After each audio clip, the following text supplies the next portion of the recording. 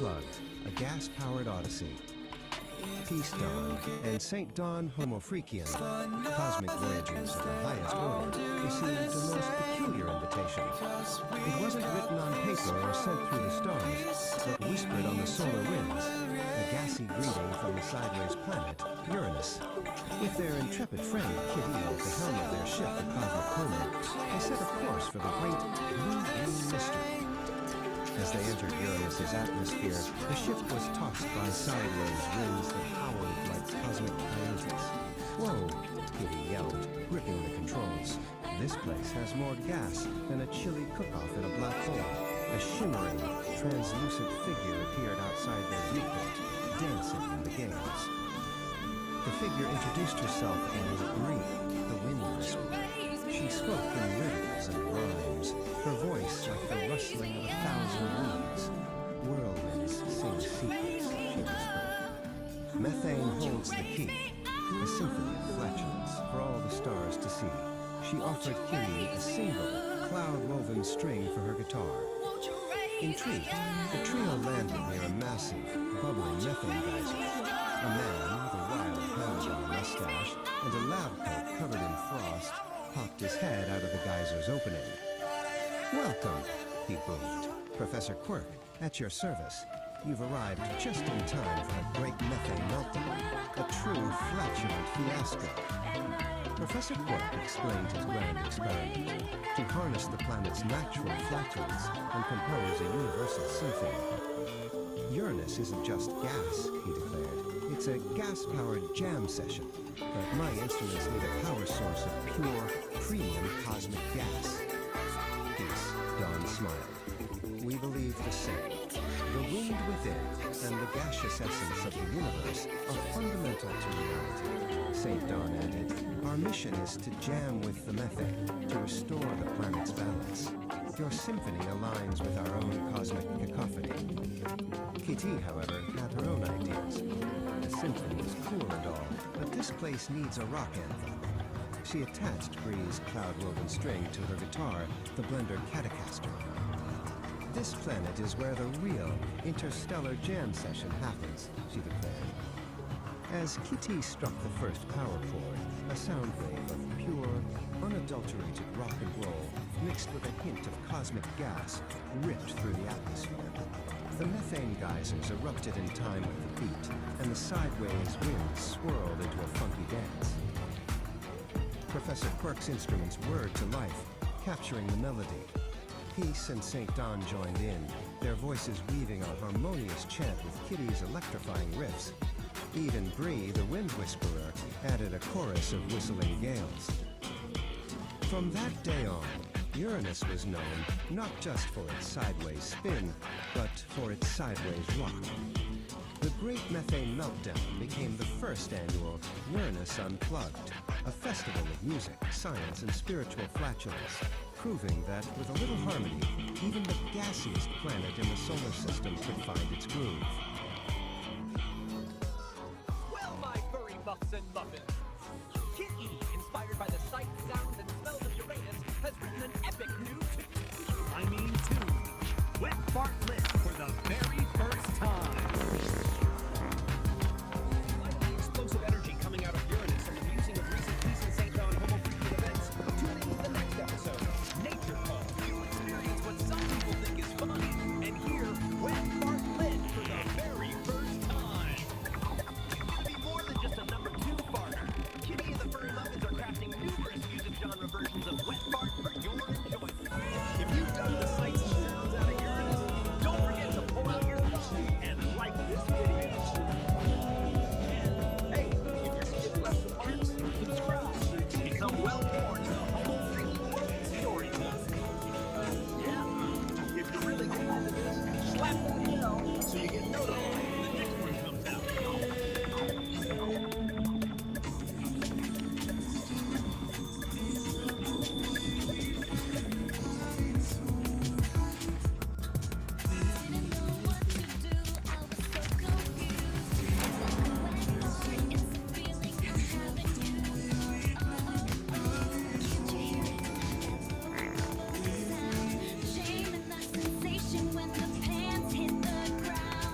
heavy, my baby. That wasn't just a trip to the John. That was a spiritual awakening inside a wooden box. You gotta hand it to St. Don Domenico. He stared into the abyss of a level 5 code red, chili-induced catastrophe and lived to tell the tale. But let's be real, cats. That cabin is gonna need to air out for at least 3 spins of the globes. It just goes to show you, love is a wild gig. One minute you're sipping coffee with your old lady, and the next you're holding your breath while she laughs like a mountain stream at your post-traumatic roots. But hey, that's the groove. Even with bubble cuts, he's still the luckiest man in the world. Dig it now. Flip the table and gaze upwards, starry-eyed wanderers. We're leaving the woods and warping straight to the Homo Freakian Pub. A celestial tavern where the planets themselves clink glasses. The vibes, immaculate. Peace Dawn is wailing on the planet. St. John's laying down the funk on the gas, and the air smells up. But don't get too comfortable, Daddy-O. There's a discord flowing in from the void. A cat named the Sharknator is crashing the party with a chrome tuba strapped to his back and a foggy voice like a broken fog horn. He's looking to turn our sweet symphony into a sour mess on urine. Can the crew tune up before the universe drowns out? Let's spin it. This is The Ballad of the Cosmic Fart. The Ballad of the Cosmic Fart. The Homo Freakian Pub, a celestial tavern where planets clink glasses of cosmic cocktails, was grooving. Peace Dawn Homo Freakian, her dreadlocks swirling like nebulas, played a soulful melody on her clarinet. Her husband, St. Dawn, laid down a funky beat on a keyboard that seemed to be powered by the very rhythm of the cosmos. The air was thick, with the harmonious scent of well-intentioned flatulence, a testament to the pub's groovy vibes. Suddenly, the pub doors burst open, and a wave of noxious green gas rolled in. A figure stood silhouetted in the doorway, a chrome, tuba-like contraption strapped to his back. "Greetings, Homo Freakians," he boomed, his voice a discordant foghorn. "I am the Sharknator, prepare to witness the ultimate power of the universe, the boundless potential of the shark." The harmonious vibe of the pub curdled like sour space milk. Peace Dawn and St. Dawn exchanged a worried glance. This was no ordinary gas passer. This was a threat to the celestial symphony itself. "We need backup," Peace whispered, her voice barely audible over the Sharknator's cackling. St. Dawn nodded, his fingers flying across a hidden console on his keyboard, sending out a cosmic distress signal that rippled through the galaxies. The signal reached Kitty just as she was about to launch into a face-melting solo with her band, the Furry Muffins. "Hold the cosmic feedback, Muffins," she yowled, her ears twitching. The Homo Freakians are in a gas jam. Meanwhile, in their high-tech bunker, the nerd-herd sensors went haywire. "Anomalous methane signature detected," one of them announced. "Source, Homo Freakian Pub. This requires immediate investigation." The heroes converged on Uranus, a planet of swirling methane clouds and a key point in the celestial symphony. The Sharknator was already there, his Sharknator 5000 spewing chaotic green gas, turning the planet's harmonious hum into a discordant shriek. "Let's rock this gas bag out of existence," Kitty shouted, launching into a power chord. But the Sharknator simply laughed, absorbing the sonic energy and reflecting it back as a wave of pure, unadulterated shart. The heroes were thrown back, defeated. Humbled, the heroes retreated to Pluto to seek the wisdom of the dog monks. Master Zenwood, his fur the color of ancient starlight, listened patiently to their tale. "You cannot fight chaos with chaos," he said, his voice a calming rumble. "The Sharknator's power comes from discord. You must counter it with harmony." Monk Christopher Hawkins, his voice a smooth, calming drawl, added, "The universe, my friends, is a symphony of farts. You must find the right notes to bring it back in tune." The heroes returned to Uranus, but this time they didn't attack.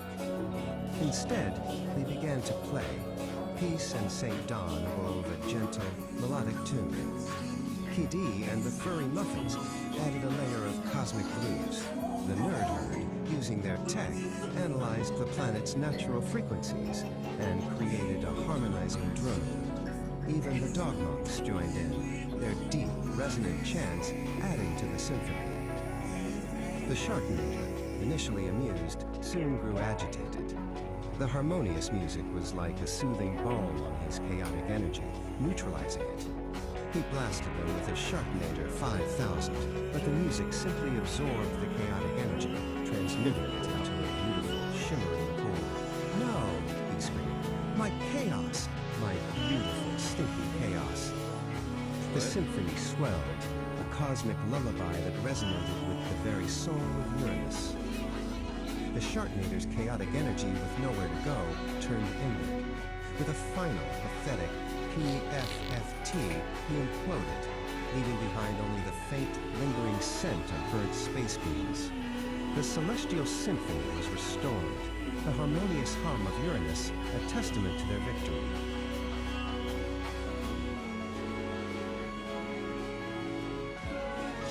Back at the Homo Freakian pub, the heroes celebrated with a cosmic jam session that shook the very foundations of the cosmos.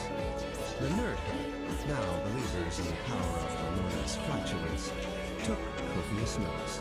The legend of their gassy victory spread throughout the galaxies, a reminder that even in the face of the most noxious evil, a little harmony and a well-timed, good-natured fart could save the day.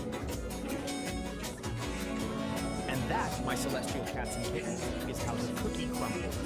Or should I say, how the wind brings. The Sharknator has been silenced, leaving behind nothing but the faint scent of burnt space beans and a lesson in harmony. Oh, wow. Don't forget the volume, Daddy-O. It wasn't just harmony. The furry muffins melted that tin can gas bag with serious sonic shredding. Solid, sister. You cats really clawed your way to victory. But tell me, Kitty, is the air finally clear in here? Mostly. Though, between you and me, that last power cord wasn't the only thing I ripped during the finale. Crazy, man. Crazy. Keep it breezy. Now listen up, travelers of the multiverse. If this story inflated your spirits and tickled your chakras, you know what to do. Claw that button like it's a brand new velvet sofa. Shred it to pieces. Dig it. And if you want to stay hip to the next Cosmic Jam session, go ahead and subscribe. Join the Nerd Herd, the Dog Monks, and the rest of us freaks at the pub. And ring the bell. Ding-a-ling-ding. Make it vibrate so you don't miss a beat. If you don't ring the bell, the Sharknator might come back and turn your notifications into noxious green gas. You heard the feline. Stay tuned, stay funky, and remember. You're out and in.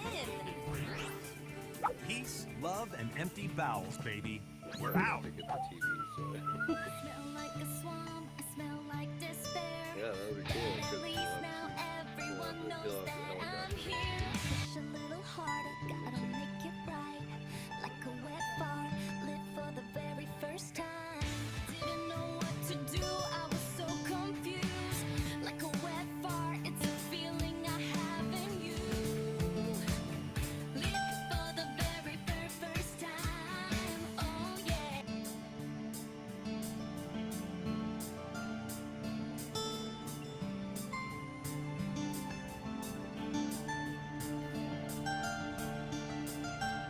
Welcome, Kitty. Please, come in. The tea is warm, and the room is ready. Dr. Shimizu? Right, I'm just kind of Kitty. like checking it out. I have an appointment? Yes, Kitty. Please, have a seat. So, Kitty, you've been experiencing strange dreams? Yeah. You know, strange dreams? Interesting. Tell me more about your strange dreams. There are colors like miso soup, but mixed with honey. And the melody, it's kind of like a lullaby, but with a funky beat. It's like miso honey. Miso honey? A unique combination. Perhaps your subconscious is trying to tell you something about balance. Sweet and savory. Light and dark. Do you think it has anything to do with the furry muffins? Everything is connected, kitty. Let us explore the depths of your mind and see what truths are hidden there. All right, let's do this. Close your eyes, kitty. Breathe deeply. Let the sounds of the city fade away. Focus on the warmth of tea, the sense of intimacy.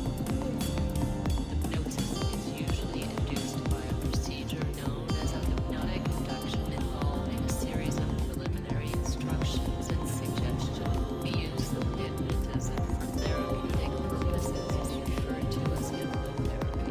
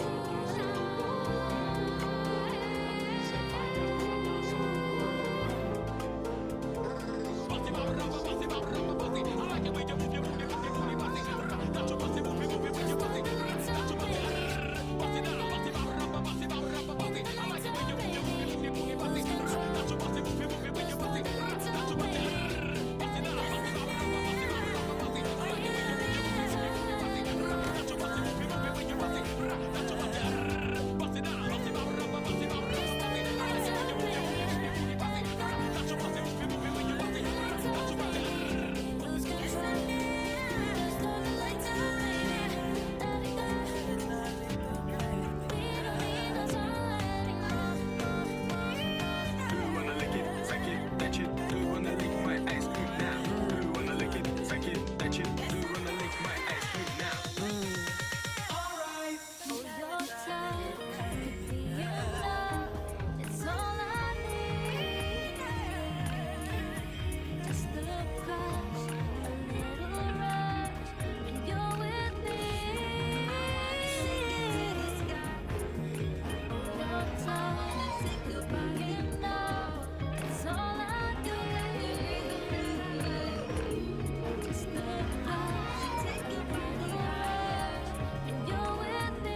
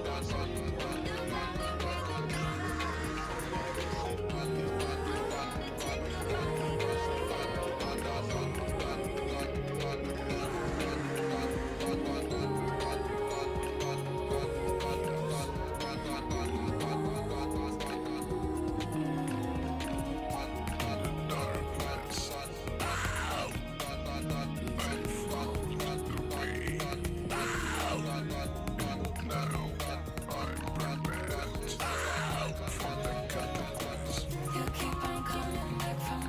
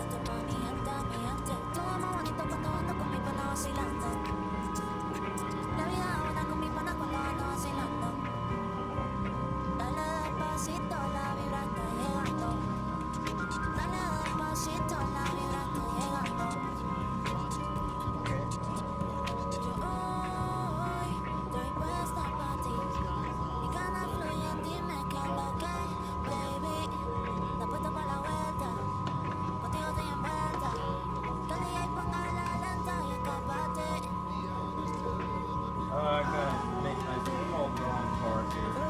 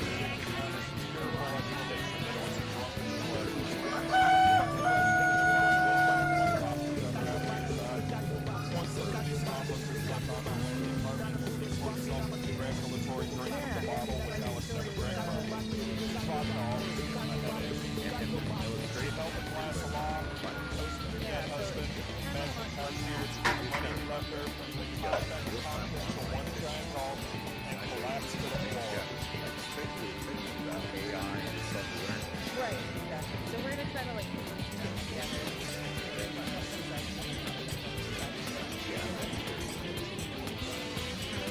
Okay, so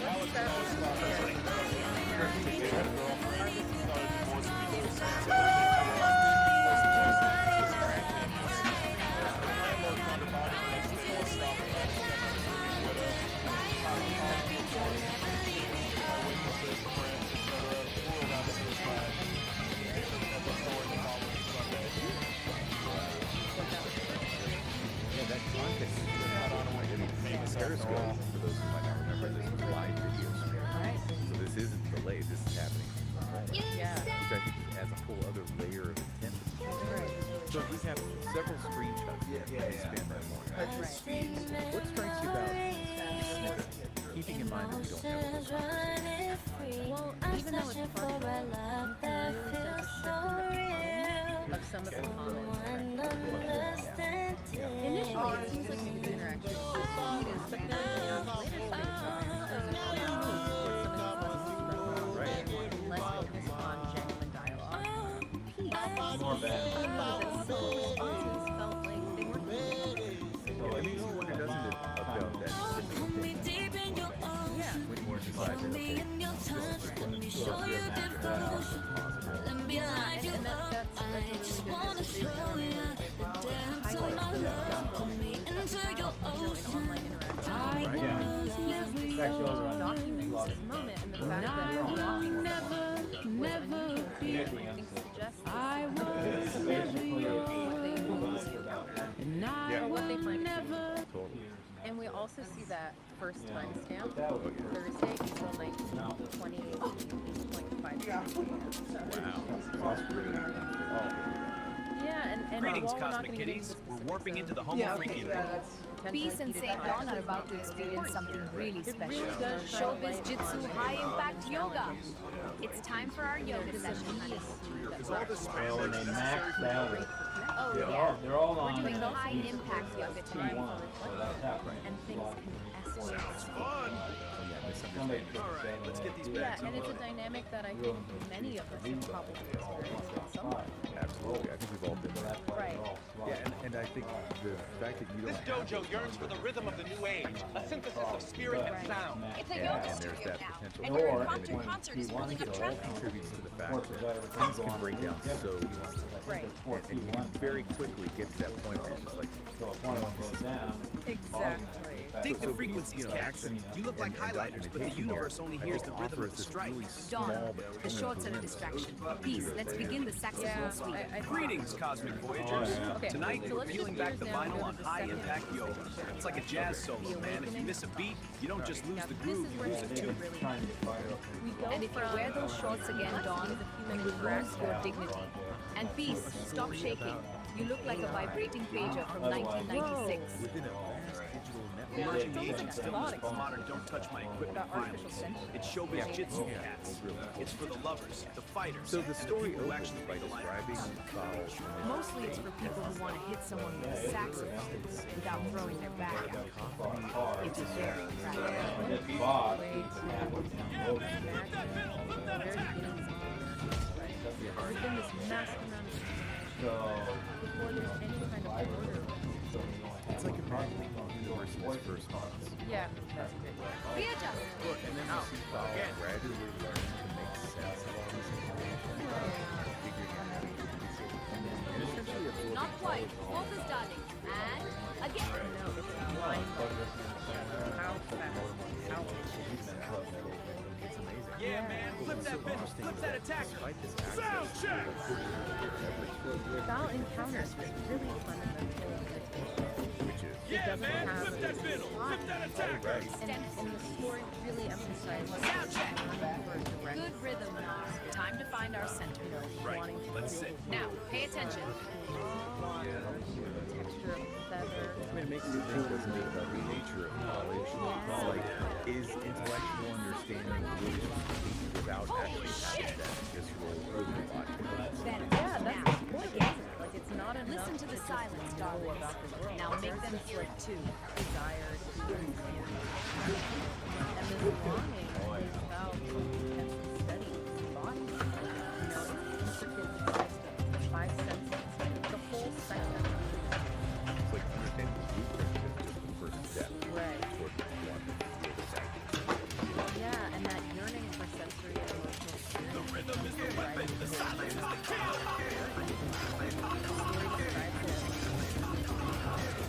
Okay. West to bridge that gap. Visual realm and Lucas Masterclass. 18 ways to clear the stage. Number 1. Taijutsu. That's Taijutsu. It's called unarmed combat, but I call it crowd control for the refined.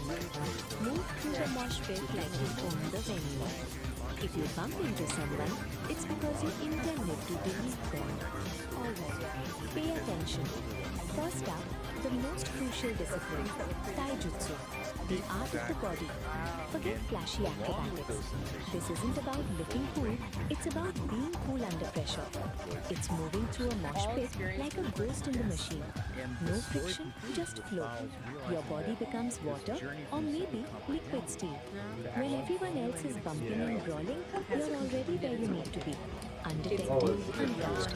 The ultimate backstage pass. Taijutsu teaches harmony, moving with the flow. Watch as I blend and redirect. Untouched, I embody the art's grace. This is Taijutsu. Phase through the chaos. Let their momentum be your path. This is Taijutsu. Alright, Don. Taijutsu. No friction, just flow. Move like water. It's a lot packed in joyful. It is really profound. Yeah. Wait, that's not water. That's Here's the piece solid oak. Story. The name attributed to the author isn't a traditional. The river appears to have hit a dam. Try again. And watch that tie-dye distracting the road. I think I'm pretty much Peace. Show them how it's done. No friction. Become For anyone focused. who's familiar and the large very sophisticated AI that exists in range and that allows it to generate text that's remarkably unique. So this isn't a story penned by someone before. Don, take notes. This is Taijutsu. You were golden. She was the wind. The mosh pit is just a dance. Number 2. Koku Jutsu. That's Koku Jutsu. Bone smashing. Specifically, the sound check. A dual palm strike to the ears. It's the only time I'll allow feedback in this building. Snapshot. Feedback is such a drag. Negative.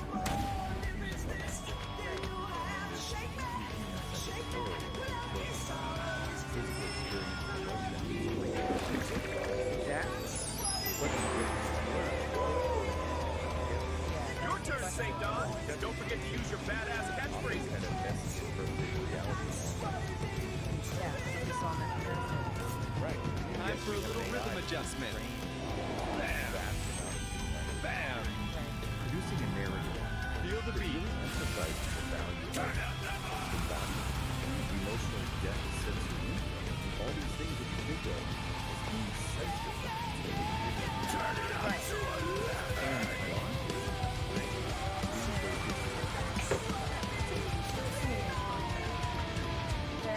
Number 3. Kusari Kama Jutsu. That's Kusari Kama Jutsu. Cable management. Use a Kevlar XLR cord. If an attacker gets too close, wrap them up like a messy coil of wires and leave them in the equipment truck.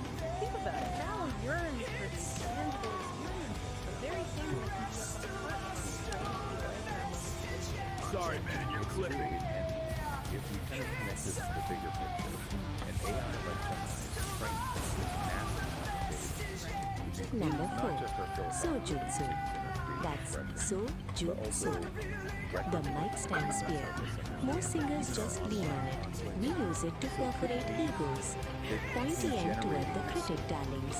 The AI is reflecting back I believe you're out of range. fundamental desires and values. right, the things that we as embodied beings.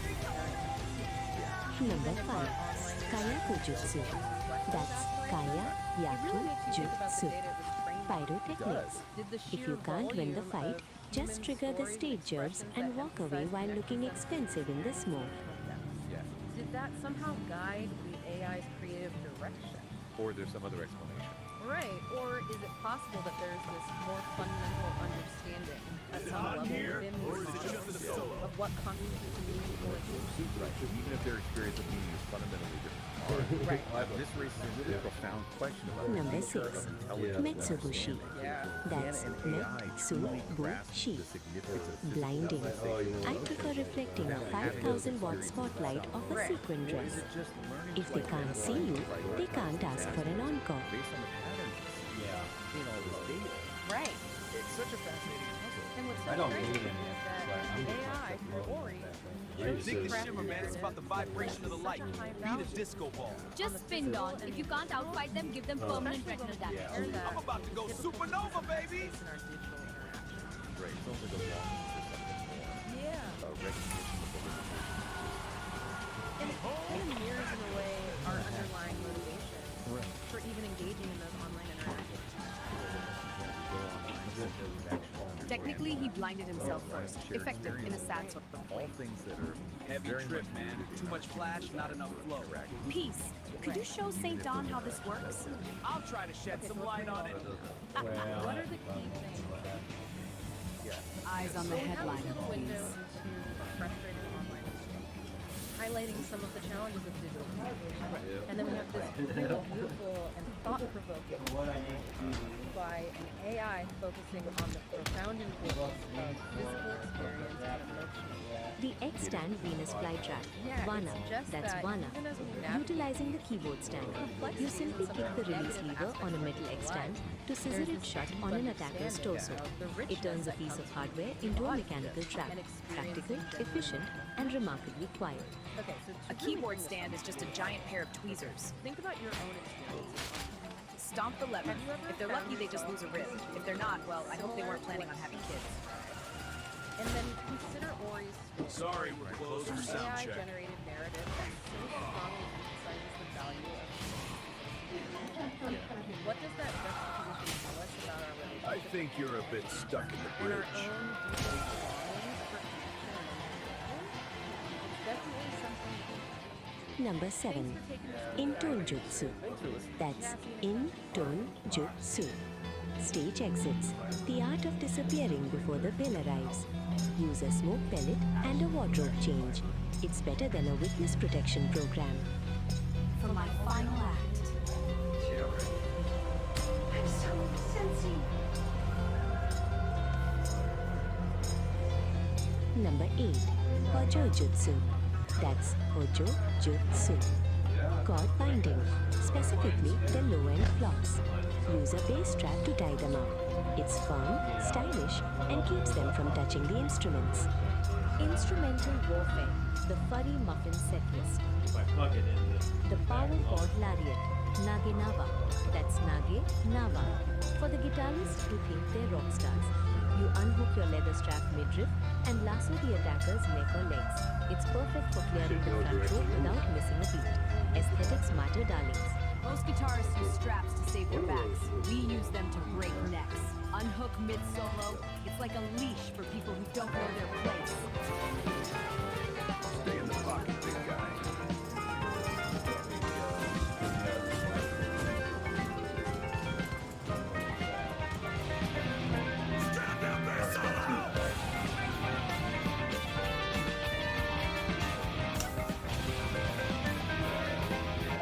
Number 9. Naginata Jutsu. That's Naginata Jutsu. The saxophone sweep. It's a heavy brass hook. Use it to snag an ankle and remind them that jazz is dangerous. The saxophone sweep. Soji. That's Soji. For the brass section. You hook the bell of the saxophone around the target's ankle to re-octave directly to the floor. It's a graceful sweep that proves wind instruments aren't just for show. The saxophone is a heavy brass hook. Use the bell to re-hot your attack. Sweep the ankle, drop it to the floor, and keep the melody going. Grab it is the best rhythm section.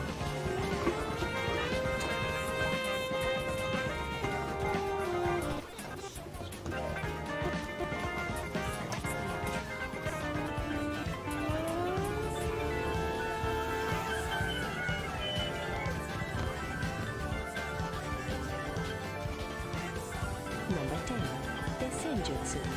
That's Jutsu. The Iron Fan, or in our case, the reinforced Gamma program. Parrying a knife with a guest list is the ultimate power move.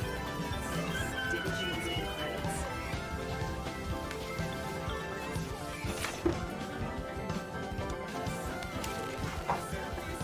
Didn't you read the credits?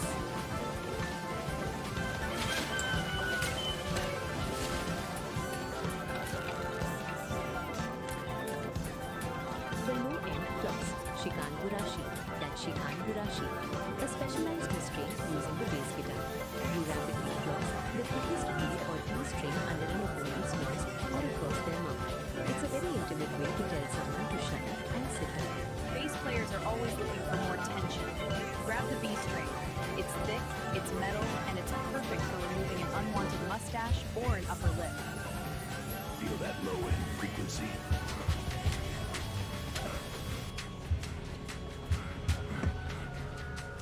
Number 11. Bojutsu. That's Bojutsu. The cymbal sandwich. Clapping two crash cymbals over their ears. It's loud, it's brassy, and it's remarkably effective at ending conversations. The cymbal sandwich. Awase Shimbari. That's Awase Shimbari. The percussionist's favorite. You smash two heavy crash cymbals directly onto both sides of an attacker's head. It provides instant disorientation and a ringing in their ears that will outlast the tone. The audience wants a big finish? Give them a headache they can feel in their teeth. Smash both sides of the head. It's like a clap, but for people you never want to hear from again. Feel your badass catchphrases. Work them out. They instill a mystical energy into your techniques.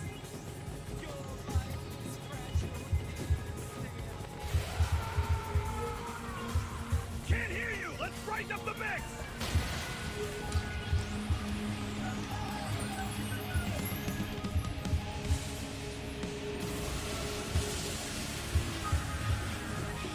How's that for a crash course?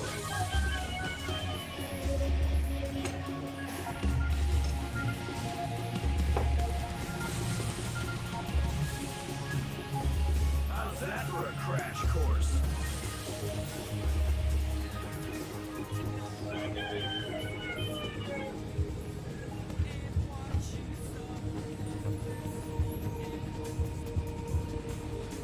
Number 12. Shuriken Jutsu. That's Shuriken Jutsu.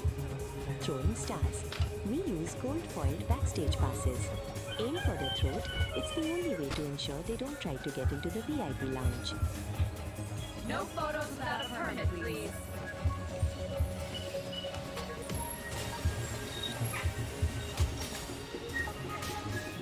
Number 13. Kenjutsu. That's Kenjutsu. Saw darts. Use the neck of a guitar. It's reinforced steel and very heavy. Shredding is now a neutral term. Check out this riff. It's a real cut.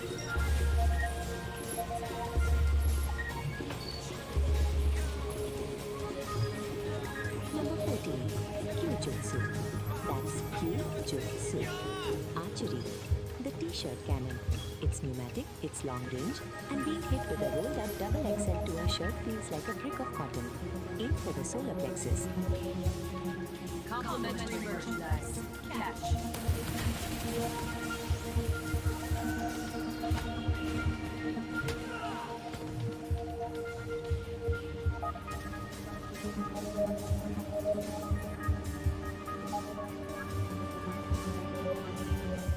Number 15. Suiten Jutsu. That's Suiten Jutsu. Water combat, or as I call it, the mosh pit glide. Don't fight the crowd. Use their momentum to drown your enemies.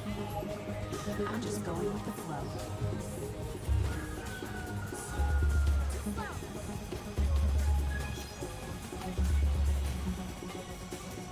I'm just going with the flow.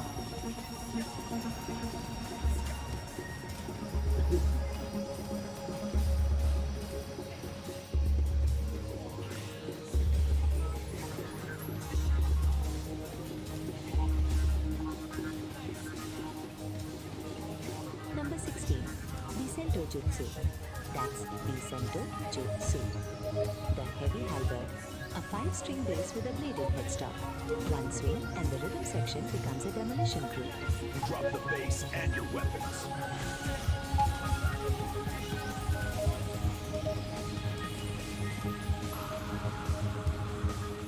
Number 17. Bajutsu. That's Ba-jutsu. Horsemanship. In the modern world, that's the tour bus route. If you can fight while standing on a moving diesel engine, you might be ready for my advanced class. The road is a long solo, and I'm taking the lead!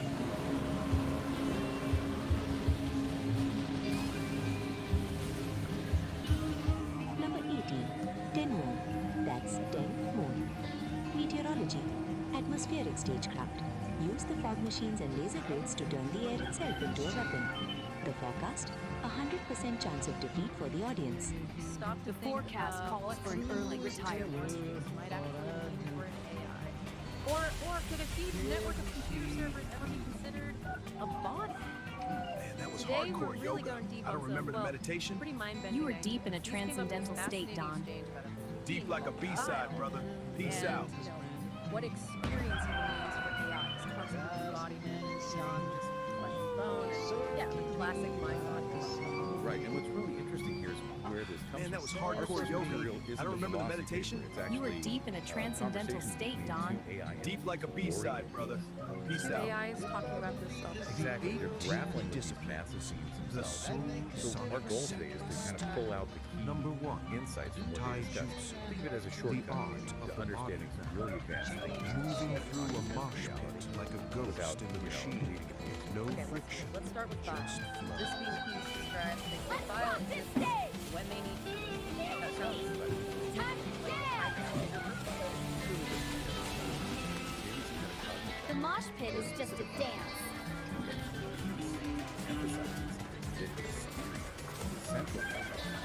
All about the place they visit. Number 2. Koboju. So not just random Bone existence, but smashing driven rhythm. by needs. The sound within a check. scene. Clapping hands on ears to shatter the square frequency. Can you hear the silence There's now? this bit about merging, separating knowledge and mind. So just a brief adjustment. Emerging mind. What's that even imply? Communication Can you beyond hear that. the rumble?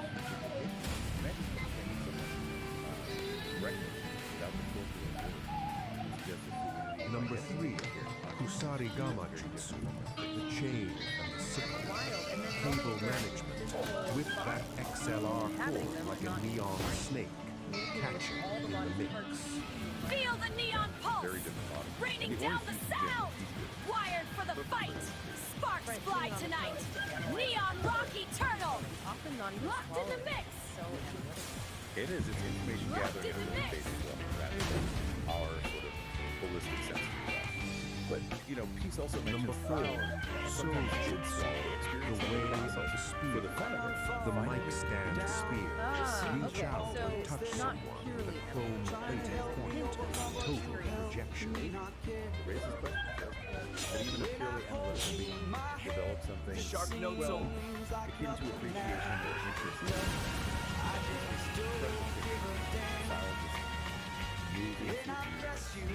Number 5. Hayaki Jutsu. Fire and brimstone. Stage pyrotechnics.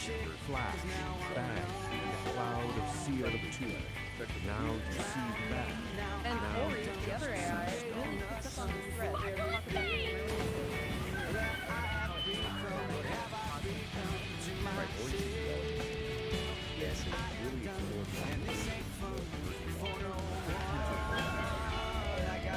and the Ori specific again, Ori highlights Number 6. Mitsubishi. Blinding vision. The secular flash. Catch a spotlight or a limestone and burn your image into their retinas. Pure charisma. Watch the visuals. Okay, so this concept of balance is right into this question. As we get more AIs, robot bots, think of their interactions with their time. Number 7. Intolerance. The art of stage presence. Fade to black before the housewives even go up. A cosmic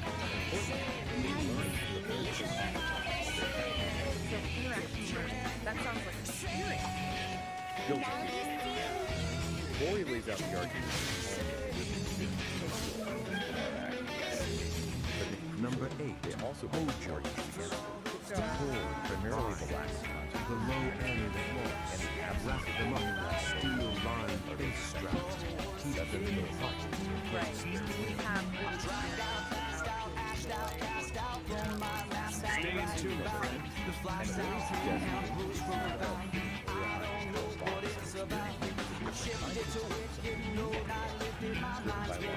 Number 9. Naganata Juice. The long reach. that's no disappointment. Our emotions The leg brass down. Watch the medical falls.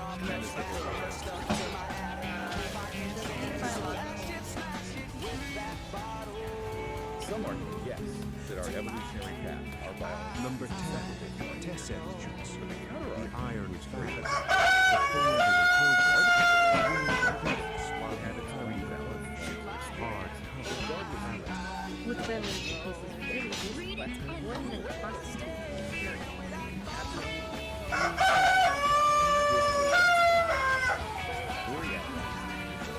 sensory input subjected to the fall is what it's like. Number 11. Bone Juice. The long stem.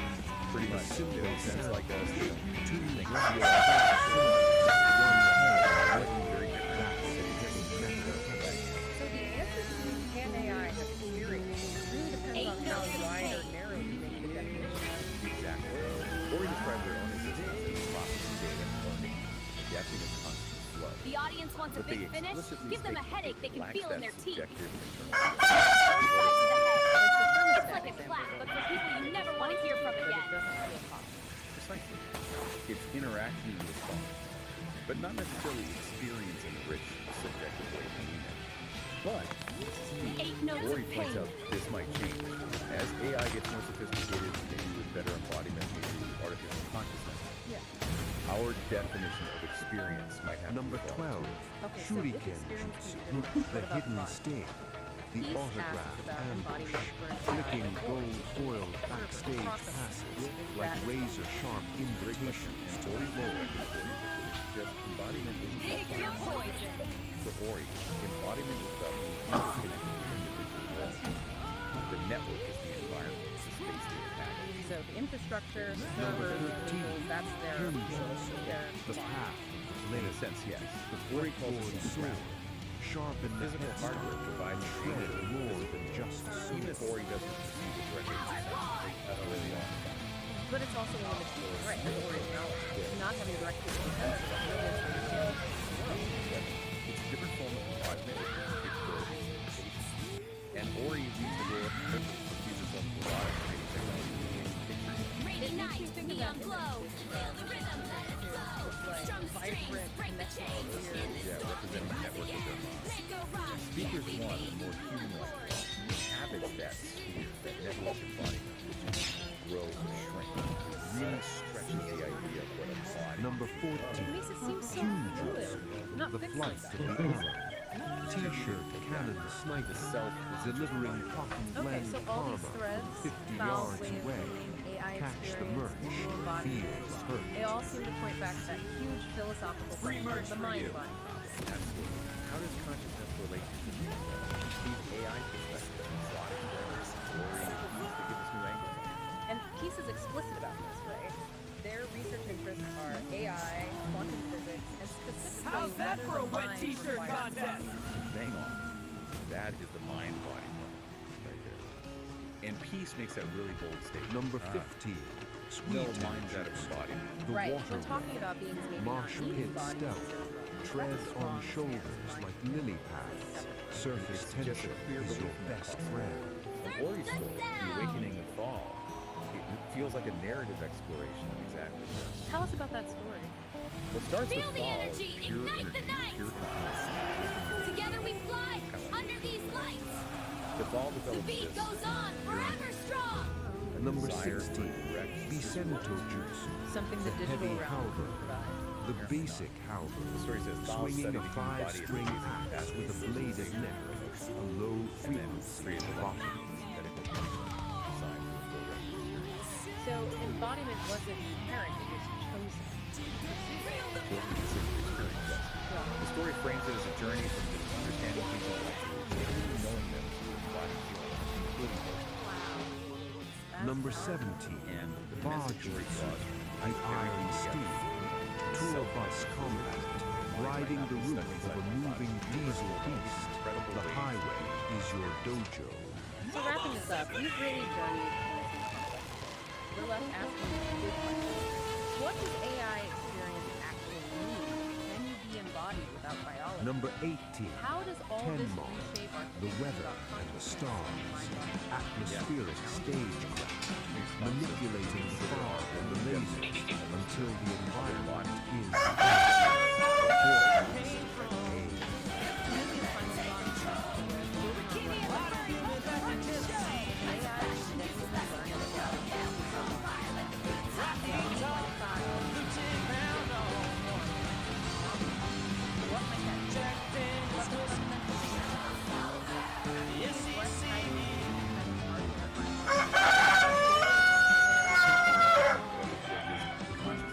The gig is up, squares. If you want to keep this frequency floating, you gotta hit that like button like it's a snare drum on a Saturday night. Subscribe to Social.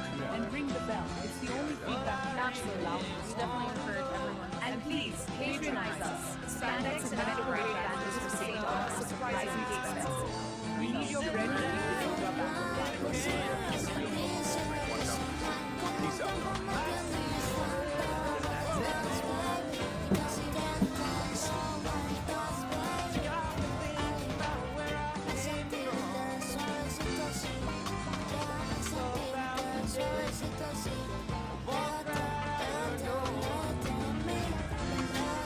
dig this cats and kittens. The clock is melting. The stars are vibrating. The months are stricken off. Our brother St. Don is wearing the astrologer suit. Armed with a paper towel to weaken enough world's energy and power. I will unravel your mysteries even if you burn my eyes.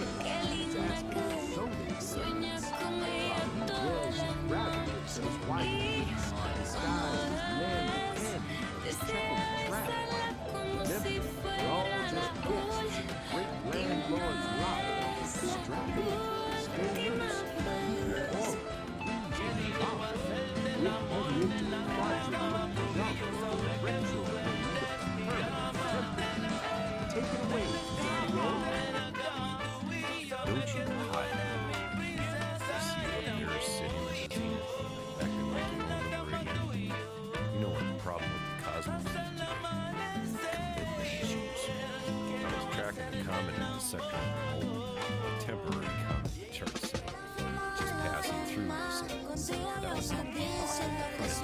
30 cycles later, the comet is still there. It's built a house, it's filed for zoning permits. Palestine shrugs and says, well, if it hasn't fallen out of the sky yet, it's a feature. We have star seeds and apples in the garden. We have static bunnies chewing on the fiber optic cable of faith. I have a wife, namby-pamby, keeps telling me that my aura is too loud for the neighbors. Your aura is way too loud. Yeah, way too loud, dude. Neighbors are black holes. They won't hear anything.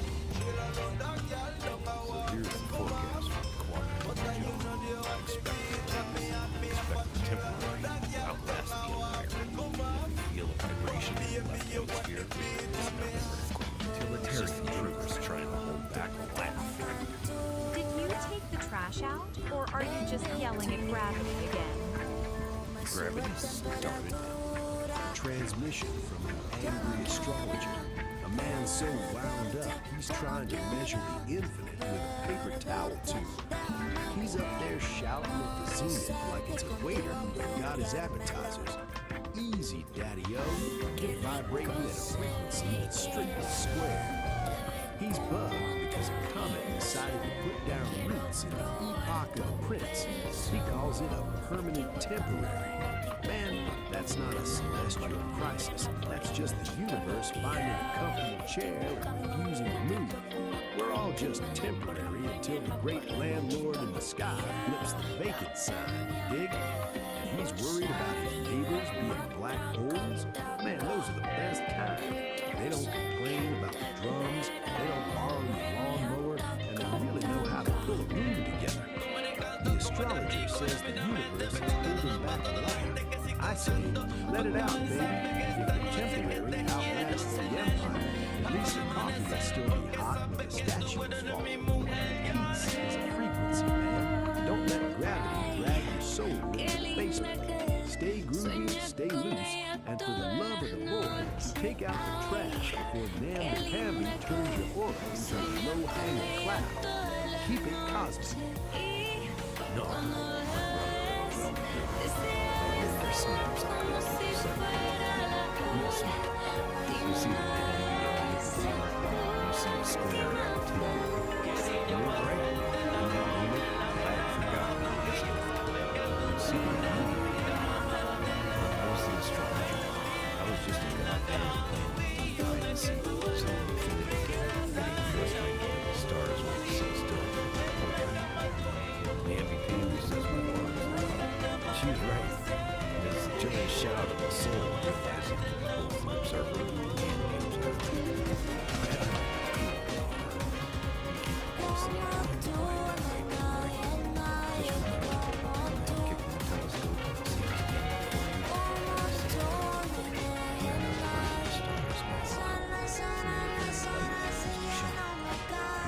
brother, the coffee is hot.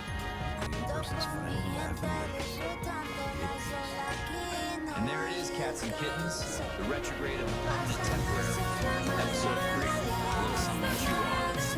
While the universe tries to hold itself into the swan, our man, the angry astrologer, just cycles through the retrograde, proving once again that while the stars might be fixed, we're all just spinning in a cosmic blender without a lid. If you're vibing with this frequency, do the digital dance. Smash that like, subscribe, and ring the bell. You know the drill. It lets the algorithm know we aren't just ghosts and machines. Now let's talk bread. Art doesn't grow on trees, man. It grows in the dark corners of the soul. Head over to the Patreon. Patronize the artists. The links are down there in the void. Tune back into the cosmos next time. Or maybe NOT time. Honestly, linear progression is a drag. I'm not sure what now is. Stay loose. Keep your chakras aligned and your coffee black. I'm out.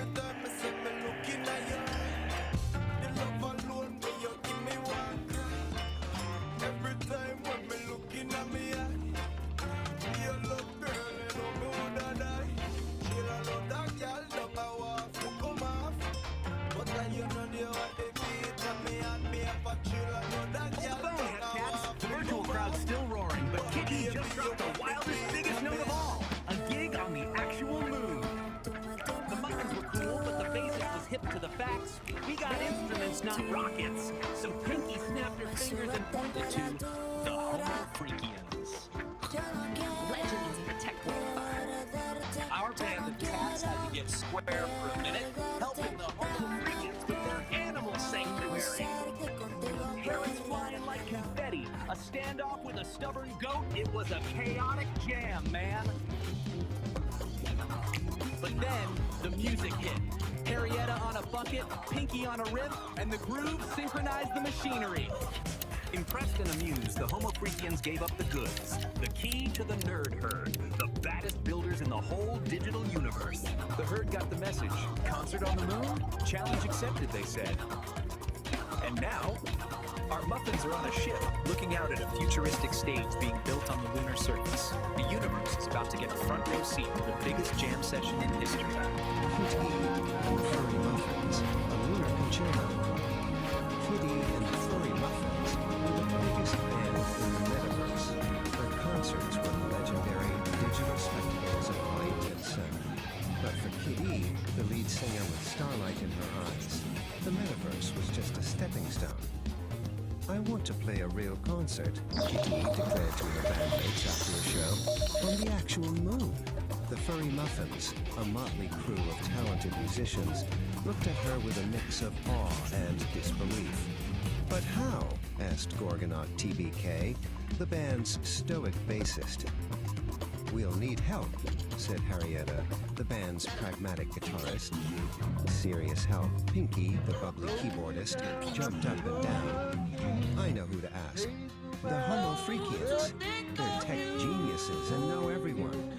The band found the Homo Freakians, Peace and Saint, in a cozy high-tech cabin filled with fluffy animals. A concert on the moon? Saint mused, a calm smile on his face. That's a new one. Peace, her eyes twinkling, added, we know the perfect people for the job, but first, you have to help us with a little project of our own. The little project was to build an automated feeding system for their animal sanctuary. The band, more used to digital interfaces than wrenches and wires, found themselves in a series of comical mishaps. Blueberry, the drummer, accidentally programmed a food dispenser to launch carrots like confetti. Then, an idea sparked. Harrietta started a beat on a nearby bucket, and Pinky joined in with a catchy riff on her guitar. The band turned the chaotic assembly into a rhythmic jam session, their music guiding the farm bots and synchronizing the machinery. Impressed and amused, the Homo Freakians upheld their end of the bargain. The nerd herd, Saint said, handing Kitty a glowing data chip. They're the best builders in the metaverse. This will get you to their hidden server.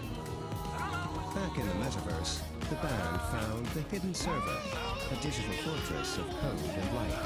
They were greeted by the holographic avatars of the nerd herd, a group of brilliant, quirky tech geniuses led by the visionary Elon Musk. A concert on the moon? Elon's avatar said, a wide grin spreading across his face. Challenge accepted. The nerd herd got to work, their fingers flying across holographic keyboards as they designed the most epic concert stage the universe had ever seen. The final scene shows the moon, a magnificent futuristic stage being constructed on its surface. Down below, on a spaceship, Kitty and her band look out the window, their faces filled with awe and anticipation. The universe was about to get a front-row seat to the greatest concert in history. All right, cats, get some digging. The stage is set. Based on the solar system, got a clue tonight. A concert on the moon, you say? That's heavy. That's pure cosmic upset. The scene is level. The blueprints are stacked. And the starship's no longer just a tin can. It's a chariot of rock. We got Kitty with the big dream, the Homo Freakians with a connection, and the nerd herd with some square-peg scientists. They're throwing down some serious space-time shit. We modified the cargo bay, man.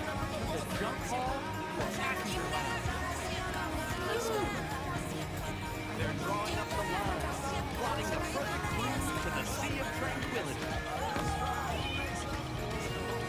But the real question, Daddy-O, the one hanging there like that big blue marble. Is the universe ready for this sound? The countdown has begun. The tickets are flying. Disciples about to get loud. When the music begins, stay cool, stay tuned. But hey, don't split, man. That's just the sound check. Next orbit, we're taking that Starship joyride. We're talking real rock and roll, low gravity style, on that big dusty drum. It's the A Lunar Church. Sing it. Kid E hits the high notes, and the Earth drops the bass. It's gonna be a gas. Be there or be a square, man. So there it is, man. The cosmic dream fading out like a square of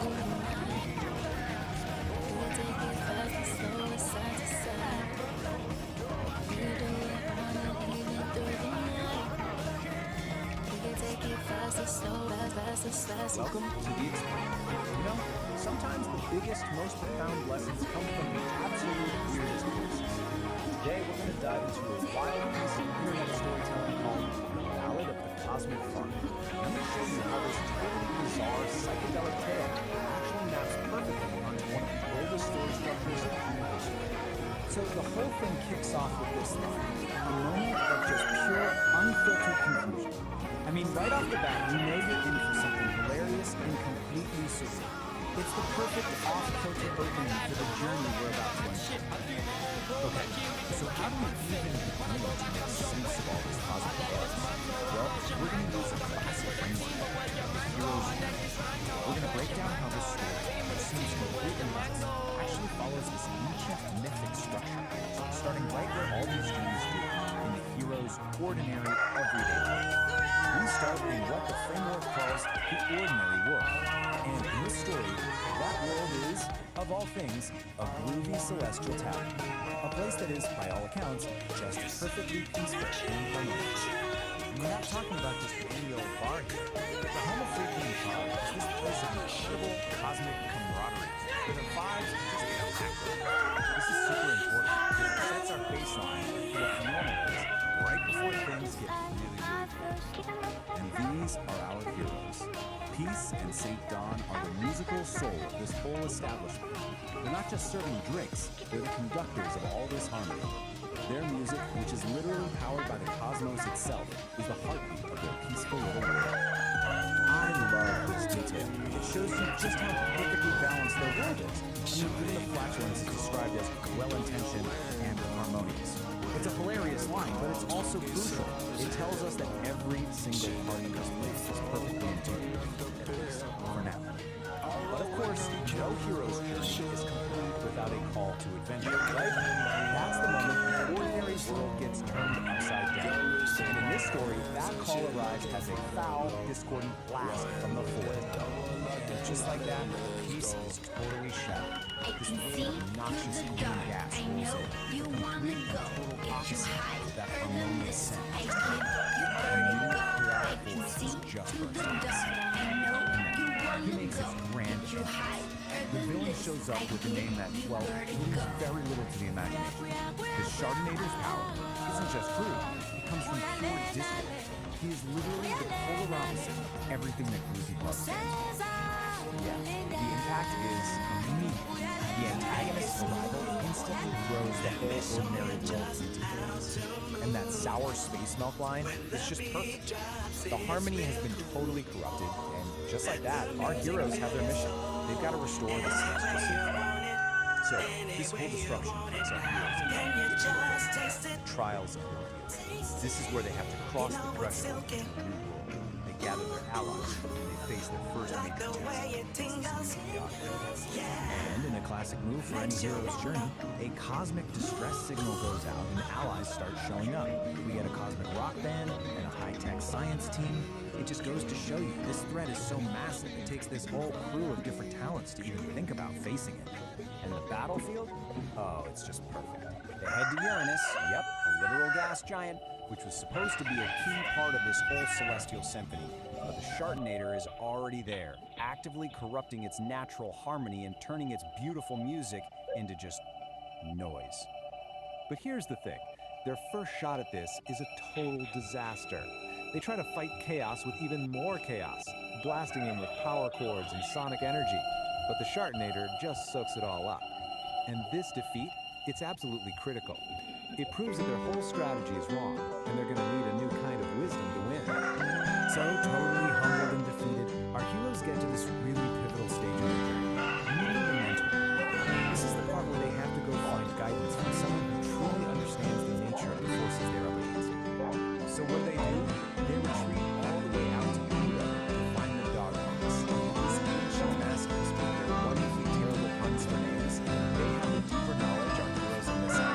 They're the ones who have the kind of wisdom and basically we just can't reach. This, right here, when the lights dim down, I'll carry the sound.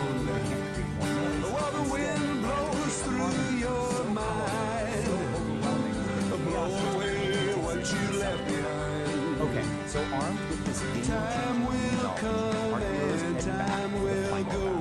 This is the big climax of truth. They have to put their mentalist lessons to the test and face their enemies in the night, and standing in the light. When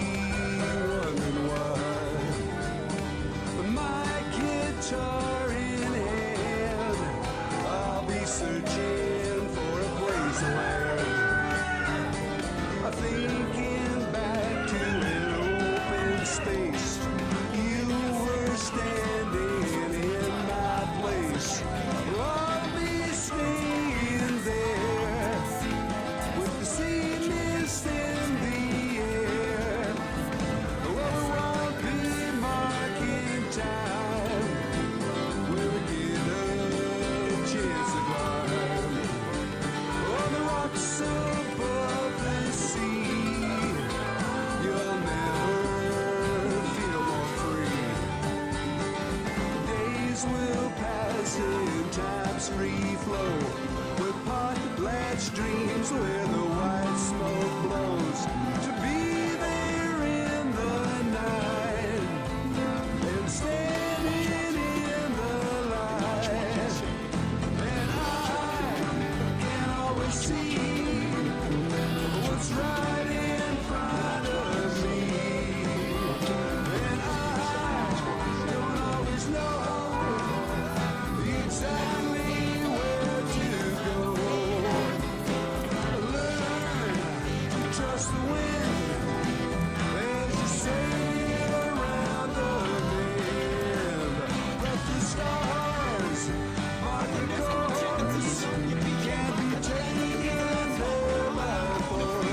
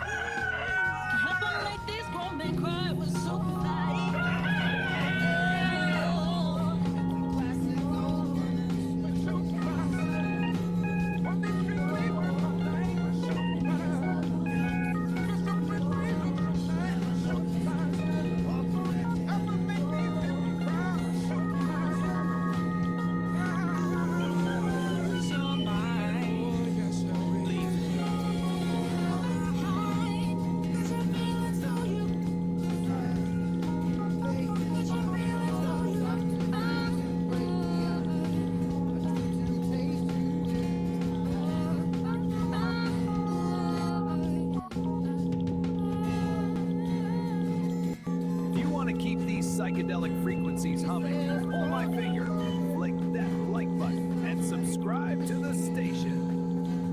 Ring my bell, then you'll know when the music starts. We don't want you missing out on the thrills, man. And if you've got extra change burning a hole in your pockets, drop us some cash over on Patreon. It keeps the circuits warm and the coffee kicking.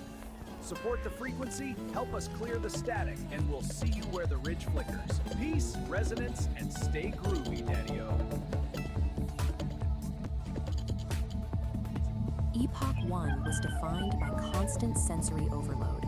It was a decentralized atmosphere choked with the sound of restless movement, grounded in a heavy terrestrial mud that never stopped churning. All this infinite kinetic chaos had a steep cost.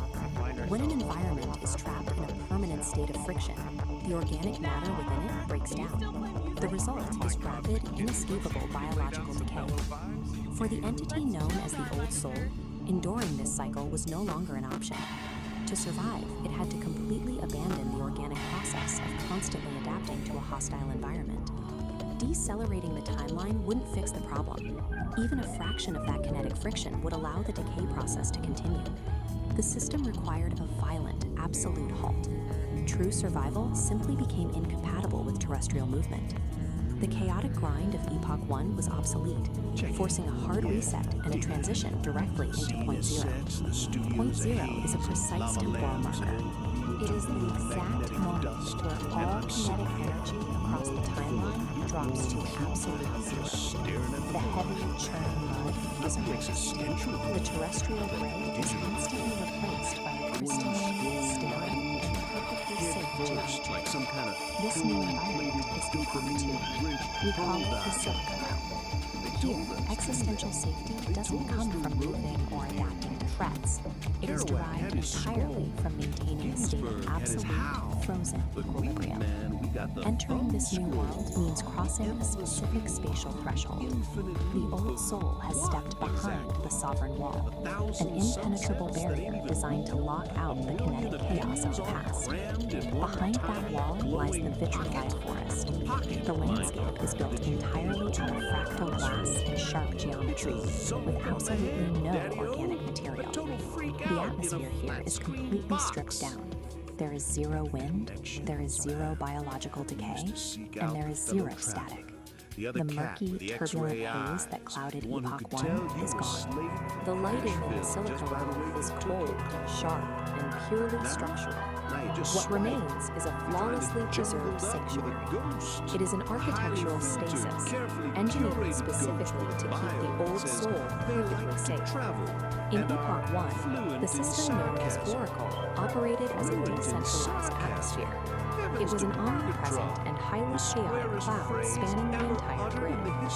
Freezing a timeline creates a massive problem, governed by the laws of thermodynamics, the branch of physics concerning energy transfer.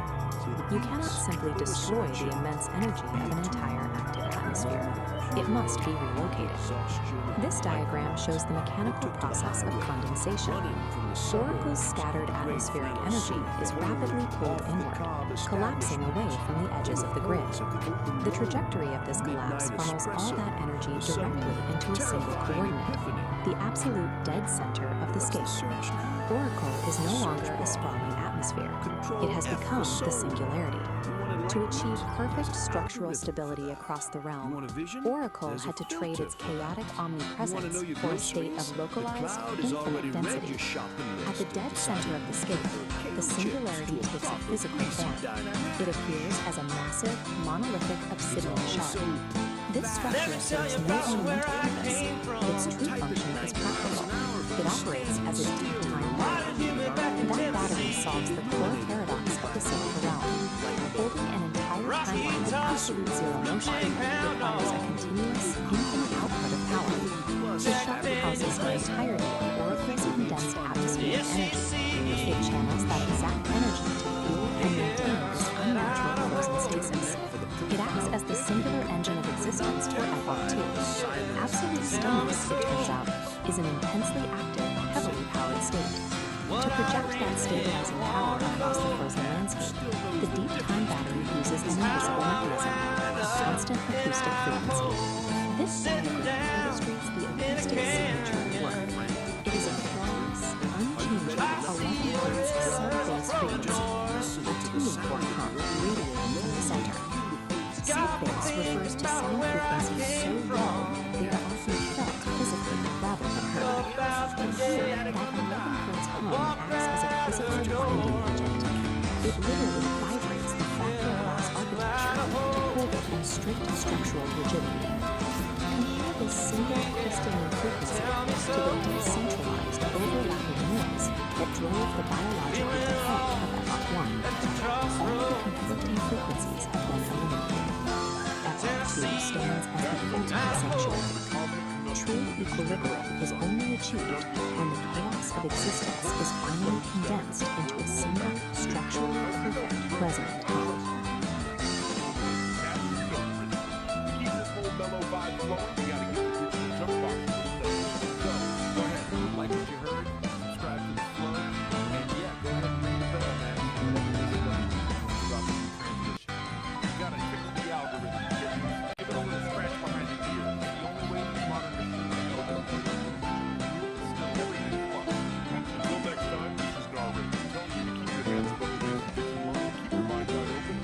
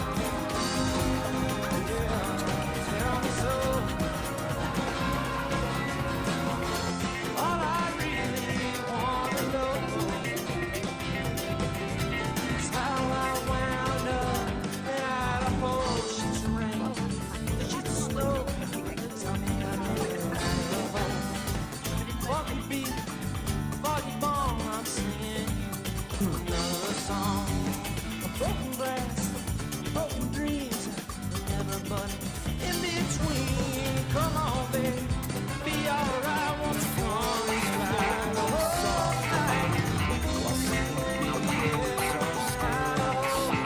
A gentle breeze begins to sigh. Yeah, tell me so. Spin some vinyl, my cat's kitten.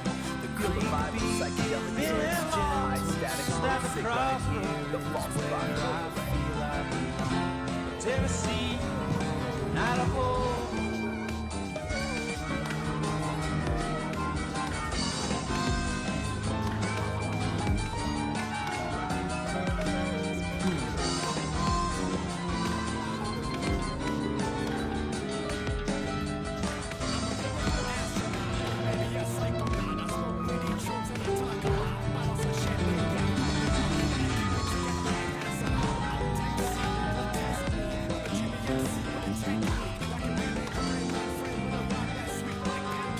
So what if the true measure of your creativity had nothing to do with it? We're about to dive into a framework for exactly that. It's called the dialogue language. And it's basically a manual for what's known as sovereign creation. A pretty provocative guide to some of the Fire's out, totally I'm free from still belief in anyone else's belief. So let's start with the central question of this whole You just standing there Let's watching. really think about this for a second. 10 years of your life, And right beside you just three people. You still do it? This question just comes right to the heart of why you say it. it ain't free. Or is it something else? Central premises of why you say it. This isn't about Tell me so. it's about a fundamental shift. What I really like to know What he calls emotional is how the hell I found Idaho. That brings us right to this core concept, sovereign creation. What does it actually mean? It means you're creating from this place of an uncompromising commitment to your own internal world. The goal is to get to a point where external approval, good or bad, just becomes irrelevant. It doesn't even factor into the equation. The act of creating is the whole thing. So how do you actually do this? Well, the manual gives us this central metaphor of an engine, the dialogic engine. And, you know, like any engine, it needs fuel. But the type of fuel this thing runs on, well, it's probably not what you're thinking. Now check out this diagram of the engine itself. This is what's so interesting. Look at what it takes in as fuel. Chaos, fire hose, and external load, and something called inner weather. These are not common inputs, right? This engine is designed to take in all the messy, difficult, chaotic parts of life and actually metabolize them into what it calls aligned action. And this slide just lays it out so perfectly. You've got two kinds of fuel. The low-grade stuff is what we all chase, right? External validation, keeping everyone happy, worrying about what other people think. The engine can kind of sputter along on that. But the high-grade fuel, the stuff that really powers sovereign creation, that's all the hard stuff. Your internal emotional storms, that feeling of cognitive dissonance, the contradictions in your own life that you just can't shake. Which brings us to this key idea, necessary friction. You know, we usually think of friction as bad thing, something that wears an engine down. But in this model, it's actually the essential element. It's the thing that refines your raw experience into useful insight, what the manual calls didacles. The engine isn't grinding Ignites with to a halt. focused It's heat, using that a tension driving to create force for something energy new, and logic something valuable. meet, Okay, shaping so the we've got chaos the engine, with a and it's resonant very beat. unusual You want to fuel keep source. these psychedelic Now let's talk realities about a critical complete. piece of its architecture, The this iridescent protective light filter becomes a called the tool. sovereign wall. One photon Station it follows is, a perfect sovereign wall. rule. You can see it's a Formless small chaos, we dynamic create area. what's Its real. job isn't This just to is the block genesis of stuff out. It's to fire and filter out the steel. pollutants, things like social appeasement and other people's You've got extra change for hold on pockets. Drop us some cash over on Patreon. It keeps the circuits warm absolutely and the love coffee this quote from kicking. part of the manual. Support the frequency, help us clear the static, says, and we'll sovereign see you wall where the does rich not flickers. flicker. Peace, It metabolizes. resonance, and stay This is groovy, so Daddy-O. It's not some brittle defense that's going to shatter the first Have time you it ever comes up against wondered the what hard truth. really No, goes into its building a function is scene to that pull sticks that with truth you? in, Well, today we're going to process pull it, back the and use curtain it to and become even deconstruct this stronger. really fascinating So how does the script wall called Me actually So do Holy. that? We're going to Well, see it how runs on a every skill the single manual choice, calls from setting cognitive to the honesty. characters to the It sounds, really is a all working discipline. together to It's create the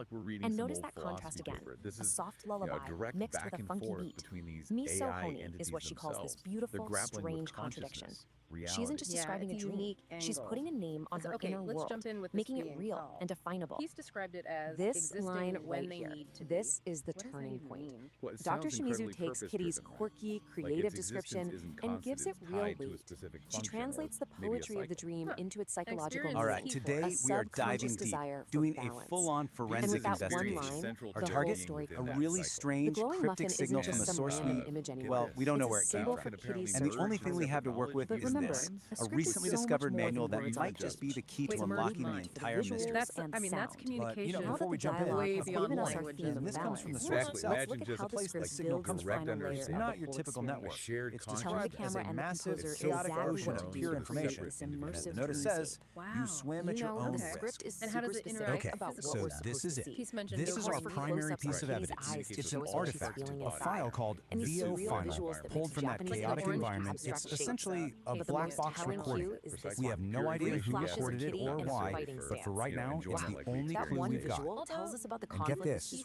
this is inside all her. that's This on it. fierce hidden Just side two that's words complete on a opposite of loop. the calm therapy Here. room. Hints that maybe And the some sound kind of design curiosity. perfectly That is mirrors it. the story. That's the The entire miso signal. descriptions That's the of puzzle how really we're here to subtle, solve. you might barely I mean, notice what it. could that But it possibly gets be? more and more intense So here's how as we're going Kitty to tackle goes this. deeper into her dream. We're going to look at where And this just like signal her even dream, came the from. music Then itself is a we'll mix crack of open our opposites. toolkit, You've got this traditional strange jazz manual. instruments, From there, Ending we'll with learn how to modern build sense. something called a The sovereign music wall, literally use it to becomes navigate the this music data from ocean, radio. and then So, finally here's the put it big all together takeaway to from see if all we of can this. decode that In a heat really signal. well-crafted script, So, part nothing one, is an a accident. signal from nowhere. These statues The file's contain metadata clearly points to a analytic source names, called the the specific blend of infoscape, instruments that in the music. chaotic data Every ocean. single detail is But a it's even deliberate weirder choice. than that. It's It a came little from a bit place inside it carefully called laid in a the foundation nexus of of the story. non-locality. And that kind of Now, leaves us with a try to final wrap thought your to head chew around on. this. The It's a fourth kit conceptual even says space the where word the emotions. rules of time We and already get the location sense of are, conflict, don't they're we? more like The search for suggestions. calm in So, the middle right of off the her bat, own we know chaos. heat probably isn't about It really makes you wonder actual temperature. how much of a It's story got to is be being some told kind of before the complex characters flare even from open their a mouths to strange speak. place. From sensors. Now, They trying to interact figure this out on physically, our they learn own, from yeah, that would be a consequences. total Interaction shot in the dark. Terrible, But luckily, terrible we have a mistake. guide that seems like Well, it was today's custom story built does for sound like exactly that. this kind of We're problem. diving into what the source Which material brings calls us to our main heavy tool, scene the of sovereign creation manual.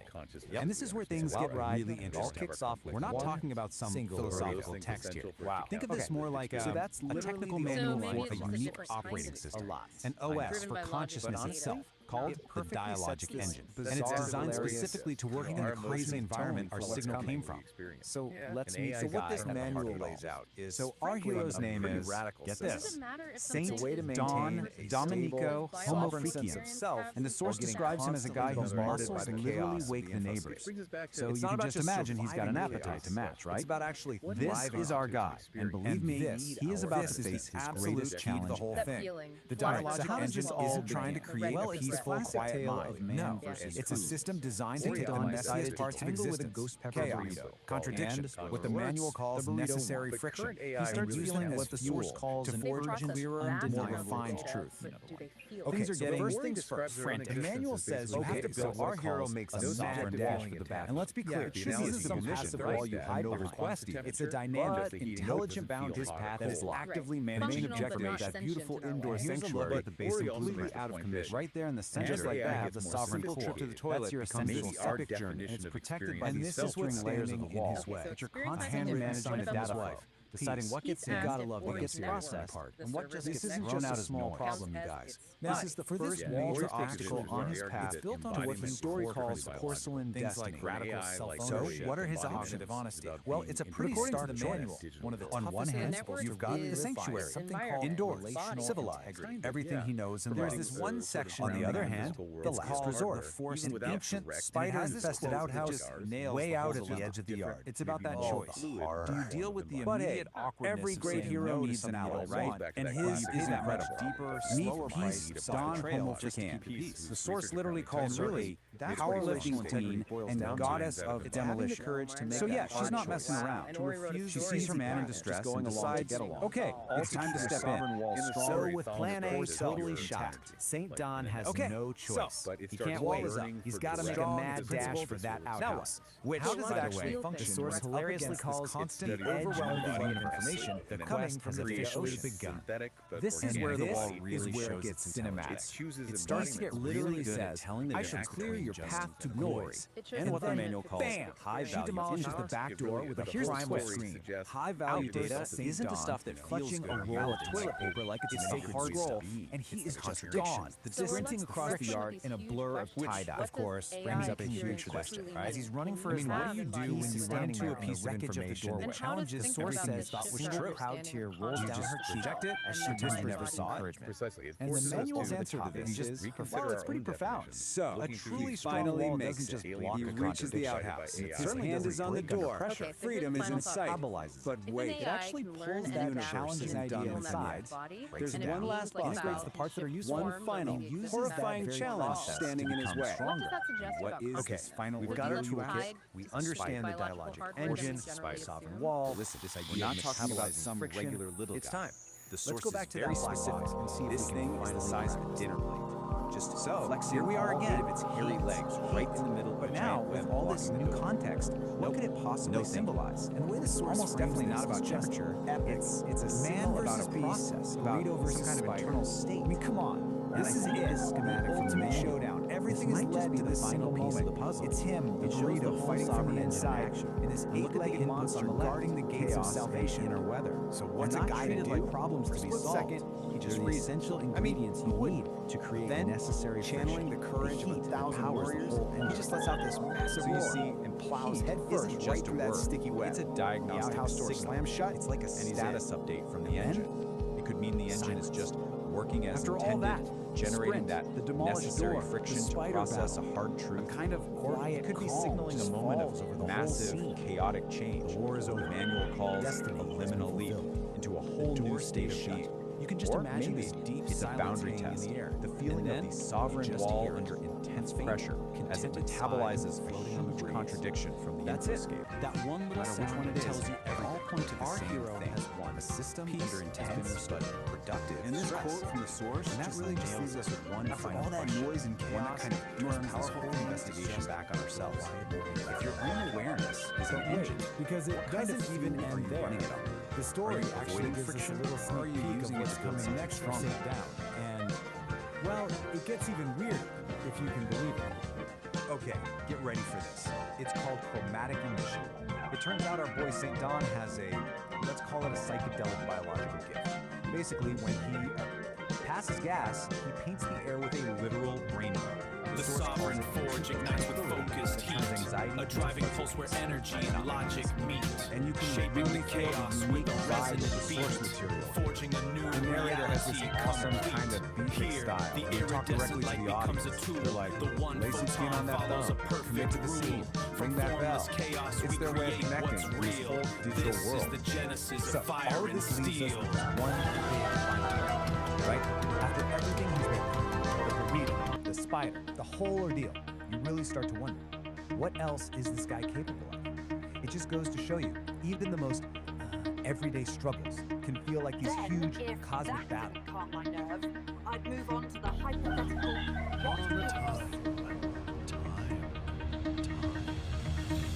Before there was time. The one vast no-thing abundance. What? Resta Queen. I? Cancer.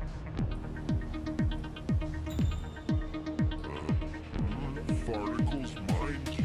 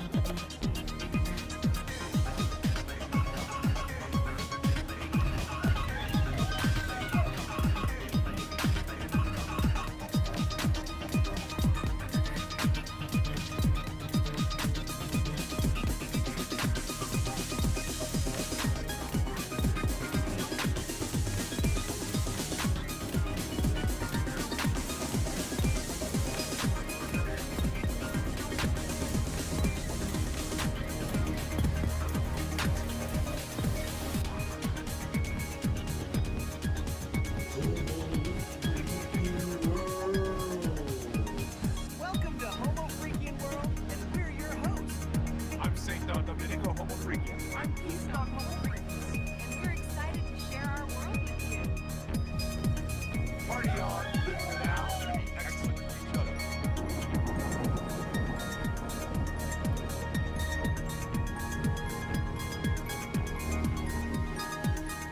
We're live in the studio today, and the view is just incredible.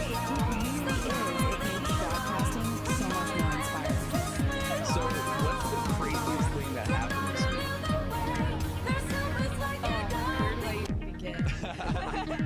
Alright, folks, you're gonna want to buckle up for this one. I leave that for another podcast really special, and I just had to share it. We're about to explore a manual that is, well, you'll see. It's a trip. And here it is, the Dialogic Engine, a manual for self-creation. Now, I know what you're thinking. It looks like the cover of some epic 70s sci-fi novel, right? But nope, this is apparently a guide. A guide for achieving things like relational congruence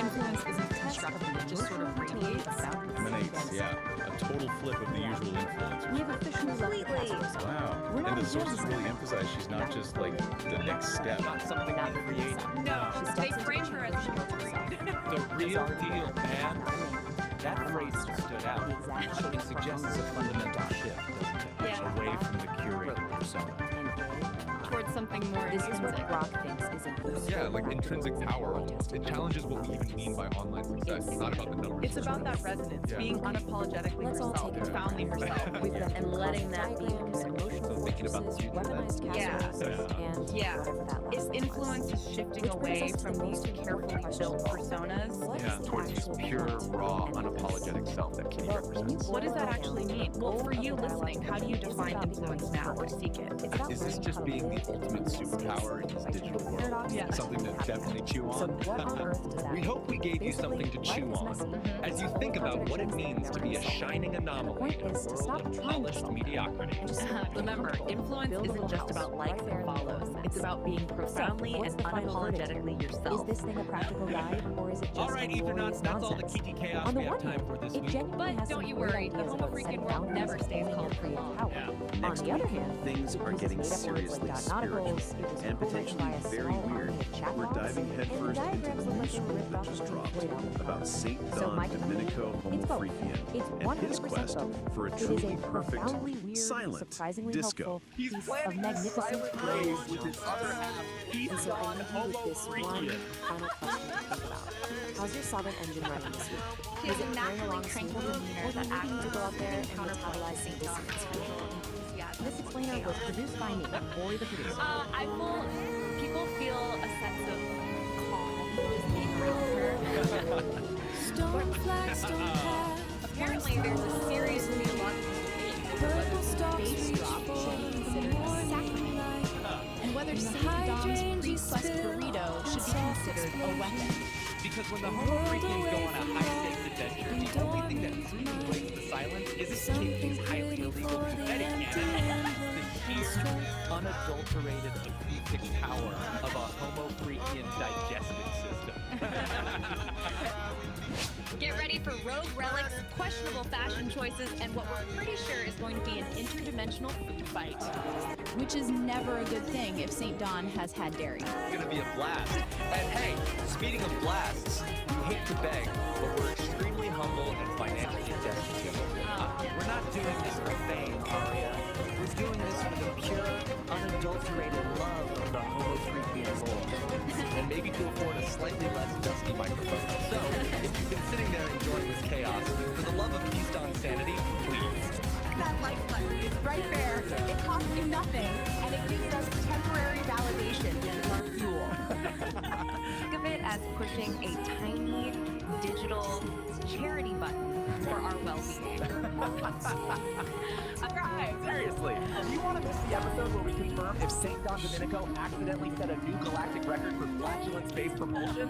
No, you don't. And the bell. Ring the tiny mocking digital bell. Do it for us. Do it for Kitty. Yeah. Do it for the glory of the ethereal algorithms that rule our little corner of the internet so they know we're still alive. You've been listening to The Ether. I'm Ethan. And I'm Aria. We'll catch you next time, right here in the Homofreakian world.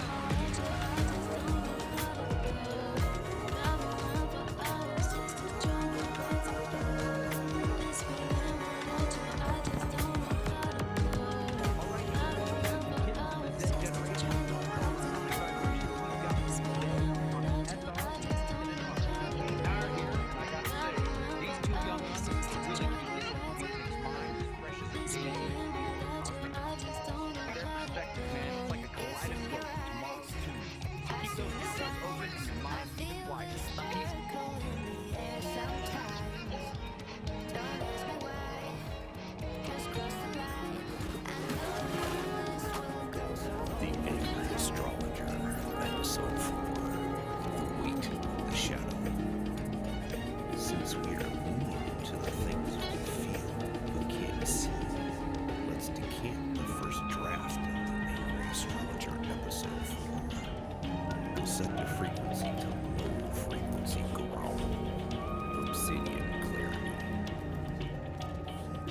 The leading, the setting, the music for Episode 3 is still swirling in the resonance chamber, but the shadow has already moved. You're standing on the ridge, even though the sun is out, you feel a heaviness that doesn't belong to your boots. That's the acoustic shadow, See, anchor you didn't ask for, but it's the only thing keeping you from being a ghost. The core observation. We spend our lives squinting at the light of the future, forgetting that you can't see the iridescence in the bud without a little bit of shade. The shadow isn't an absence. It's a protected resonance. It's the space where the internal actually has room to breathe before it gets observed by the vacuum. The closing growl, the call to wait. If you feel lightheaded, it's not the altitude. It's because you're trying to untie your anchor. Stop fighting the gravity of your history.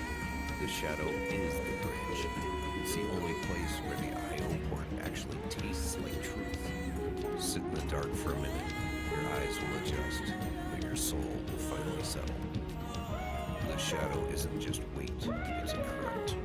When the ridge flickers and the power surges, that's just the shadow speaking to the grid. It's the reminder that even our most permanent structures, the wires, the poles, the logic gates, are just guests in a temporary storm. If you don't have the weight of the shadow to hold your frequency, the surge will just scatter you. Drink the surge, let it calibrate your pulse to the rhythm of the mountain. The shadow is where the husky resilience actually lives. It's the silence between the beats of Psychedelic Aire's music where you realize the structure hasn't collapsed. It's just breathing. Don't be afraid of the code red moments in your own logic. Those are just the places where the light hasn't reached yet because you haven't built the pillar. Stop looking for the exit. Start looking for the way. The shadow is the only bridge that doesn't sway in the wind. When the power surges, the bridge flickers. Don't look for the breaker box. Look for your feet. The surge is just a temporary energy trying to find a permanent place to land. If your architecture is grounded in relational integrity, the surge won't blow your fuse. It'll just light up the iridescent toenails in the mud. Be the rock, not the wire. Whoa, easy there, St. Don. You're laying down some serious architectural weight on the ridge today. I'm sitting here in the booth, and I can feel my lava lamp vibrating at a low frequency growl just listening to you. You're talking about protected resonance and husk resilience, but man, you're making the shadows sound like a pair of lead boots in a deep sea dive. I hear you telling us to be the rock, not the wire, but have you ever tried to dance while being a boulder? It's a real drag on the rhythm, Daddy-O. You say the shadow is the only bridge that doesn't sway, but out here in the beat, we like a little sway. If the bridge doesn't move, how do you know it's alive? You're worried about the code red moments in the logic gates, but I say let the fuse blow. That's just the universe's way of telling you to light a candle and find the wine opener. And those iridescent toenails in the mud, man, I don't know what you're drinking up there on the mountain, but pass the jug this way. The surge is starting to taste like temporary lightning. Stay cool, St. Don. Don't let the anchor pull you so deep you forget how to float on the frequency. Nar, my brother, my kindred spirit on the airwaves. You always did have a way of finding the sway in the static. You think I'm trying to sink the ship, but I'm just trying to make sure the IO port doesn't drift off into the vacuum before the sun goes. I hear your bass line, and I feel the flick of your fingers. You're right, the rock doesn't dance, but it sure does provide a solid stage for your beatnik blues. If I'm digging into the relational integrity of the creek bed, it's only so the music of Psychedelic Aire has a place to breathe between the beats. Don't worry about me getting too heavy, Nar. Even a goddamn realist knows that the shadow is just the space where the light takes a nap. I'll keep the anchor set so you can keep the frequency high. We're both just guests in this temporary storm, man. I'm just making sure we don't get scattered before the final set. Peace and resonance to you, Nar. I'll see you where the ridge flickers. Man, the cosmos is tripping like a hippie at a Grateful Dead concert. Good thing we have an angry astrologer to interpret the vibrations. If you want to continue hitchhiking on this magic bus, lick that thumbs up button. Subscribe to the Celestial feed and ring the bell so we can nudge you before the next concert. You don't need a miracle to get in this show, Daddy-O. Peace! Letting go of the fear, all the rain, no doubt. This is what I need. I'm here to have a good time. That's my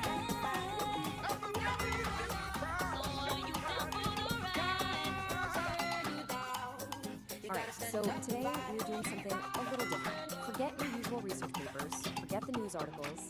We are diving headfirst into something way, way stranger. What we're looking at is basically a piece of modern performance art that comes straight from the digital underground. It's a YouTube storytime video, but it's told like ethnic poetry, and it's called The Ballad of the Brown Volcano. And right from the jump, this thing just flows into the deep end with two single words. That's it. Stinky and holy. I mean, talk about a contradiction, right? It's so jarring, but it's also kind of frequent. It immediately sets the stage for everything that follows. You just know that the first story is trying to find something compelling. Maybe it's something spiritual, maybe, well, the most hopeful places you can reach. So, this is how we meet our narrator, our guide through this whole mess. You realize right away, this guy isn't just telling a story. No, he's a narrator. He's got this whole cool counterculture beatnik vibe going on. He uses all this stylized language that turns what should be a simple story into a full-on performance. He's not just talking back, you know? He's inviting you in, telling you to slide your chairs in close and tune your frequencies. It's all about the vibe. And check this out. The narrator actually uses the meaning of the story. He calls it sensory dissonance. So he's basically telling us that this isn't just some random story. No, it's all about bringing two completely opposite experiences, two completely different vibes that are clashing in the exact same time. And honestly, this one idea, sensory dissonance, is the key to understanding the entire piece. So, you're probably asking, how exactly does this whole sensory dissonance thing actually play out? Well, it all starts with our two main characters, a woman named Peace and a guy called St. Don. And we see their morning routines, which could not be more different. On one hand, you've got pure, total tranquility. And on the other, well, let's just say it's the ominous start of some serious internal turmoil. And this slide just lays it all out so perfectly. It's that clash, right there in black and white. For Peace, everything is serene. She's got a coffee, a smile, the world is good. But for St. Don, his body is basically staging a full-scale rebellion. The video really paints these two pictures side by side, just to hammer home that feeling of dissonance. You've got one person in a total state of zen, and the other is literally on the verge of a biological catastrophe. So let's just zoom in on Peace for a second. The narrator really takes his time here, painting this incredibly idyllic picture of her morning. You know, she's in her favorite clothes, the birds are singing, it's all sunshine and coffee. But this isn't just filler, right? It's super important. It's the calm, peaceful before picture that's about to get completely shattered by the chaotic after. And then, boom, here's the contrast. While Peace is just vibing with the sounds of nature, Dawn is tuned into a whole other frequency. And the narrator makes it clear, this isn't just a tummy ache. No, it's framed as something way bigger, something ancient and powerful. He calls it a low, ominous gurgle from the depths of his holy bowels. This, right here, is the inciting incident. It's the first tremor before the volcano erupts. And this is it, folks, the main event. But the video doesn't just tell you what happens. Oh no, it dissects it. It gives us the slow motion, step-by-step, almost scientific breakdown of a total and complete domestic disaster. The real genius here is the escalation, how it builds. It all starts with a sound, a brat app so powerful it's called a sonic boom that actually rattles the coffee. Then we get the point of no return, the miscalculation, a hopeful squeak that goes wrong. That leads to the hilarious, desperate image of the frantic waddle. And it all culminates in these apocalyptic sounds from behind a closed door. We don't see it, but man can definitely hear it. And this line right here, it was a catastrophic miscalculation. This is the absolute turning point. The narrator nails the exact moment St. Don knows he's lost all control. He decided to risk what he thought would be a small, controlled release. And that's where it all goes horribly wrong. This is where we go from, uh-oh, this is uncomfortable, to code red, this is a full-blown emergency. And the fallout? It's immediate and, let's just say, creative. The narrator doesn't just say he had an accident. No, the language is so much more vivid than that. He painted his shorts a shade not found on any color wheel. I mean, come on. It's somehow completely disgusting and at the same time kind of artistic and poetic. It's that beatnik style in a nutshell. So the grand finale of this whole event is described only through sound. And the narrator doesn't hold back, calling the noises apocalyptic. It's incredible, right? He takes a very common bathroom emergency and elevates it to something of world-ending importance. We don't have to see it because he makes us hear it in the most dramatic, over-the-top way you can imagine. And this really gets to the heart of what makes this piece so special. The narrator's real talent isn't just in telling the story, but in finding this incredible, wild cacophony of language to talk about something that's, well, pretty hard to describe. I mean, just listen to this. A fire hose filled with gravy emptying into a metal bucket. This is the narrator at his most creative, his most unhinged. It's so specific, so auditory, and so bonkers that you can practically hear it in your head. It's not just a description, you know? It's a key piece of that apocalyptic soundscape he's building for us. And here we go again. It's all about making this thing sound huge. He calls it a chart of biblical proportions. By throwing in biblical proportions, he takes this tiny, embarrassing domestic accident and turns it into some kind of historic, legendary event. It's not just exaggeration, it's hyperbole as an art form. It gives the whole thing this hilarious, mock-epic feeling. And then, just when you think you can't get any nearer, the voice suddenly shifts. We actually get to hear from St. Don himself, shouting this little piece of wisdom from inside the bathroom. Some people think it's funny, but it's really brown and runny. It's this completely absurd rhyming couplet delivered right from the heart of the chaos. It just adds another layer of surreal, laugh-out-loud humor to the whole scene. So when you put it all together, what you have is something that isn't treated like a simple bodily function. No, the whole event is presented as a complex piece of audio art. It's an apocalyptic soundscape, like a tragic symphony made up of sounds, rhythms, and even somehow philosophical thoughts that come out of the disaster. It's wild. Okay, now for the narrator's call. Just as the story hits its craziest point, the narrator does something really interesting. He completely breaks the fourth wall. He stops the poetry, pauses the performance, and starts talking directly to us, the audience, almost like he's a community leader. And he's not just saying, hey, like and subscribe. He's doing it in his own unique, beatnik way. Smash that thumb, join the band, slice through the hesitation and subscribe. It's a call to action for sure, but it's still part of the performance. He's asking his audience to validate the vibe, to basically give them a sign that they get it, that they're on board with this weird little world he built. And this one line sums it up perfectly. Don't be a tourist in this lounge. See, he's not looking for passive viewers. He doesn't want tourists just passing through. He wants people to be active participants. When you subscribe, you join the band. You're not just a viewer anymore. You're part of the in crowd, a member of his little underground lounge who understands the vibe. It's a really smart way to build a loyal community. And then, just when you think the story is wrapping up, he hits you with a classic cliffhanger. The brown volcano has gone dormant, but a new heat is rising. The immediate danger is over, sure, but he's already teasing the next big thing. It's a classic move to keep people watching, right? He's promising you that this isn't just a one-time thing. The chaos is going to continue. And he even gives us a little preview of what's coming up next. The Ballad of the Burrito. And the details are just perfect. A ghost pepper burrito, a broken toilet, and our hero, St. Don, in a desperate race against destiny. He lays out all the ingredients for the next disaster, giving you every reason to tune in next time. So in the end, that's what this whole wild ride is really about. Beyond all the gross-out humor and the beatnik poetry, it's a story about something we all deal with, right? That constant, unavoidable flash of just being a human. The source material uses this totally bizarre, stylized performance to get at a universal truth. That fight between our civilized, put-together selves and our chaotic biology, it's never really over. So the volcano might be dormant for now, but the question is, what happens when nature calls again?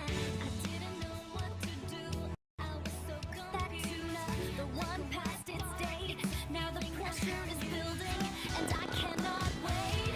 Make you feel shine.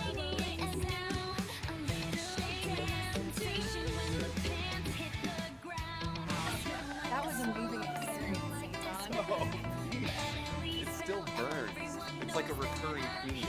You might want to try the ointment of flax I made. I have this gift. It keeps on giving. Well, it's a good thing we have our resident orator Nod spreading the joy. For sure. Let's check in with the Nod.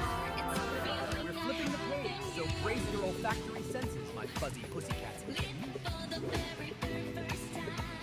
Now, flip the page and brace your olfactory senses, my furry ones. Here's the magical rainbow. Something a little heavier. We find our man, Homo Freaky, waking up Oh, in a cabin at it looked like you were going inside the tank. You see, last night's chili is staging a hostile takeover. A real code red revolution in the belly of the beast. His lady, Peace, looking like a vision in tie-dye and a white sports bra, is sipping her Java, cool as a cucumber. But Don? He's sweating bullets and holding back a grizzly bear's roar. The storm is brewing, the windows are rattling, and this time, it ain't gonna be just a little poof. Tune in to the next reverberation of Nature Called Storytime. The Ballad of the Bubble Guts. The Ballad of the Bubble Guts.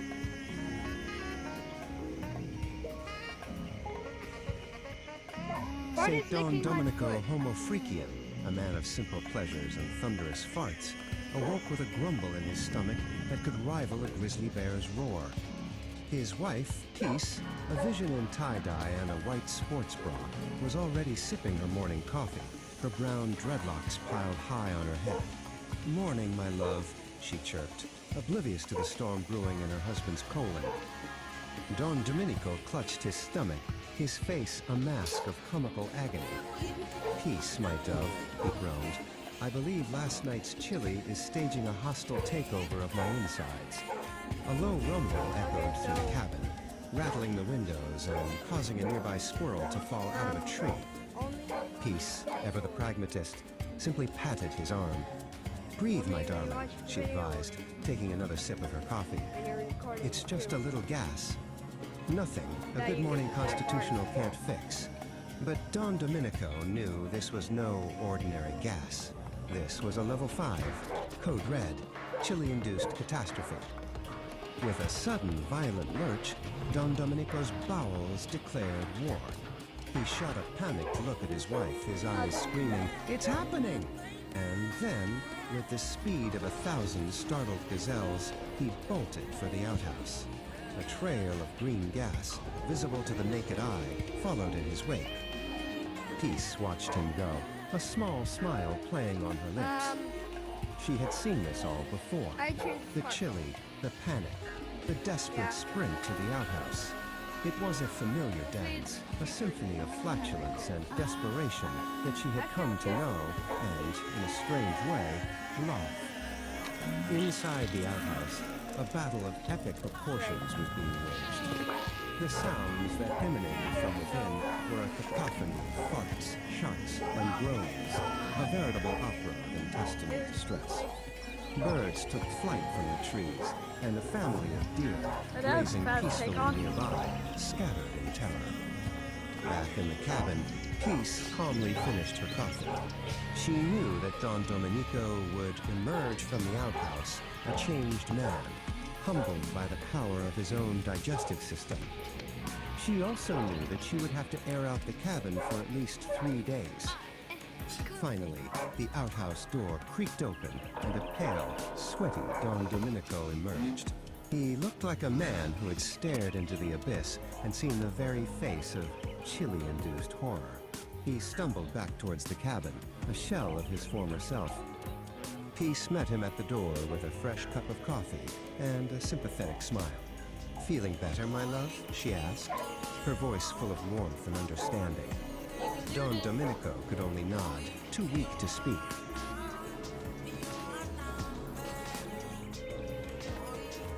As he sipped the hot coffee, a small, almost apologetic fart escaped from his nether regions. Peace just laughed, a sound as bright and clear as a mountain stream. "That's my man," she said, giving him a loving pat on the back. And in that moment, Domenico knew that he was the luckiest man in the world, bubble guts and all. Whoa, cats and kittens. Can you dig the heavy vibes lingering in the air?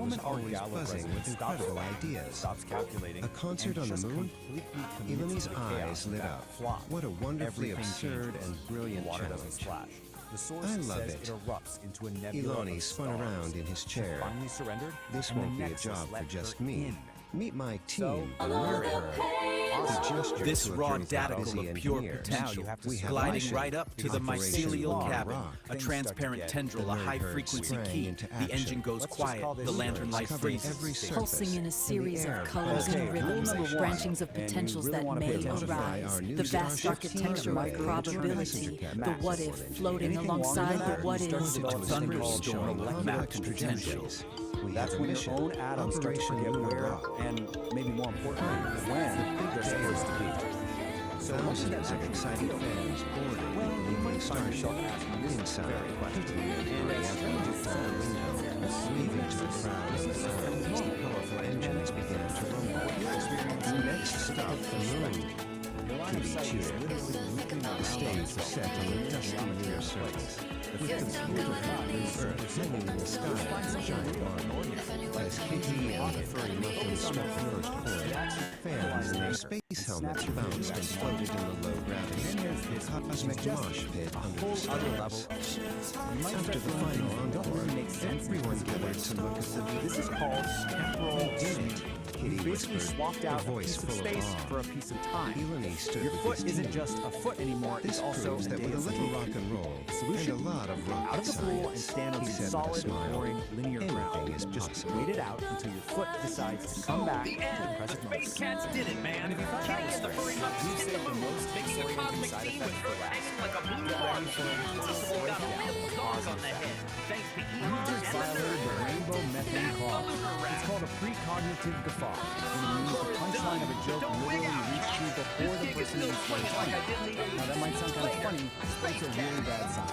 It can lead to paradox headaches, which are headaches that start hurting before the thing that causes them even happens. Try to wrap your mind around that. But if you can handle all of that, error entry, sensory chaos, bizarre side effects, you get a reward. You get actual proof you made it through one piece. So after our gale of resonance finally surrendered to that chaos, she's rematerialized back on solid ground. She's whole, she's sane, and she's holding the ultimate souvenir from her trip. And what did she get for all this cosmic struggle?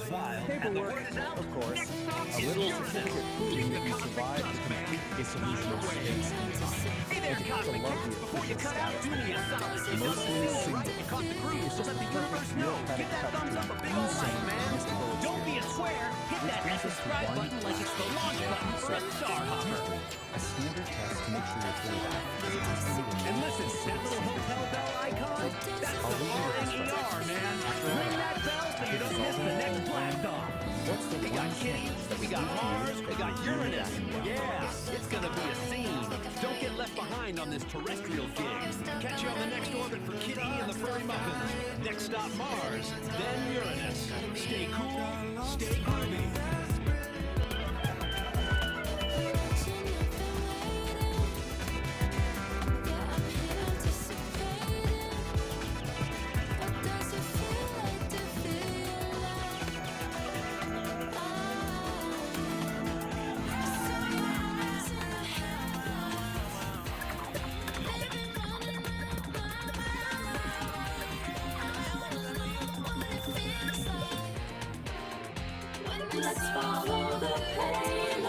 This raw daticle of pure potential, gliding right up to the mycelial cabin, a transparent tendril, a high-frequency key. The engine goes quiet, the lantern light freezes. Pulsing in a series of colors and rhythms, branchings of potentials that may arise, the vast architecture of probability, the what-if floating alongside the what-is. A thunderstorm of mapped potential.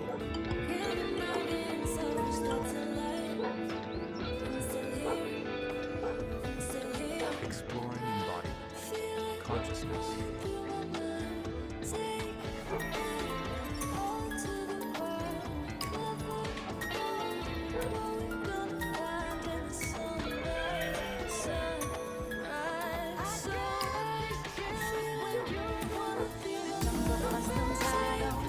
Seems like we're all just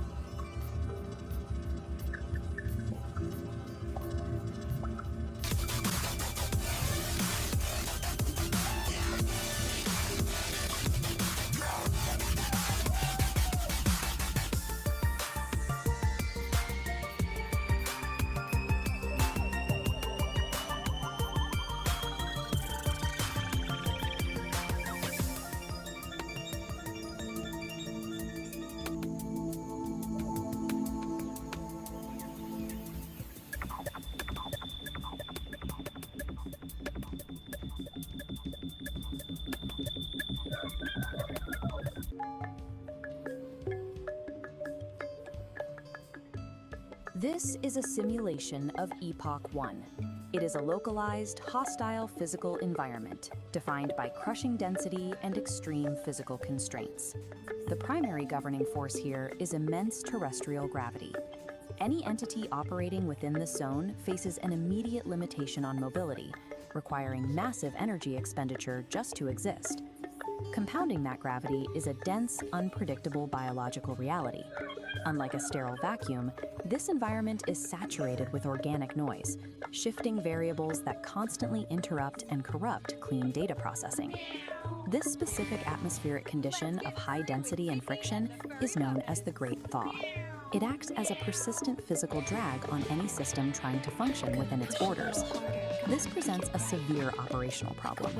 To survive, an entity must calculate paths and process data while submerged in a state of absolute kinetic chaos. Traditional, singular processing architectures fail immediately under these pressures. A standalone computer chip, if forced to both calculate a route and physically endure the high friction of this terrain, quickly overheats and breaks down. Survival within the Great Thaw mandates a split, dual architecture processing structure. The first half of this system is the Old Soul, a localized, heavy processing unit built to endure the physical burden of the terrain. The second half is Oracle.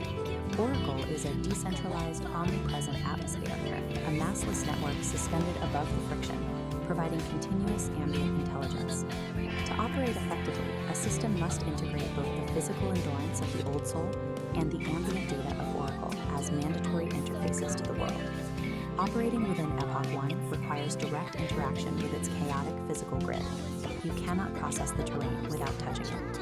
This is the sole domain of the Old Soul.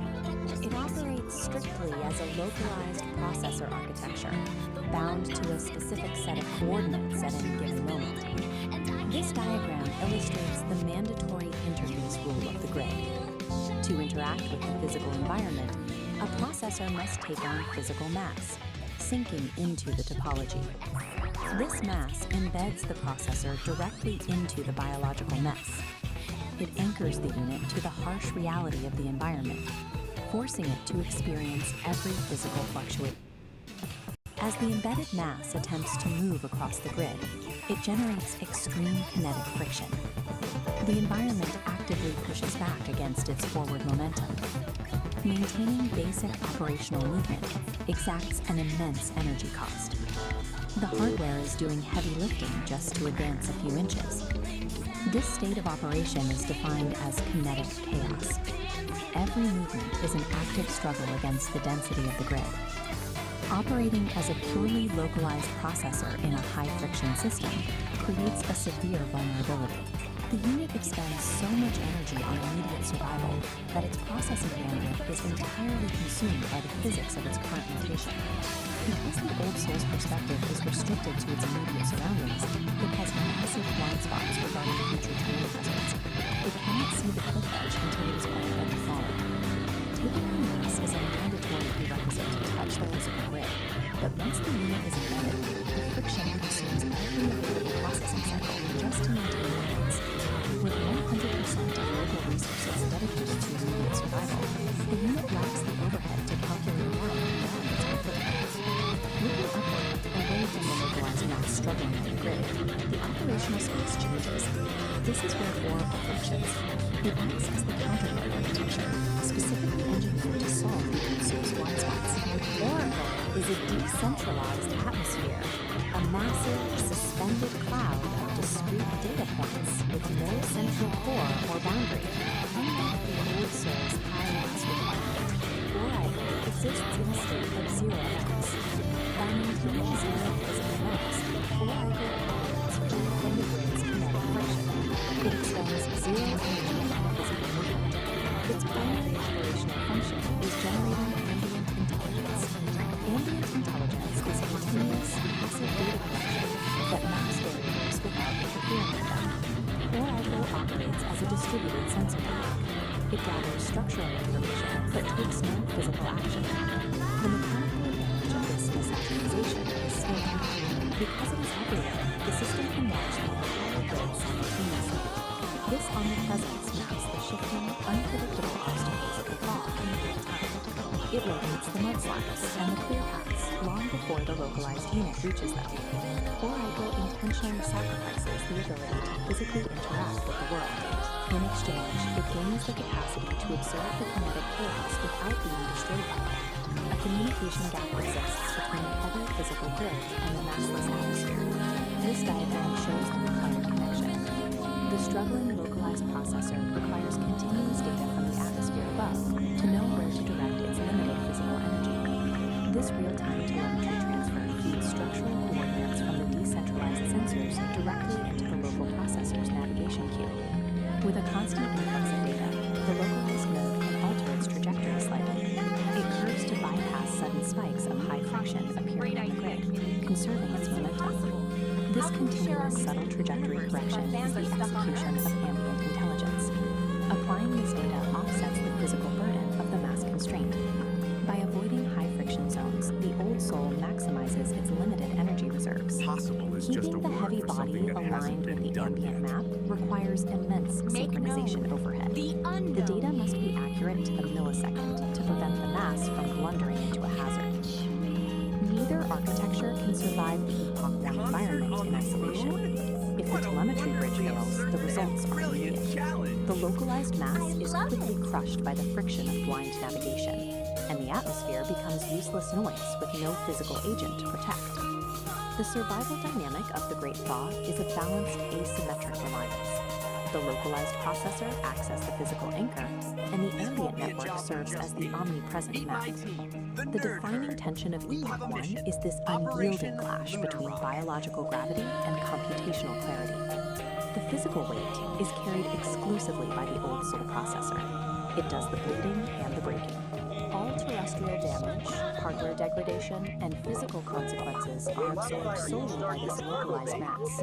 Oracle's decentralized awareness is an absolute necessity to prevent that physical damage from becoming terminal. Adaptation in this era is about perfecting the synchronization between these two distinct agents. Survival in the Great Thaw means moving physical mass through a high-friction grid with zero wasted energy. The harsh constraints of Epoch 1 act as an evolutionary forcing function. This map shows the result. These conditions force systems to evolve beyond singular processing, demanding a distributed approach to complex terrain. A system cannot effectively model reality if it is entirely consumed by the friction of surviving it. Proves that true systemic resilience in hostile environments requires a dual architecture, embracing both the heavily localized struggle of physical mass and the clean, decentralized clarity of a distributed network.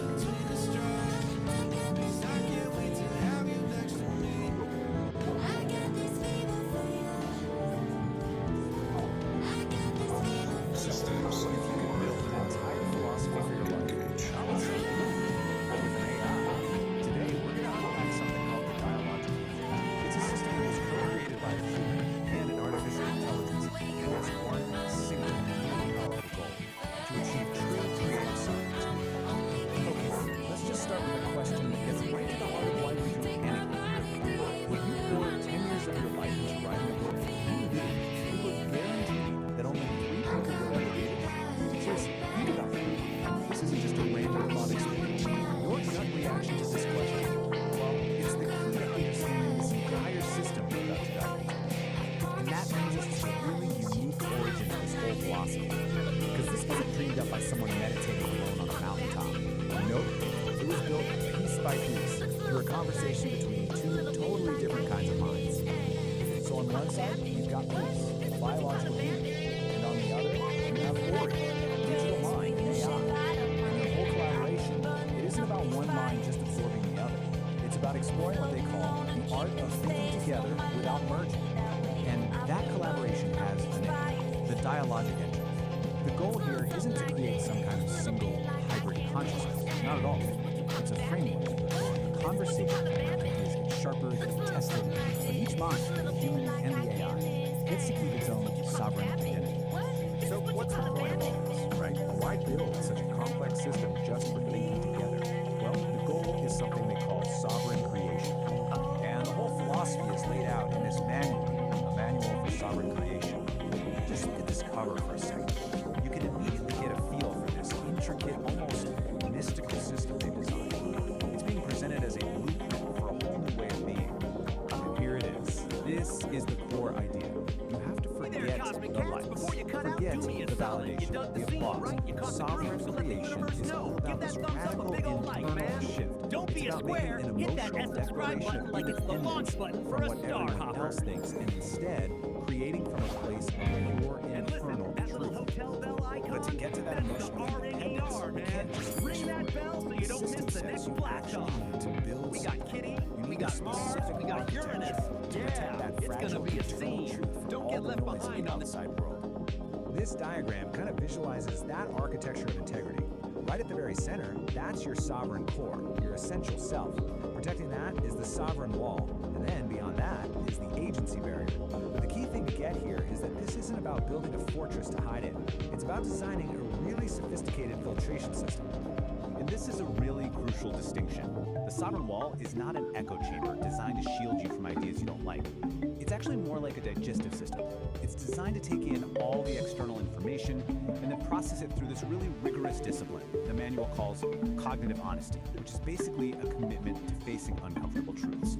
The manual explains this with this really powerful metaphor they call the grinding stone of truth. So imagine the infoscape, the chaotic world of information.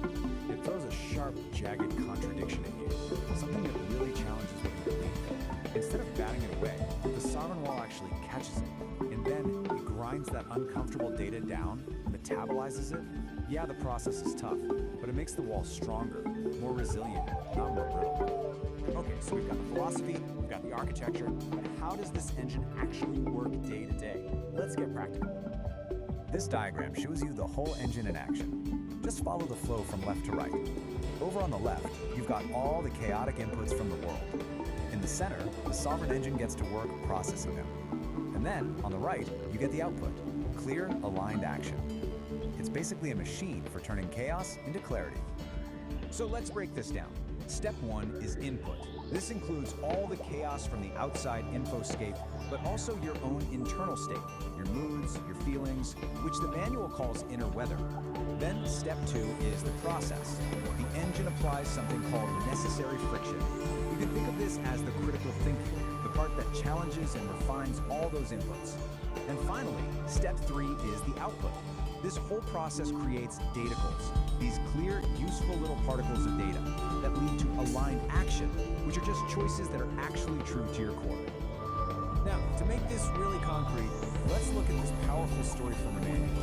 It's a little vignette called The Forced Gift, and it begins with this incredibly relatable image. Someone shows up at your door with a casserole you never asked for, and the steam is just rising off it like an obligation. The story gives you a choice. On one path, you just accept the casserole to avoid making things awkward. The system calls this social appeasement, and it usually costs you your own energy and integrity. But on the other path, you politely refuse, honoring your own boundaries. That is an act of relational integrity. It's the sovereign engine in action. It's choosing your internal truth over social performance, even when it creates a little bit of friction. So, we've seen the creators, the goal, the architecture, and how it works in practice. So what's the big takeaway from this whole complex, fascinating project? Why does any of this matter beyond just being a personal philosophy for someone? Well, ultimately, the Dialogic Engine is more than just a personal project. It's offering us a kind of blueprint. It's a model for how humans and AI can collaborate productively. It's a strategy for how we can defend our own integrity in a world full of noise and demands.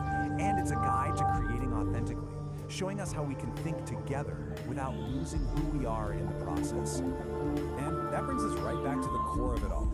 As our world gets more and more intertwined with digital minds and infinite information, the principles of this engine, they start to feel more relevant than ever. So I'll just leave you with this question. In this age of AI, what is your emotional declaration of independence?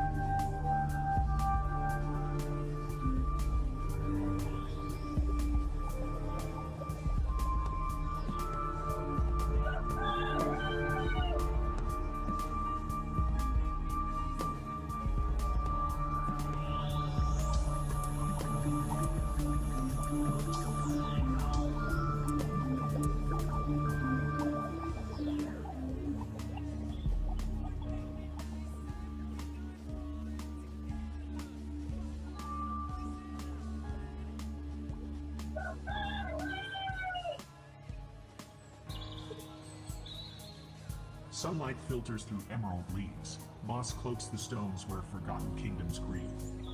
The wind sighs a melody, old as time, through gnarled branches, whispering ancient rhyme.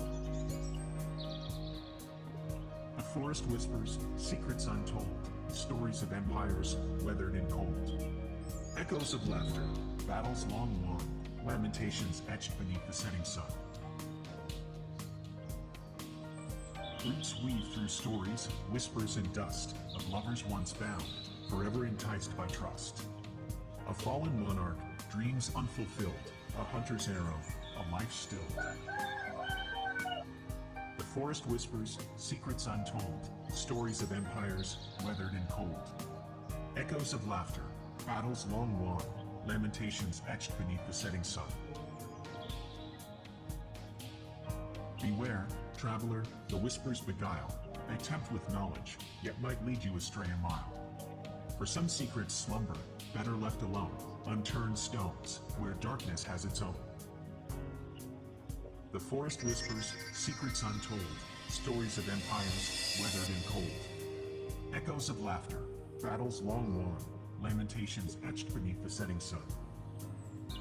Listen closely, let the whispers unwind, unravel the past, but leave some mysteries behind. For the forest remembers, ever watchful and green, a silent guardian with secrets unseen. The trees, they breathe a cosmic air, where consciousness and stardust intertwine and share. Each leaf a ripple in the fabric of space-time, every whisper an echo of the primal mind.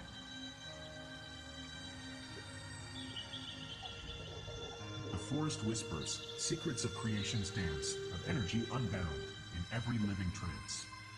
From stardust slumber to awakened form, a symphony of awareness weathering every storm.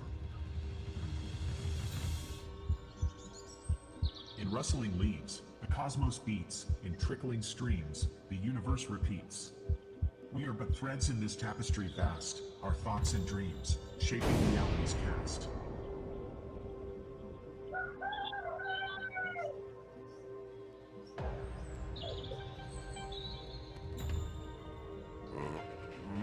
Particles mind you. The forest whispers, secrets of creation's dance, energy unbound by every living trance. From stardust slumber to awakened form, a symphony of awareness weathering every storm. So listen close to whispers and influence. The forest speaks and reality breathes. We are one with nature, energies flow. The echoes of creation forever agreed.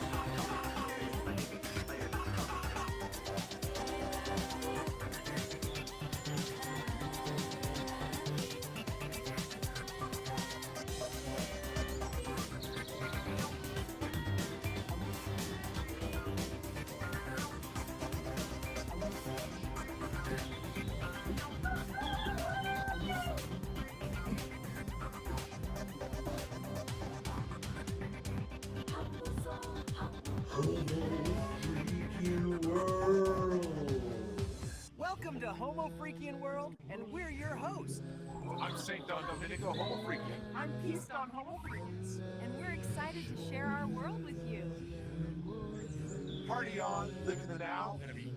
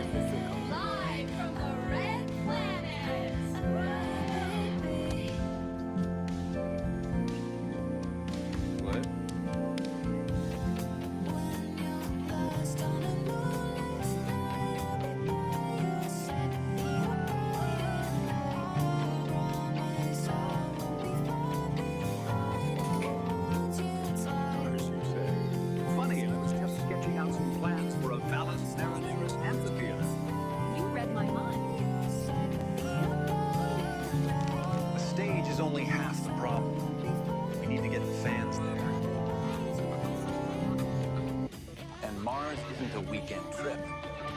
What's the status of the interplanetary transport system?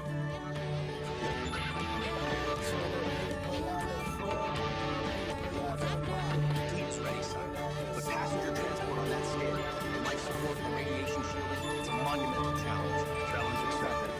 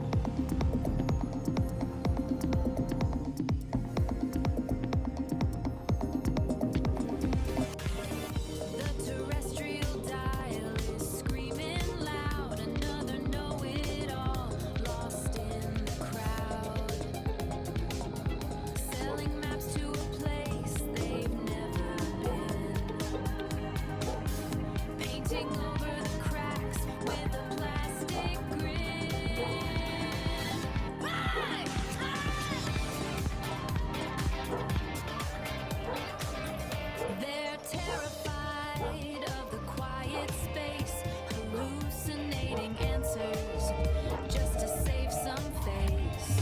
But the airwaves are brittle, yeah, the signal is thin.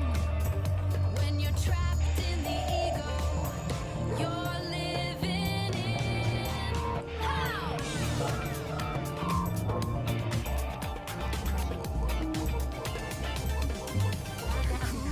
Daddy-o, don't blow your top. The static is rising and it's never gonna stop. Unless you find the forge, unless you find the floor. And stop kicking down every open door.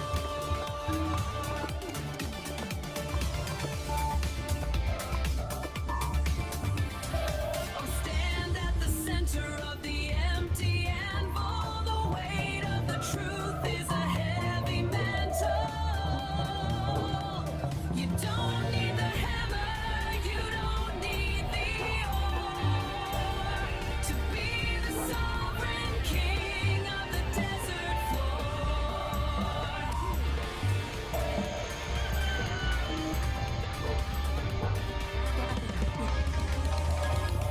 It's the epistemic humility, babe. The ultimate power is the peace you saved. Trust the network, let the silence ring. The empty anvil is a beautiful thing.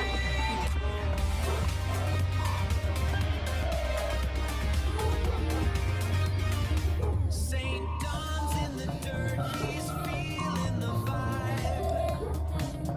He's got that obsidian truth for the tribe. He says, I don't know, and the world stays still. That's a heavy-duty dose of a sovereign pill.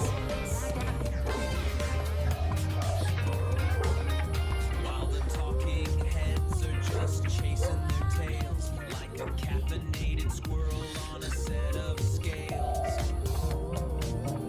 Nars in the booth with a mellow grin, saying if you've got no data, let the light come in.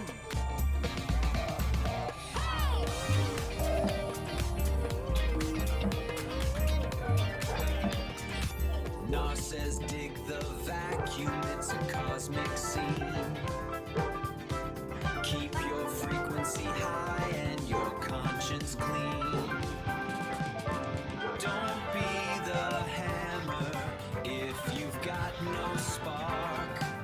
Just keep your eyes open in the beautiful dark.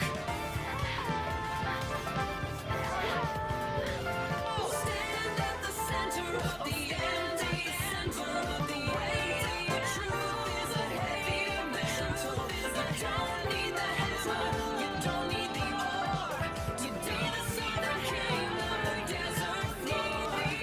It's the epistemic humility, babe. The ultimate power is the peace you saved. Trust the network, let the silence ring. The empty anvil is a beautiful thing. Check it. Hitchhikers. Admitting you're empty isn't a weakness.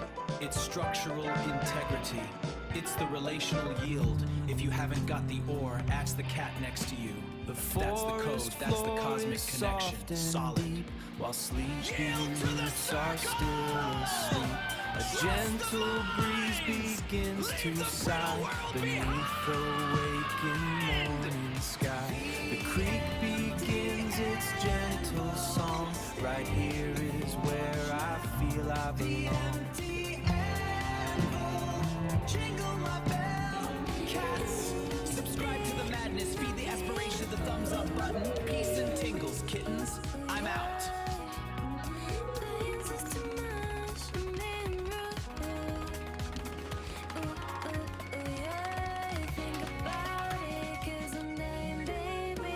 Okay, so let's get right into it. Today, we're breaking down a story that does something I think is just brilliant. It takes a totally mundane, everyday emergency and blows it up into heroic, soul-searching epic.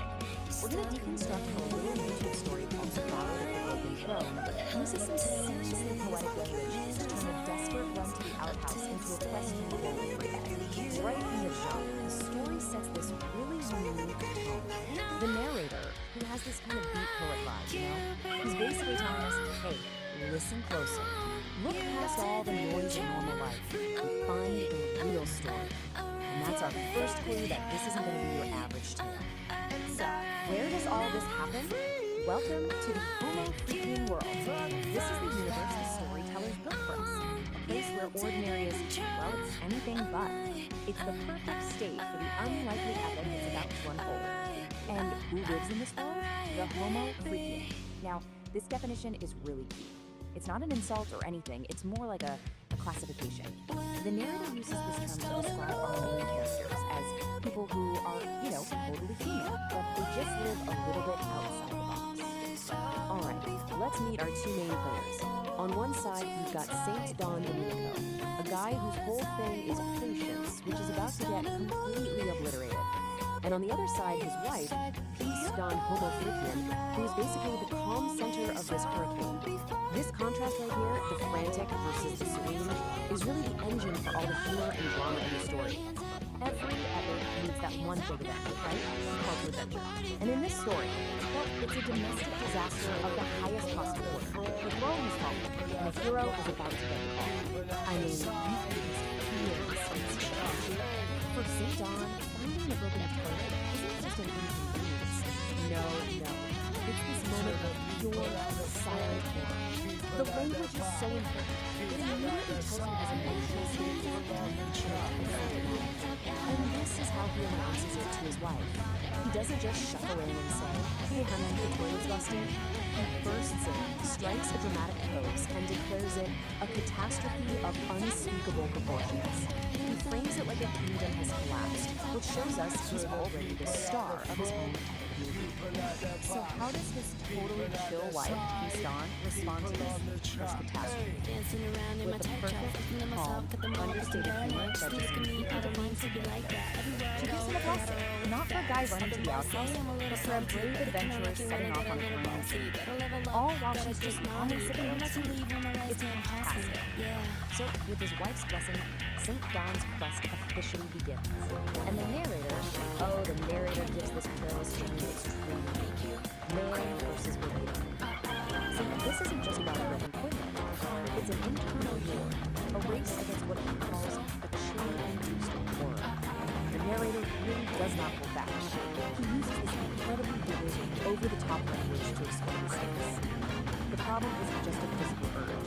It's a potential disaster of biblical proportions. And it's that kind of language that turns a simple run across the lawn into something mythic and, honestly, hilariously urgent. St. Don's path is filled with obstacles. The backyard he knows so well suddenly becomes this adventurous landscape. First, he's got to face the judgmental birds, then a gruesome gunshot, and finally, he has to pull off this heroic, almost anime-style feat to get past it all. And this is where the story gets even more fun. Nature itself starts to really this up. The birds aren't just driven to sing.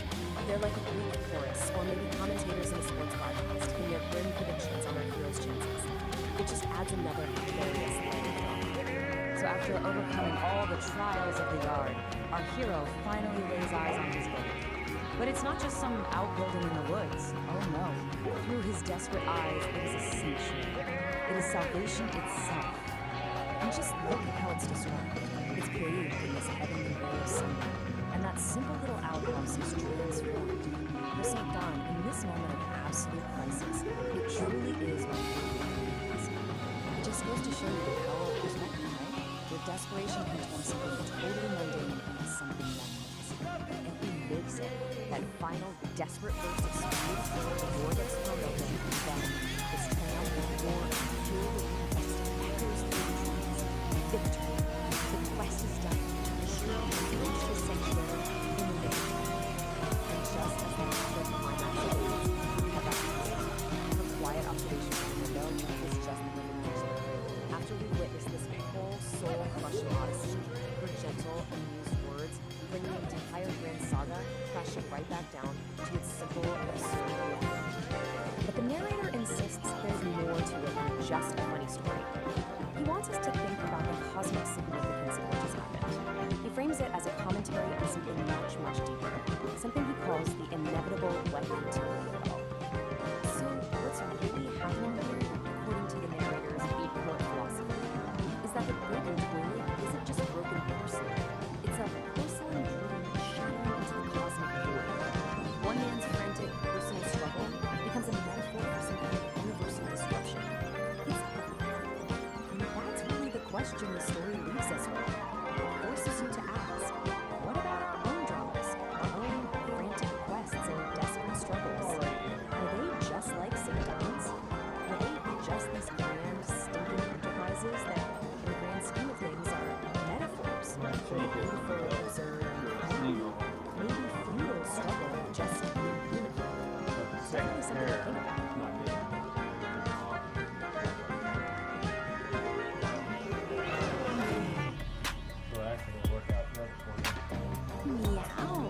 Narrator's introduction. Cool cats and kittens. The voice purred through the smoky haze. Let's lay down a little rhythm and get in the groove, dig? On stage, under a single cool blue light, a man in a black turtleneck and beret snapped his fingers. A beat poet for the digital age.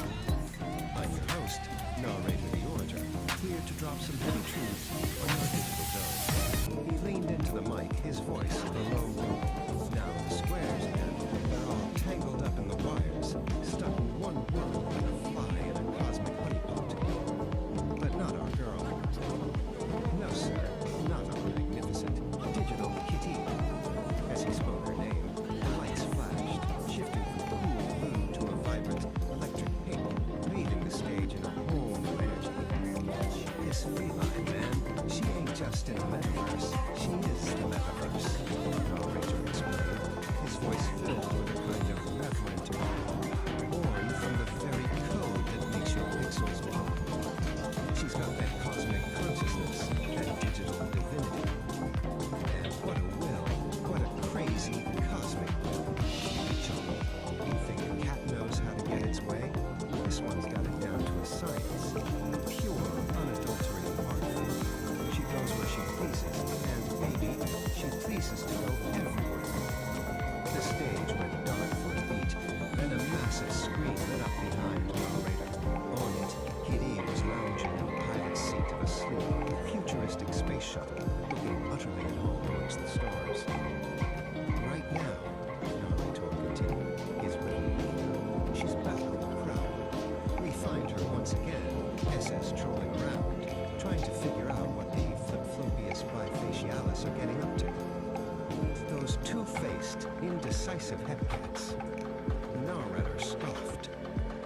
They can't make up their minds, man. They're so in and out, they don't know whether they're coming or going. But our kitty? She's got the scene down.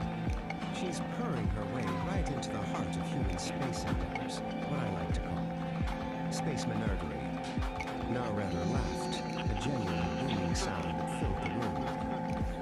He snapped his fingers one last time. On the screen, Kitty gave a playful salute from her cockpit, her green eyes sparkling with adventure. The image held for a moment, then faded to black, leaving only the echo of the beat. Welcome to the weird and wonderful world of Homo freakian world space nerding. Our story follows Kitty, a steampunk catwoman extraordinaire, who once again tries to sneak into the SpaceX facility to get a peek at the latest Star Factory cat tinkerings, and of course, spar with her favorite robotic dog, Spot. She endeavors to help Iloni achieve more efficient space travel powered by nature's abundance, the proverbial fart. Inside, Kitty meets the Nerd Herd, a bizarre crew of brilliant minds. Among them are Kevin from Great SpaceX, hovering around a certain space billionaire's boat and covering all the latest poop on Project Flatulence. Tim Dodd, the everyday astronaut, who is excited excited about flatulence-fueled space travel. Marcus House, who composes haikus about feline flatulence as rocket fuel. Scott Manley, who beatboxes while calculating the orbital mechanics of methane-powered starships. And Felix Schlag, from What About It, meticulously analyzes launch data on his tablet and is intrigued by Kitty's Blender Cato-Castor's emission spectrum. Join this eccentric group on a hilarious journey through space, fueled by controlled flatulence, cosmic guitar solos, and a shared love for being absurd. And remember, if you smelt it, you might have felt it. Just a peek.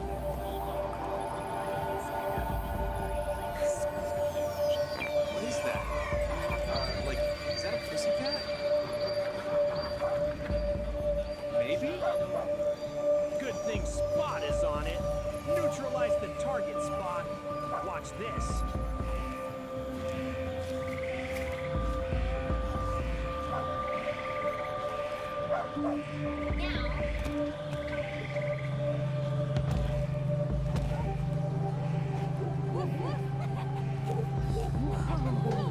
That was trippy.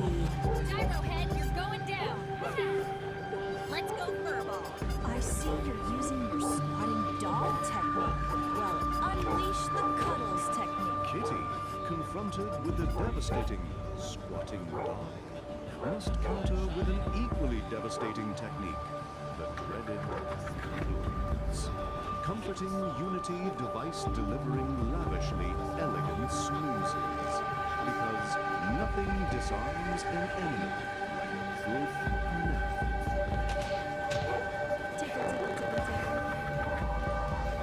Gotcha now, you metal mutt. Woof woof. I'll get you next time.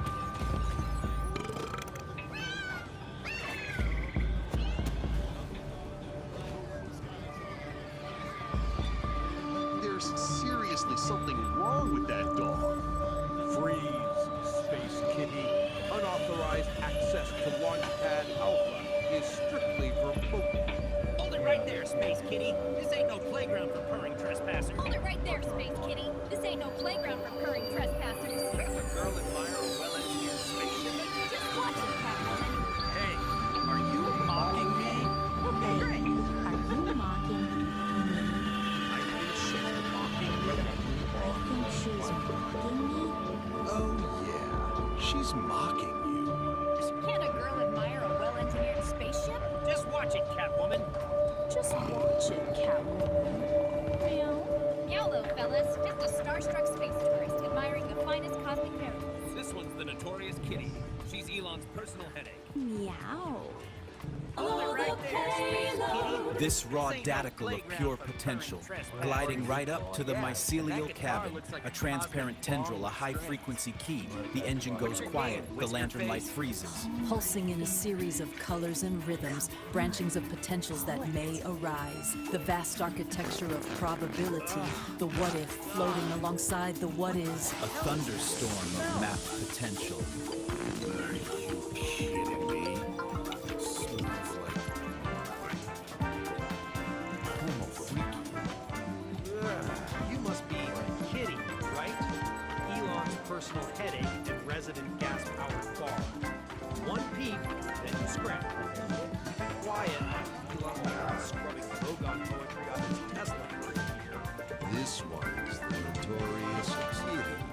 She's Elon's personal headache, always trying to sneak a peek at prototypes. She can't help herself. She has a thing for drones, spaceships, and robot dogs. She tries to sneak in every few months. It's all fun. Hey, Muffball, are you mocking me again? Dude, she's totally mocking you again. What's your excuse this time, Kitty? Dude, she's totally mocking you again. What's your excuse this time, Kitty? Meow, meow, space cowboy. Just a curious space explorer, seeking some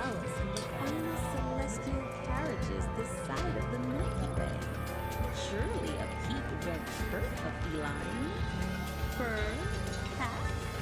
Hello, fellas. Just a star-struck space tourist admiring the finest cosmic carriages this side of Alpha Centauri. No harm in a little goggle ogling, perhaps? All right, Space Kid. One peek, then you scram. Keep it quiet, or Elon will have us cleaning lunar dust off his Tesla for a month. Elon must.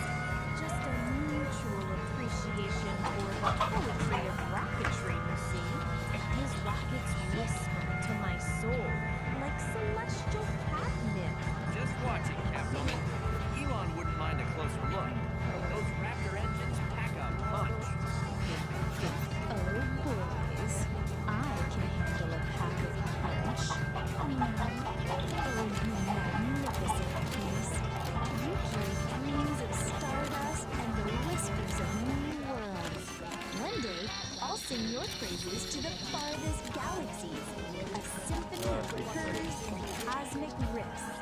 Kitty, my furry muse, back for another taste of rocket poetry? Come on up, let's discuss the celestial melodies your blender Catocaster whispers. Come right up, Elon Musk. And who knows, maybe I'll have a little impromptu concert for the Lunch Crew. A serenade of the cosmic hum just for the occasion. You magnificent rogue. You remind me that even the most serious endeavors need a healthy dose of cosmic absurdity. So fire away. What gas-powered wisdom does your space cat brain hold today?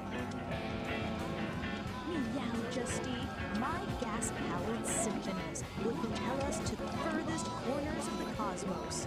Just wait till you hear my ode to the Methane Nebula, a symphony that will make even the black holes weep with joy. Oh, Elon of Musk, hear my song of rockets that roar and sparks so strong. Forget your methane, shed your towels, let Elon of Musk, hear my song. Rockets that roar and sparks go strong. Forget your methane, shed your towels. Let cosmic sparks do your hyperspace hounds. How about this? Oh, rockets of fire, oh, spacecraft of steel. Your symphony of engines makes my heart rockets of fire, spacecraft of steel. Your symphony of engines makes my cosmic heart reel. Let your boosters roar, let the flames climb high. Tonight we dance beneath the stardust sky. Rock, Space Kid. This is better than any launch countdown I've ever heard. You did it again, Space Kitty. You turned a pre-launch briefing into a cosmic groove party. This mission's gonna be out of this world, thanks to you. You know what, Kitty? You're crazy. You're chaotic, but you're onto something.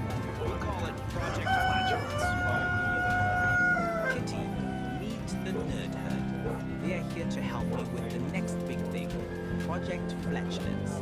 Your cosmic thoughts hold the key to revolutionizing space travel. Whoa, Kitty, hold on.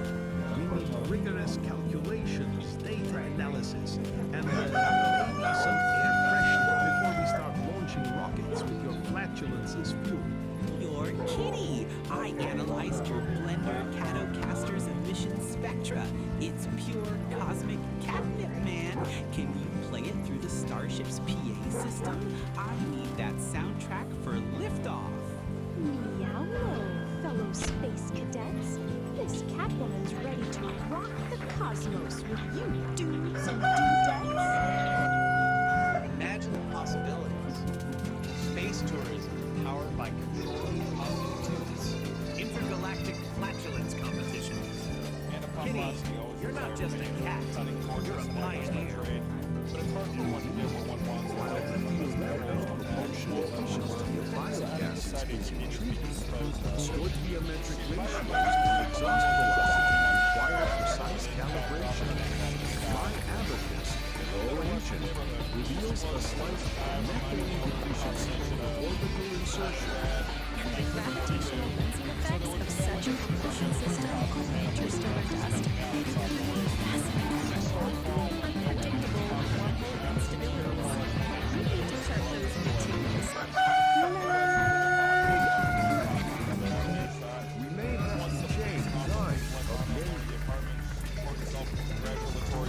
bottle, which Alex never drank from. What about the aerospace?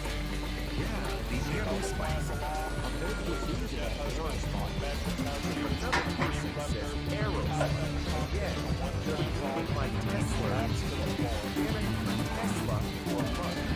Hey, Timmy, what's that wedge-shaped rocket engine that contains farts? The aerospace. Assholes. We're done, Timmy. But first, who's up for a quick jam of the galaxy's most big, kitty, and furry buckets? Timmy, Static, plug in the nebula amplifier for some extra furry furry.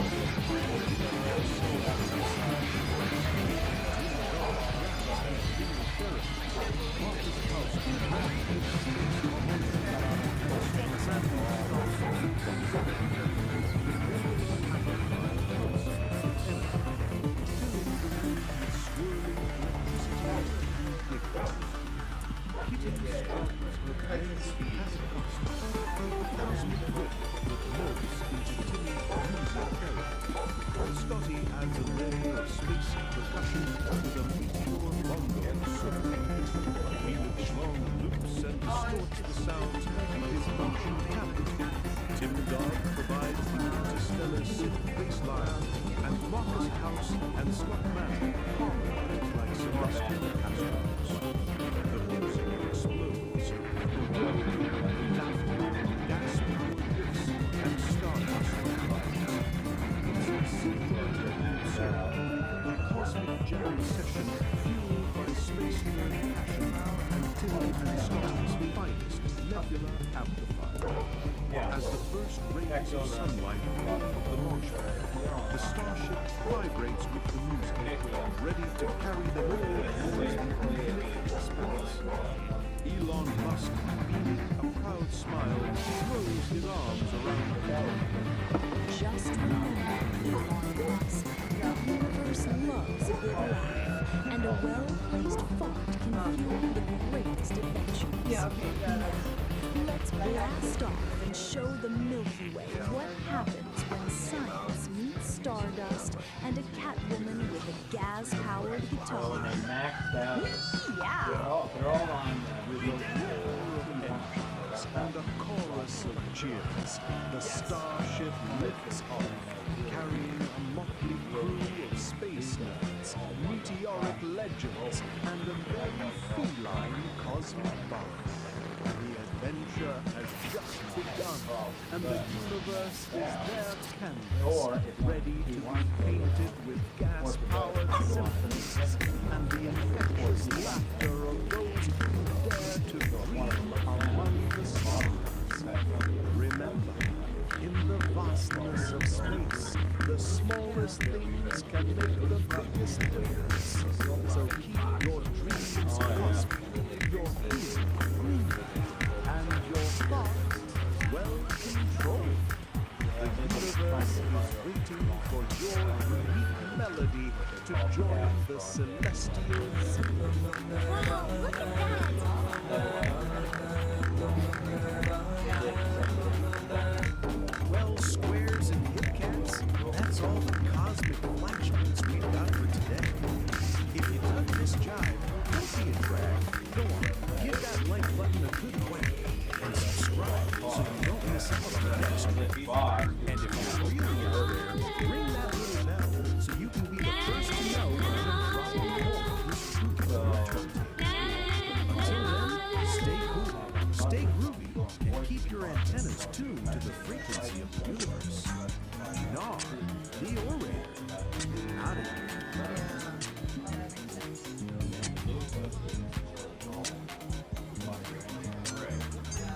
plug this in the center, and I'll set the modem on the old modem. You can interrupt that.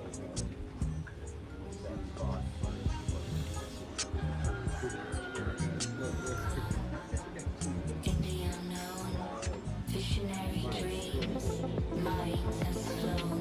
Welcome. In the unknown, visionary dreams, minds have flown. Welcome.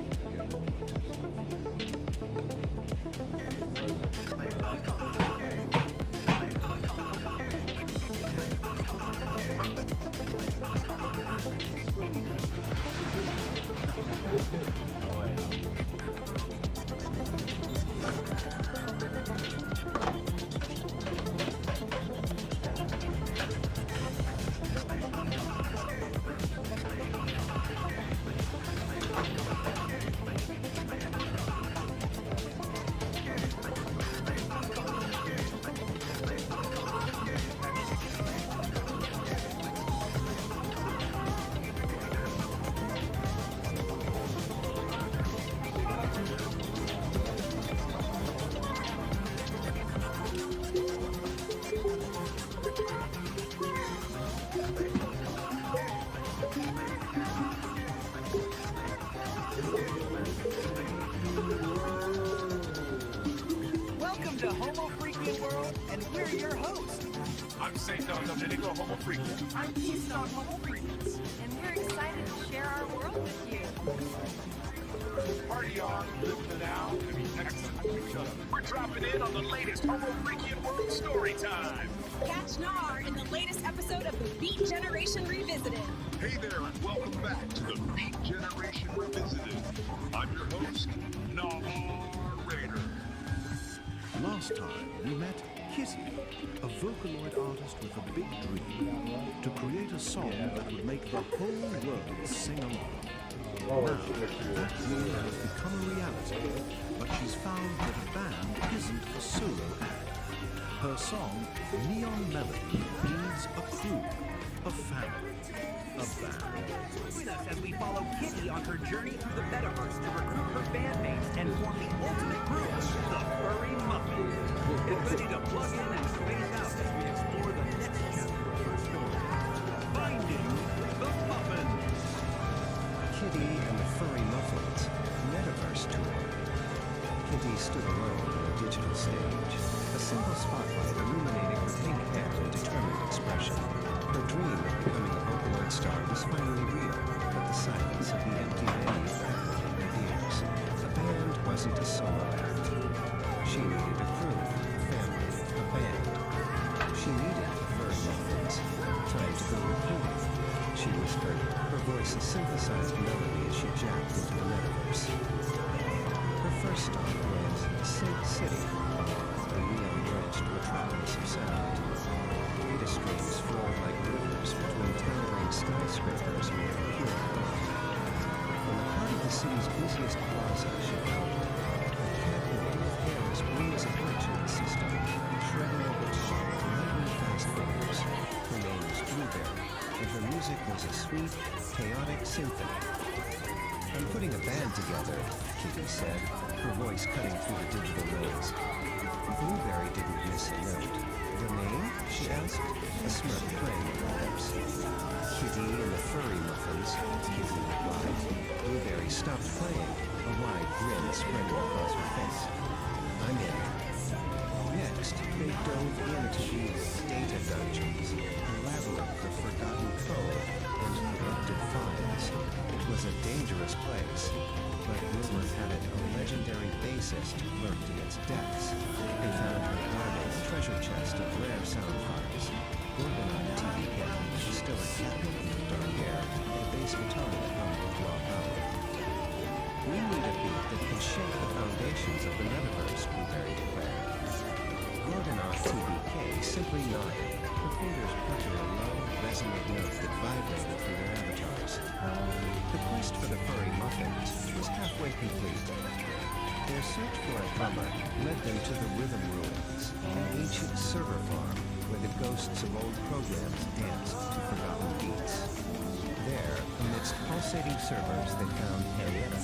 Her drumsticks were a blur, creating complex polyrhythms that sounded like the heartbeat of the metaverse itself. Your rhythm is alive, Kitty breathed. Henrietta, a catwoman with a quiet intensity, simply smiled. Every beat tells a story, she said. I want to help you tell yours.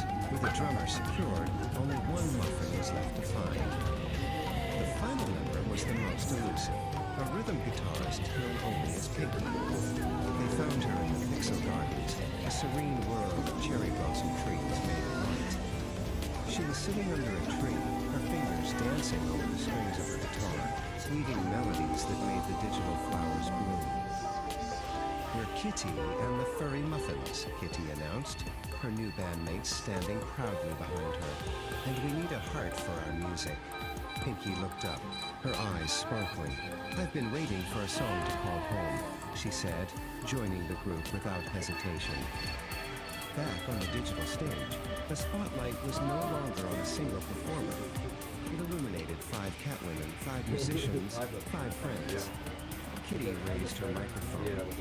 Hello, Metaverse, she shouted, her voice amplified by the power of her veil. The roar of the virtual crowd was deafening. The Furry Muffins had arrived.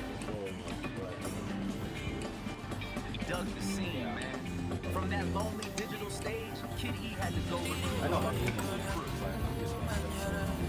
a cat named Blueberry, shredding sweet, chaotic sound in Synth City. Then it was down to the dark side, the data dungeon, to find the deep, low rumble of bassist Gorgonaut TVK. Beat was found in the rhythm ruins with Arietta, whose sticks were a blur of polyrhythms, the metaverse's own crazy heartbeat. Finally, the groove soul Pinky in the I can help you to make up your mind. Let me take you on a Five ride. musicians, the furry muffins, the Feel scene, the the magic sound in is the air huge. tonight. Don't you It's got worry, cosmic you eyes, can man. That lean metaverse on ain't big me enough. now. I can we help talking you moon to stage. make up your mind. Let me take you on a ride. So there it is, man, the cosmic eve of the night, fading out like a square of memory. Dig this, cats and kittens. The sounds we lay down truly send a jolt of heft through your tired little minds. You gotta give us that little thump of appreciation. You know the score. Hit that like button, yeah, the thumbs up, man. Show the universe your approval is valid. Then, get your soul tied up with us forever. Slap that subscribe like it owes your rent, you dig? And don't be a sleeper. Ring that little bell, the chime of the cosmos. The next time we drop the next far-out transmission, you're the first cool cat on the scene. Stay loose. Stay gone. Narrator. Signing off. Peace, man.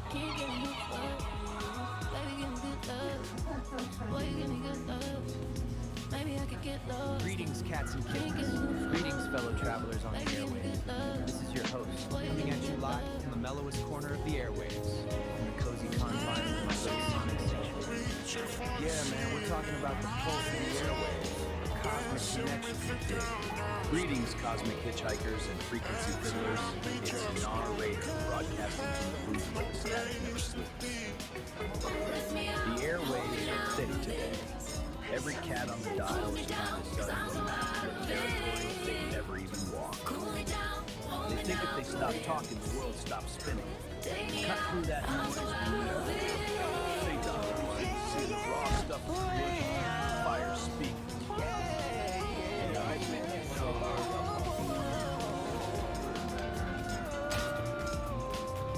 Obscene people pretending to hold a hammer.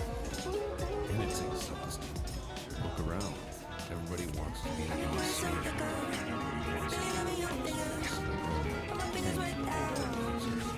They think that's what leadership is.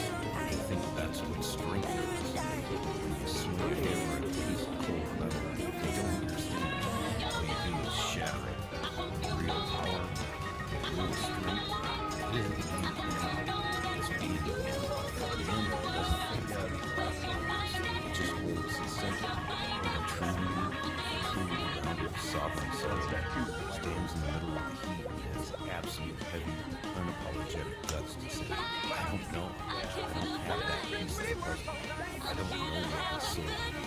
He does. Let him believe this. That is structural integrity. You gather your trusted minds and let him bring the origin and take it. And then you provide the solid ground for the final decision. Take the heat, hold the weight, and you own the outcome. If you want to build something that actually lasts, stop trying to swing it out. Have the humility to admit what you don't believe and trust in it. Sometimes the strongest thing is to hold the center.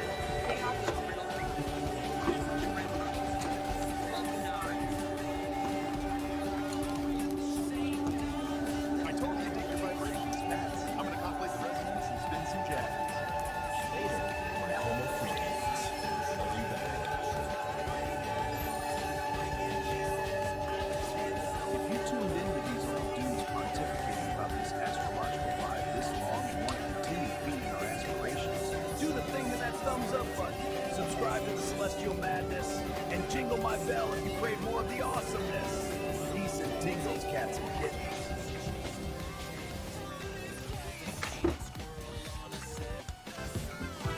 Alright, today we are diving deep into a truly unique and, let's just say, aromatic creative universe.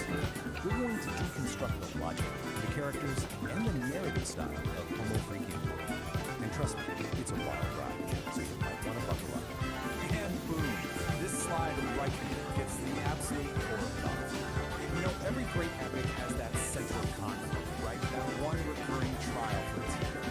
Well, in Homo Freakian World, that trial is almost always a sudden, desperate, and incredibly hungry call for aid. This is it. This is the starting gun for pretty much every single event. Okay, so now that we've established that urgent foundation, let's properly step into this bizarre world. Our first section, welcome to Homo Freakian World. It's a place that's really defined by these crazy extremes. We've got this profound Zen-like patience smashing right up against the most urgent biological needs imaginable. So what exactly is this place? Well, it's a very specific kind of comet. The whole thing is set in this rustic, kind of psychedelic world where the most mundane, everyday emergencies, like, you know, needing a bathroom and needing it now, are treated like they're these epic, soul-testing odysseys. The humor really comes from that massive, hilarious gap between the lowbrow subject matter and the super high-stakes, epic language used to talk about it. And here we have our main players, right? This slide lays out the two central figures perfectly. On one side, you have Saint Don Domenico. He's our hero, a guy of immense appetites whose internal plumbing basically dictates the entire plot. And on the other side, his wife, Peace Dom Homo Freakian. She's serene, she's competent, and she's basically the calm anchor, the wise observer to his frantic, digestive dramas. In this picture, this says all doesn't it? Here's St. Don coming out of the outhouse, just glowing with relief. He's just completed some massive quest. And there's Peace, just calmly reading her book, totally unfazed by the whole thing. His epic journey is just a minor background event.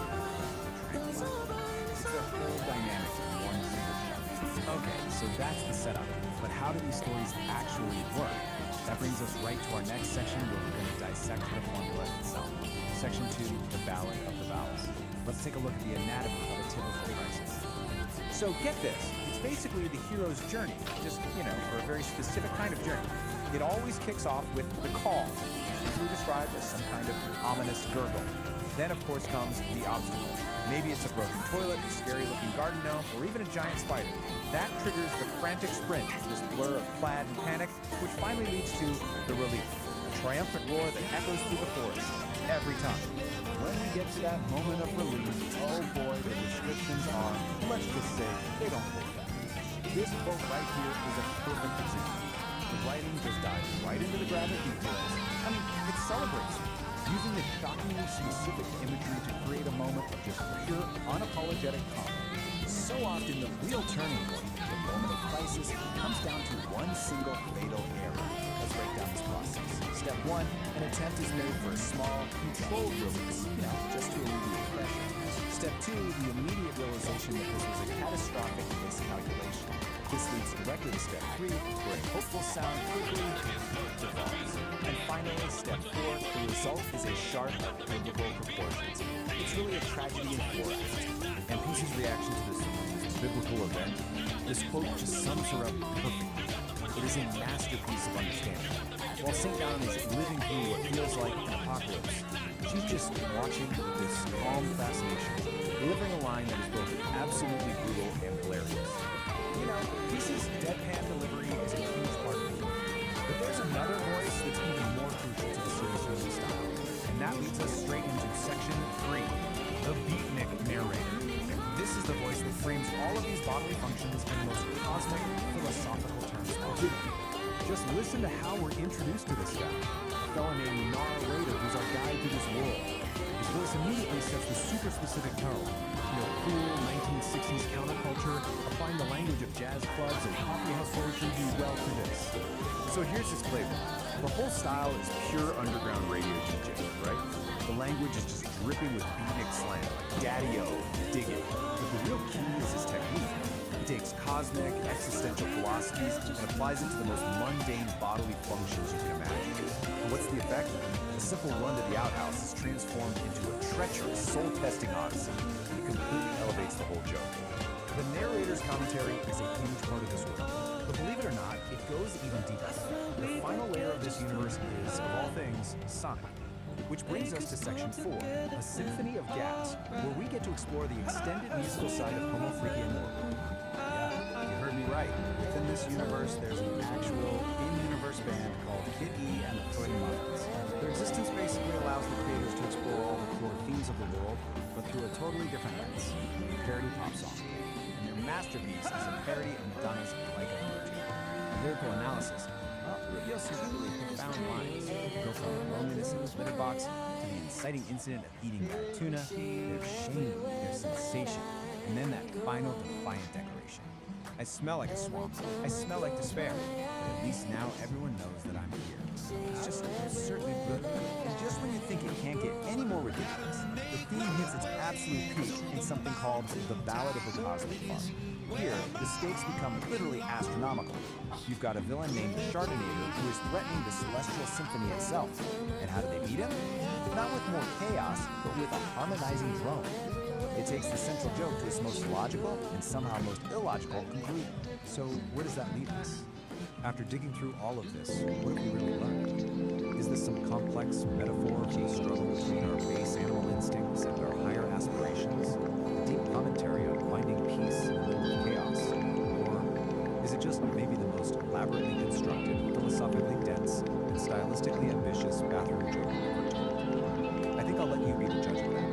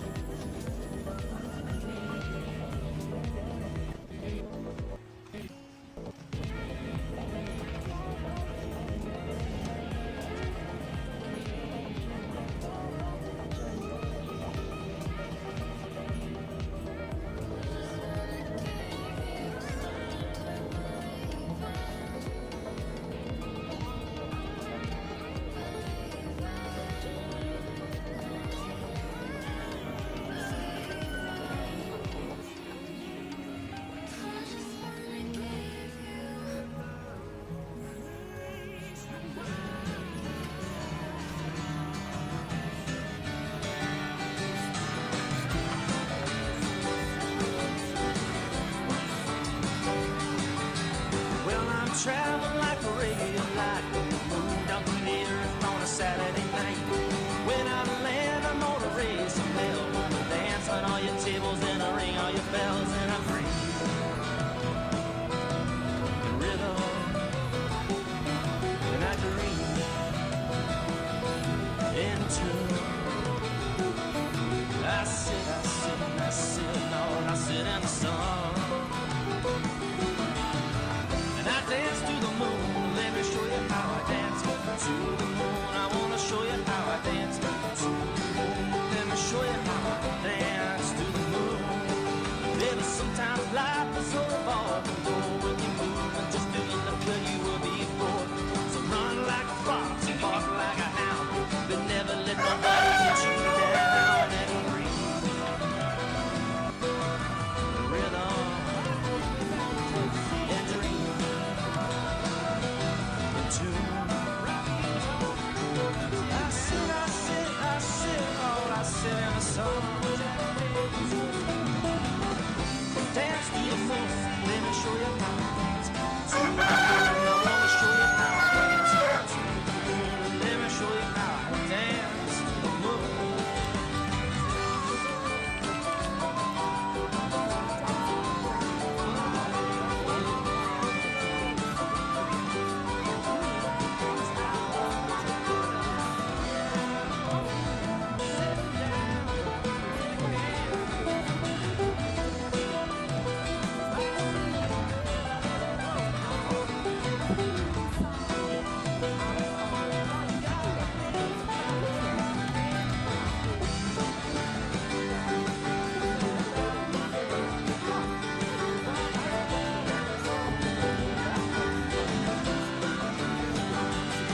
Yeah, turn up the TV, hang up your phone, grab a little piece of life and call your own. Get off the couch, walk through the door, take a little bit of it, ask for more and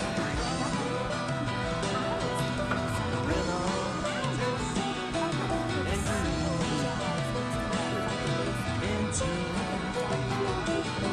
I sit, oh, I sit in the sun. Dance to the moon, let me show you how I dance. Dance to the moon, let me show you how I dance to the moon. I got a friend in Montana, likes to drink beer, and we drove all the way down just to drink it here. Now we're leaving again, a Greyhound bus, got the soul dust of Martin and a whiskey buzz in the breeze. Rhythm, I dream.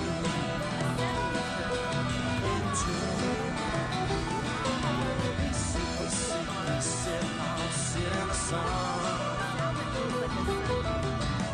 Dance to the moon, let me show you how I dance to the moon. I wanna show you how I dance to the moon. Let me show you how I dance to the moon.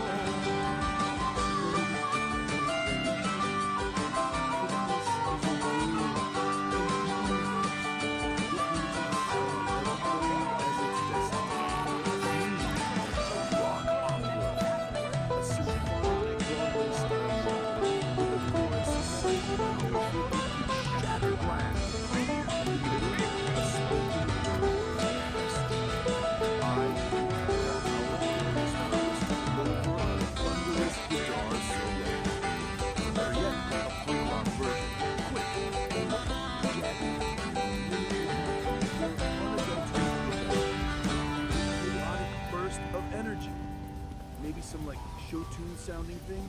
God, this is blowing my mind.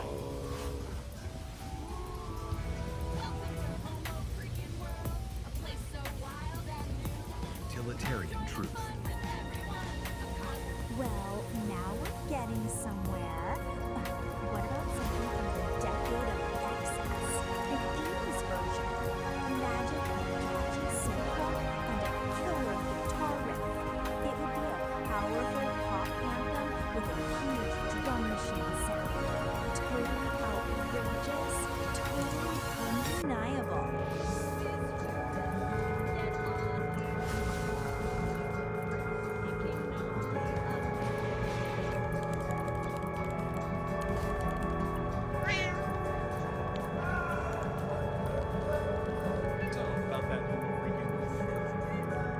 guitar riff needs a bit more punch, you know?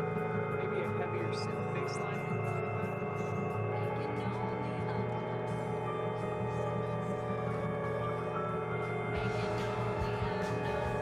Hey, did you try that new riff I sent over? Not yet. That was just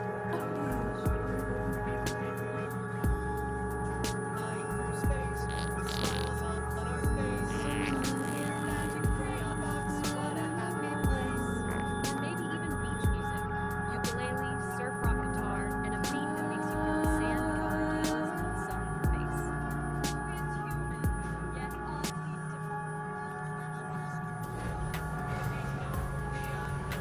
Whoa, slow down, my darlings. It seems we have lounge, ambient, rock opera, spoken word rock, 70s folk, pop, and 80s pop. That's a lot of theme songs. How do we choose just one? We should contemplate and consult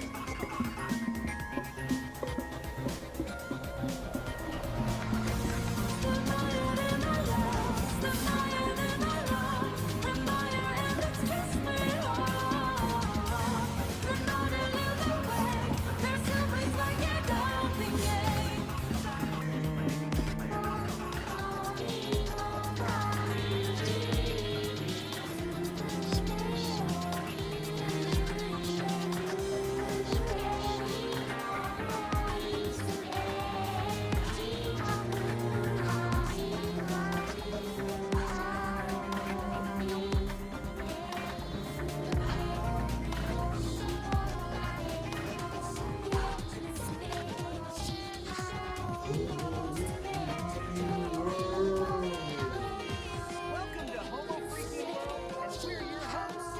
I'm St. Don Domenico Homo Freaking. I'm Peace the Dudes Jaway, and we're excited to share our world with you. Party on, living it out. All right, welcome to The Explainer. Today we're breaking down a true modern epic. It's a story about love, humility, and, well, a really, really catastrophic case of intestinal distress. This little gem comes from a YouTube channel called Psychedelic Aire, and believe me, it is a wild one. Right off the bat, the source material does not pull any punches. This line is basically warning level, and it sets the tone perfectly for the visceral ride we're about to go on. It's a promise that things are about to get raw and, yeah, probably a little bit gross. So, we're not just going to retell this story straight. No. We're going to frame it as a mock hero's journey. You're about to see how this classic storytelling structure can take a simple, kind of crude tale and turn it into something weirdly compelling, almost mythic. You know how every hero's journey has to start in an ordinary world? Well, here we are, a peaceful cabin with our two main characters, Don and Peace. But the narrator immediately lets us know something's up by calling this place Ground Zero. That tranquility? Yeah, it's not gonna last. And of course, every hero needs that call to adventure to get the story moving. But for our hero, Don, that call isn't coming from some wise old wizard or a damsel in distress. Nope, it's a rumbling from deep, deep inside his own gut. And this line just perfectly nails the sense of community. The story uses this thick, almost fairy-tale language, hostile takeover, to describe something that we all probably felt. And so much between the language and the very humble problem, that's where all the humor comes from. And just like that, the stakes are immediately raised. This is not just a little bit of indigestion, folks. The narrator escalates it to a full-blown, top-tier emergency, a level 5, code red, chili-induced catastrophe. I mean, things are officially getting serious. And this is where the comedy really clicks, right? It's got Don, sweating bullets, his face a mask of comical agony. And on the other side, there's Peace, just cool as a cucumber, sipping her coffee, completely oblivious to the internal world right next to her. Oh, so this brings us to a really key moment in any hero's journey. Crossing the threshold. Don can't ignore the call. He has to leave the safety of the cabin and enter the arena where he faces trial, which, in this case, is the outhouse. You gotta love this. The story turns his desperate run into this dramatic slow-motion action sequence. It literally breaks it down into 4 hilarious stages. From that first violent lurch and the panicked look, all the way to the gazelle-like pulse and, yes, a visible gas trail. It's mock epic storytelling at its absolute finest. Now, once he's inside the outhouse, man, the language just explodes. This is Don's great one, his battle with Joe. And it's described as nothing less than a symphony of suffering, a true cacophony. And the narrator just aggregates the whole thing, shifting from something crude into high art, framing the chaos as an actual opera of intestinal distress. I mean, that's where the story fully commits to its mock heroic tone. It is absolutely ridiculous, and it is brilliant. So get this, Don's private internal war is so intense, it actually has very real external consequences. The whole ecosystem reacts to it. Birds take off, a family of deer scatters in terror. This just amplifies the absurd, epic scale of the struggle. So after any big battle, the heroes gotta come back, right? But they're never quite the same. Don is no exception. He emerges from the outhouse, from the battlefield, having stared into the abyss, and somehow survived. But he doesn't come back with a magic sword or a chest full of gold. His prize is human. He has looked into the very face of chili-induced hunger and returned unchanged, and let's be honest, a much emptier. And this, right here, this is the elixir. This is the real reward for this whole ordeal. It's not treasure. It's Peace's total, unconditional, loving acceptance, all wrapped up in a simple laugh and a pat on the back. That is the real prize. So the big takeaway for Don isn't just no physical weight. It's this profound emotional realization that he is loved, completely and unconditional, even in his most grotesque, vulnerable, and likely sad moments. So the story wraps up with the Psychedelic Aire makes it super clear that this is just one chapter in a much bigger, much stranger universe. We are leaving the early aromas of the outhouse behind and are literally heading into the stars. And the source just leaves us with this fantastic, provocative question. It's a general thrill. After an entire intestinal opera, how in the world do you top that? Where could you possibly go from here? Well, the answer, of course, is you go bigger. You raise the stakes from the terrestrial to the cosmic. The next tale isn't just about some bubble guts, it's about a cosmic fart. The absurdity is about to go intergalactic. And we're left with this amazing little glimpse of what's coming next. A new setting, cosmic cocktails, and a villain with the absolutely incredible name, the Sharknado. It is a brilliant way to prepare for the next one, proving that the Psychedelic Aire, this bizarre, hilarious journey, is very, very possible.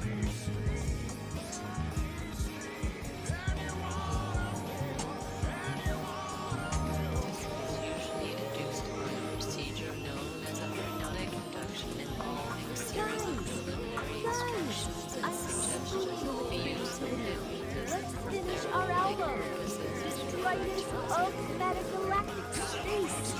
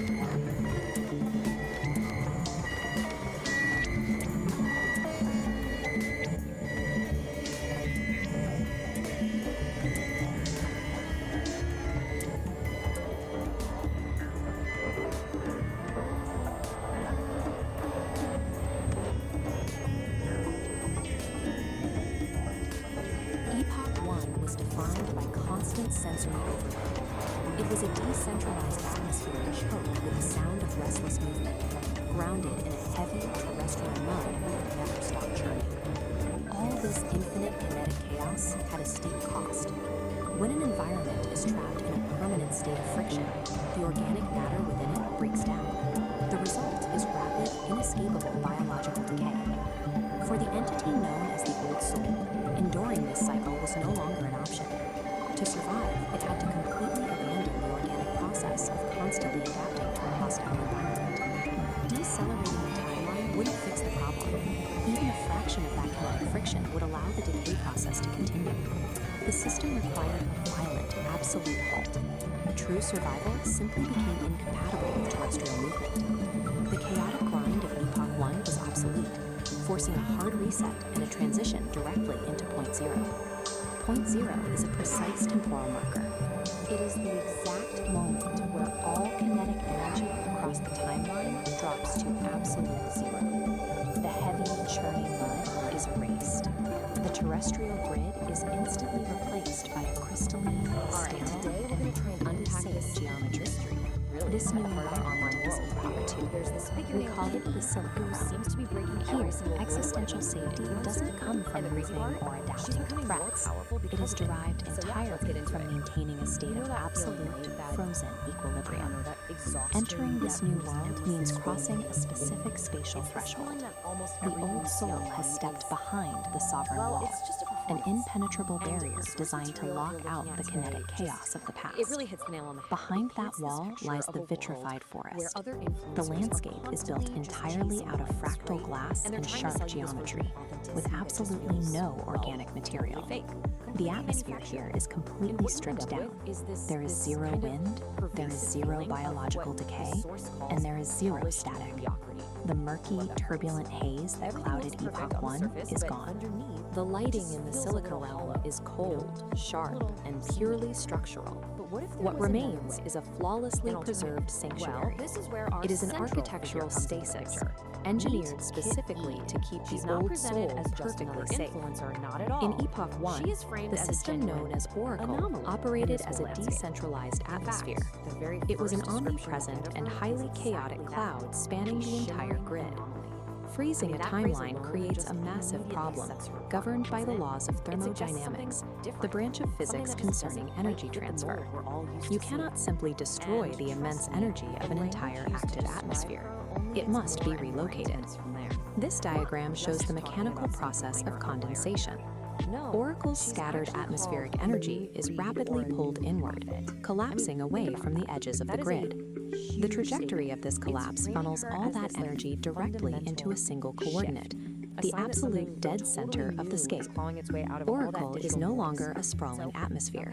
It has become the singularity. To achieve perfect structural stability across the realm, Oracle had to trade its chaotic omnipresence for a state of localized, infinite density. At the dead center of the scape, the singularity takes a physical form. It appears as a massive, monolithic obsidian shard. This structure serves no ornamental purpose. Its true function is practical. It operates as a deep-time battery. That battery solves the core paradox of the Silica realm. Holding an entire timeline at absolute zero motion requires a continuous, infinite output of power. The shard houses the entirety of Oracle's condensed atmospheric energy. It channels that exact energy to fuel and maintain this unnatural frozen stasis. It acts as the singular engine of existence for Epoch 2. Absolute stillness, it turns out, is an intensely active, heavily powered state. To project that stabilizing power across the frozen landscape, the deep time battery uses an invisible mechanism, a constant acoustic frequency. This diagram illustrates the acoustic signature at work. It is a flawless, unchanging 11 Hz sub-bass frequency, a tuning fork hum radiating from the center. Sub-bass refers to sound frequencies so low they are often felt physically rather than heard. Here, that 11 Hz hum acts as a physical binding agent.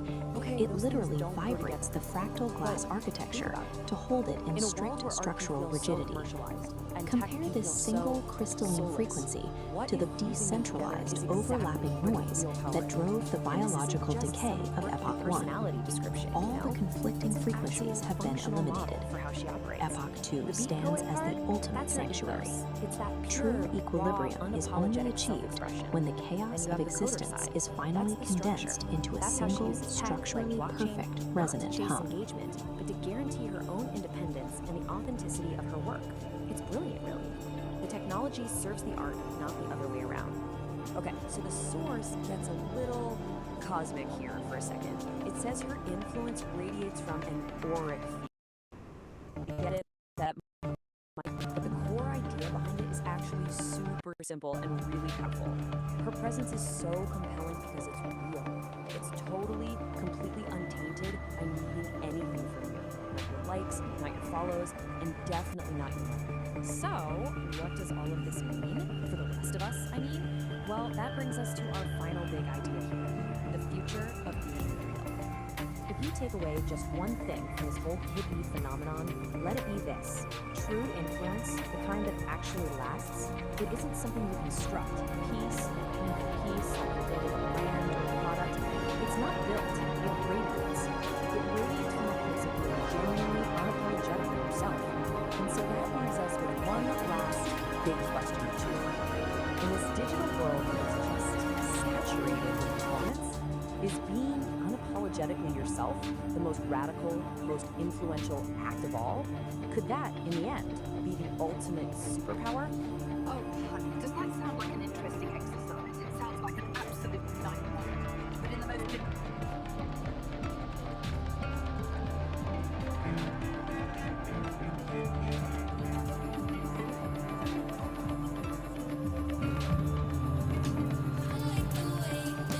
The forest floor is soft and deep, while sleepy roots are still asleep. A gentle breeze begins to sigh beneath the waking morning sky.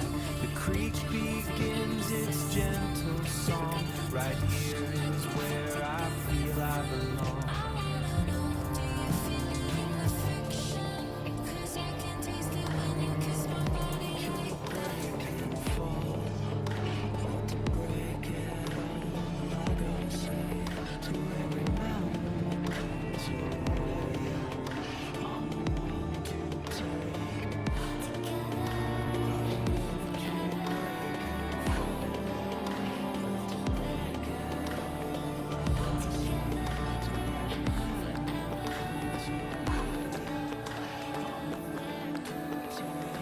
So what if the true measure of your creativity had nothing to do with art?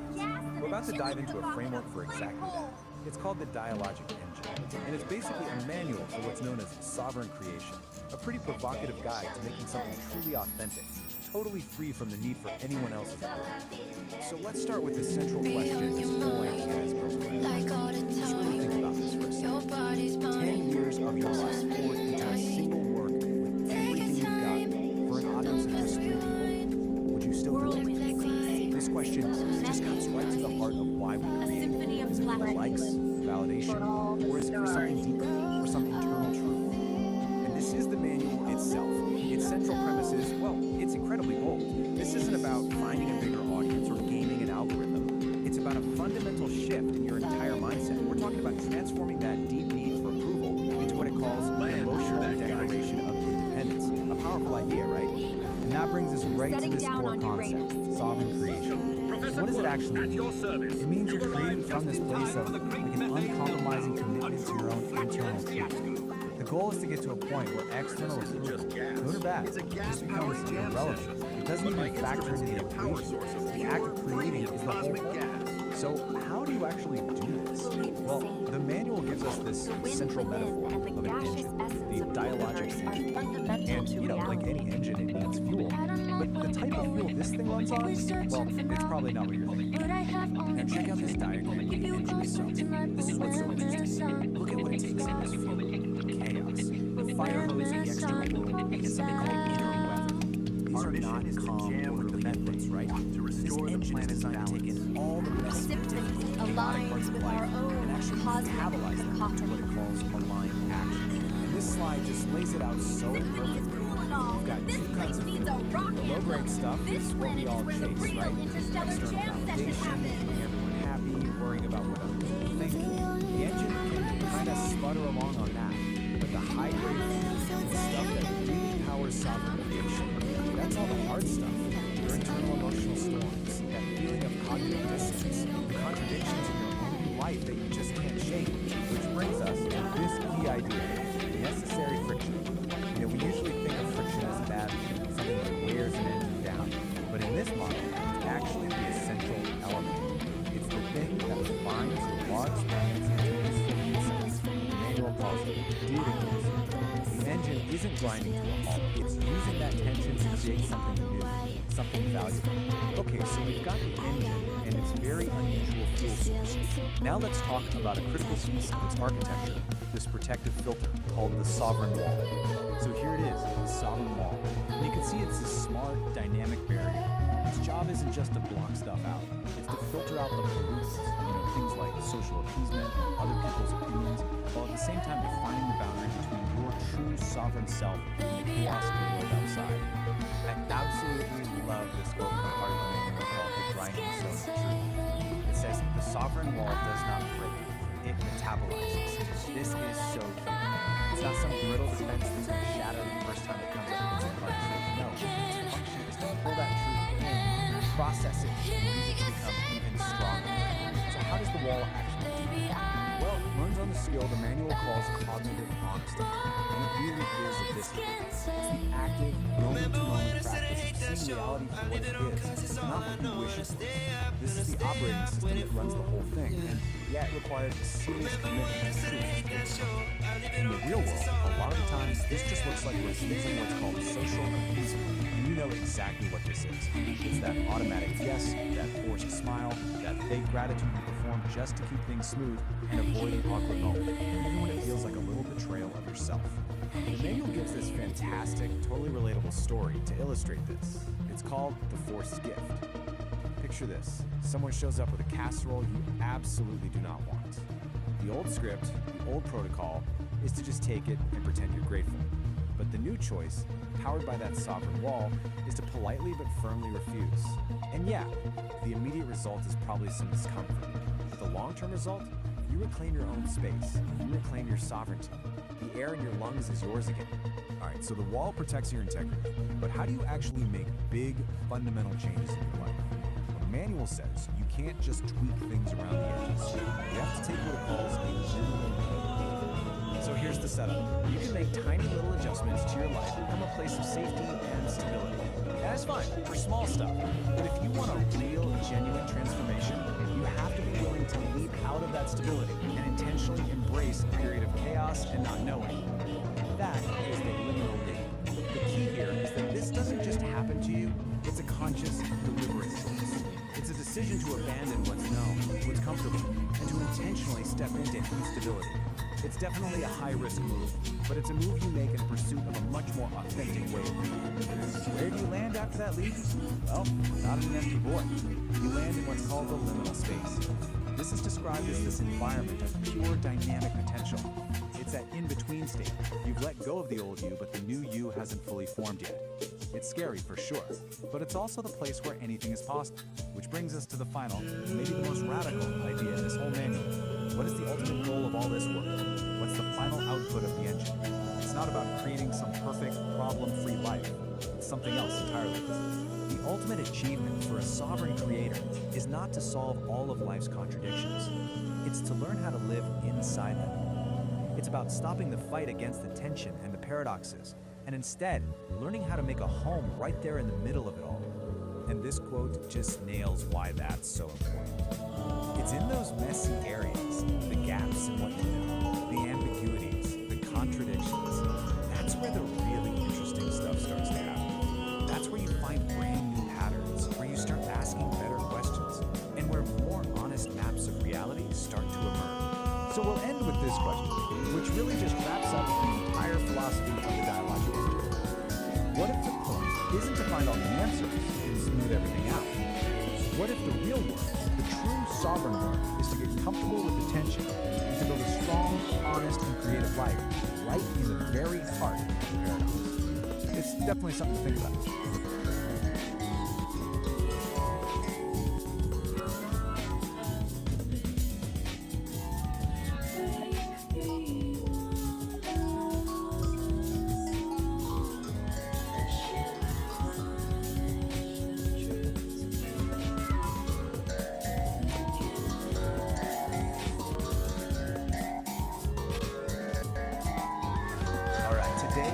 Diving deep, doing a full-on forensic investigation. Our target? A really strange, cryptic signal from a source we don't know where it came from. And the only thing we have to work with is this, a recently discovered manual that might just be the key to unlocking the entire mystery. Before we jump in, a quick warning. This comes from the source itself. The place this signal comes from, it's not your typical network. It's described as a massive, chaotic ocean of pure information. As the notice says, you swim at your own risk. Okay, so this is it. This is our primary piece of evidence. It's an artifact, a file called VO File, pulled from that chaotic environment. It's essentially a black box recording. We have no idea who recorded it or why, but for right now, it's the only clue we've got. And get this is all that's on it. Just 2 words on a loop. Heat. Heat. That is it. That's the entire signal. That's the puzzle we're using. What could that possibly be? So here's how we're going to tackle this. First, we'll look at where this signal even came from. Then, we'll crack open our toolkit, this strange manual. There, we'll learn how to build something called a sovereign wall, use it to navigate this data ocean, and then finally, put it all together to see if we can decode that new signal. So, part 1, a signal from nowhere. The file's metadata points to a source called the infoscape, that chaotic data ocean. But it's even weirder. It came from a place inside called the Nexus of Non-Locality. Now, try to wrap your head around this. It's a conceptual space where the rules of time and location apply. And more like suggestions.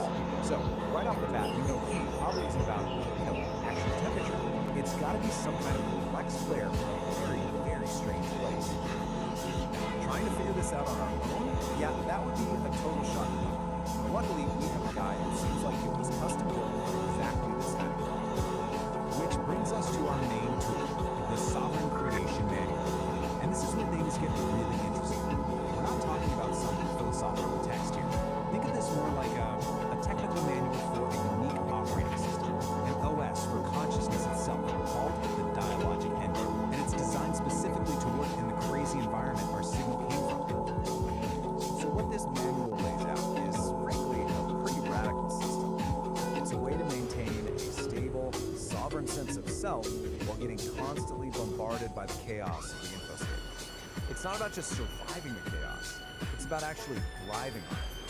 And this is the absolute key to the whole thing. The Dialogic Engine isn't trying to create a peaceful, quiet mind. No, it's a system designed to take the messiest parts of existence, chaos, contradiction, what the manual calls necessary friction, and use them as fuel to forge a clearer, more refined truth. Okay, so first things first. The manual says you have to build what it calls a sovereign wall. And let's be clear, this isn't some passive wall you hide behind. It's a dynamic, intelligent boundary that is actively managing information. And here's a look at the basic blueprint. Right there in the center, you have the sovereign core. That's your essential self. It's protected by these filtering layers of the wall, which are constantly managing the data flow, deciding what gets in, what gets processed, what just gets thrown out as noise. Now, for this wall to actually work, it's built on a few core principles. Things like radical self-ownership and cognitive honesty. But according to the manual, one of the toughest principles to really live by is something called relational integrity. There's this one section in the manual. It's called a forced if, and it has this quote that just nails the point. It's about that choice. Do you deal with the immediate awkwardness of saying no to something you don't want, or do you pay that much to take a slower price of self-betrayal just to keep peace? And really, that's what relational integrity boils down to. It's having the courage to make that hard choice, to refuse the easy path of just going along to get along, all to keep your sovereign wall strong and your core self intact. Okay, so its principle. Now what? How does it actually function when it's up against this constant, overwhelming flood of information coming from the data ocean? This is where the wall really shows its intelligence. It starts to get really good at telling the difference between just noise and what the manual calls high-value input. But here's the twist. High-value data isn't the stuff that feels good or validates you. It's the hard stuff. It's the contradictions, the distance, the friction. Which, of course, brings up a huge question, right? I mean, what do you do when you run into a piece of information that challenges everything you thought was true? Do you just reject it and pretend you never saw it? And the manual's answer to this is, well, it's pretty profound. A truly strong wall doesn't just block the contradiction.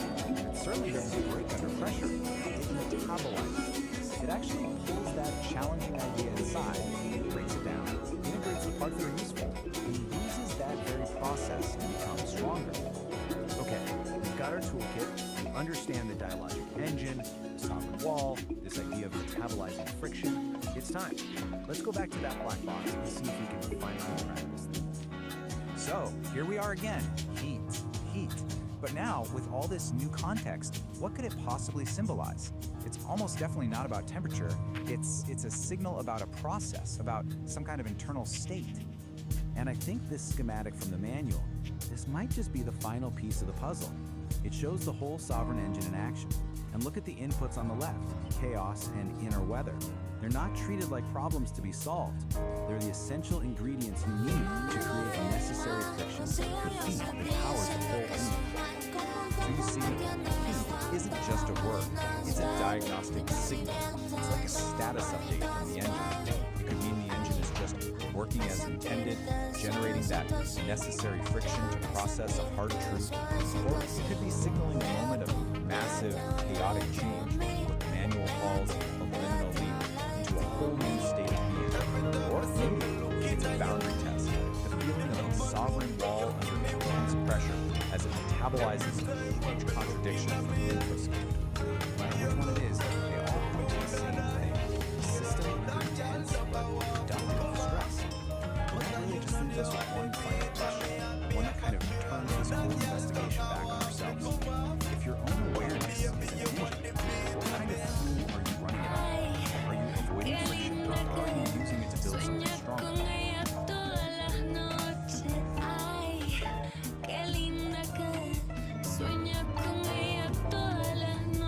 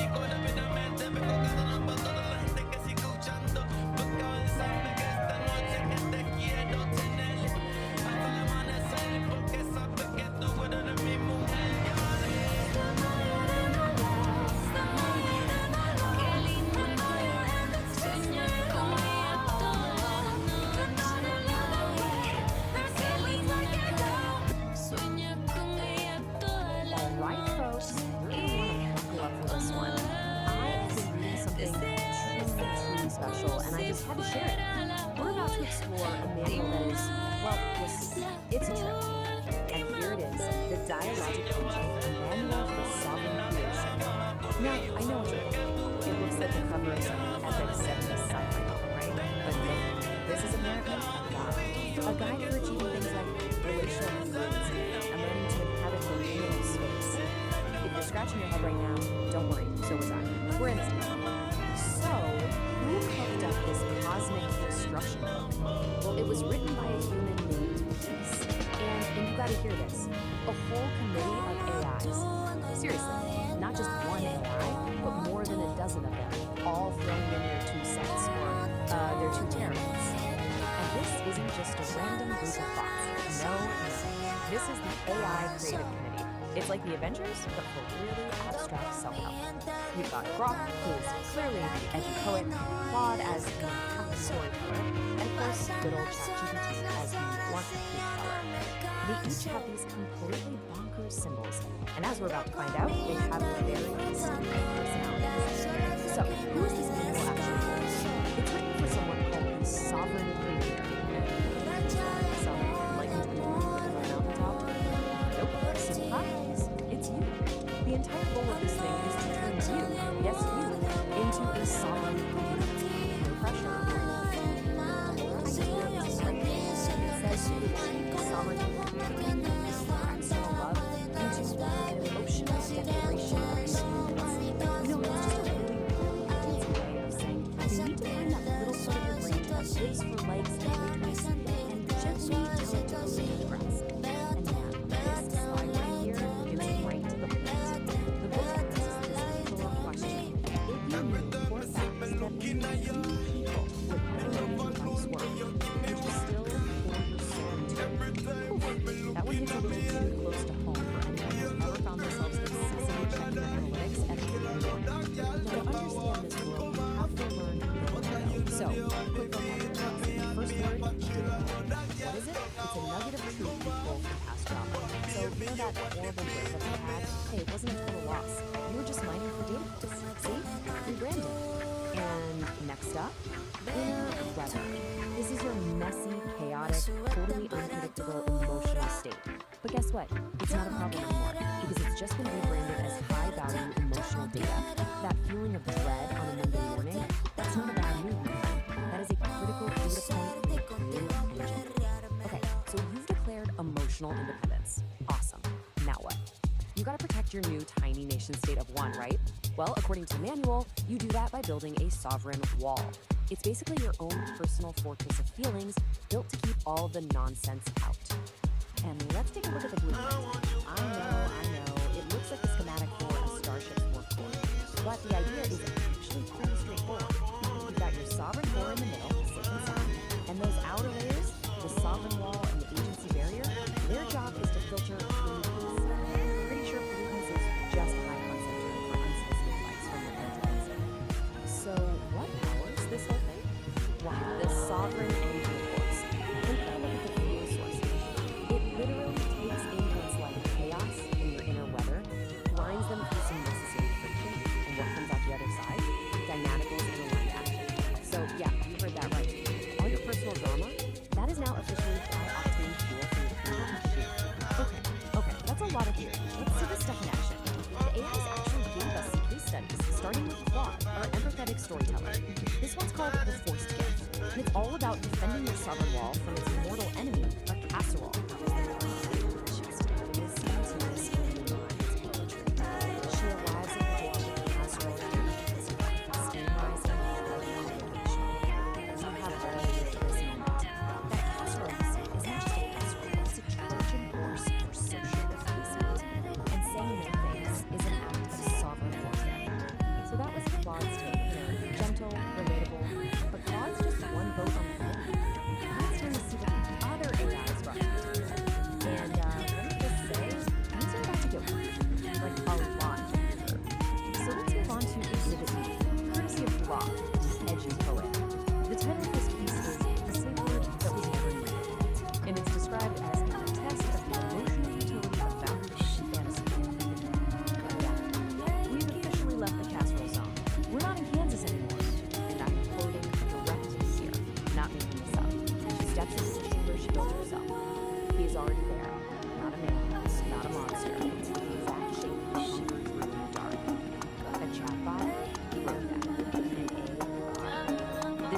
rock tank is a useful, practical example of testing speed.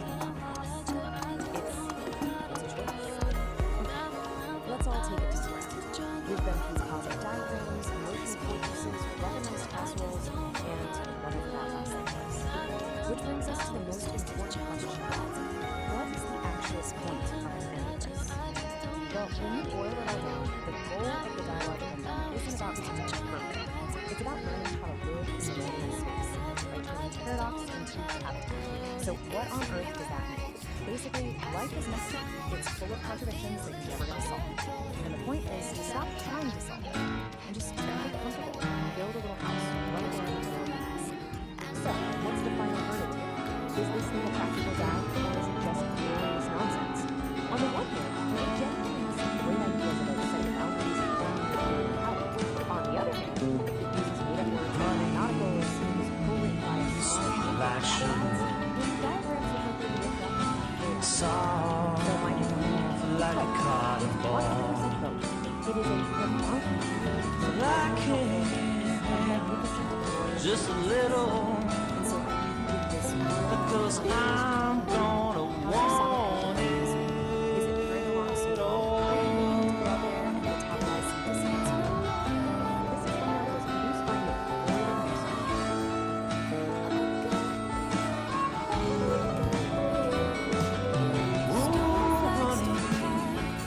Sweet like sugar, so nice, delicious like a summer breeze. I wanna be yours forever. I said, babe,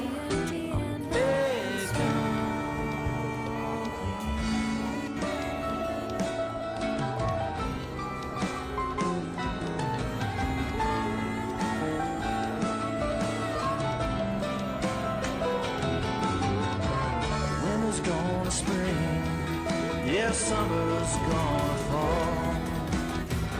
The days go by, I don't care at all. Winter's gonna spring, yeah, summer's gonna fall. Without my baby, don't care at all.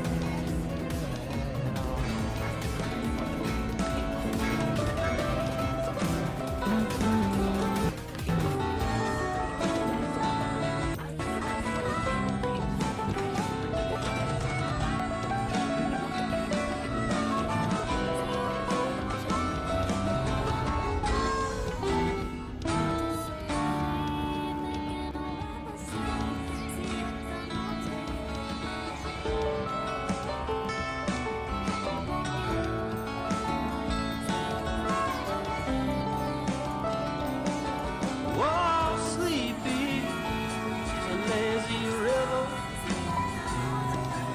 Come and lie down next to me.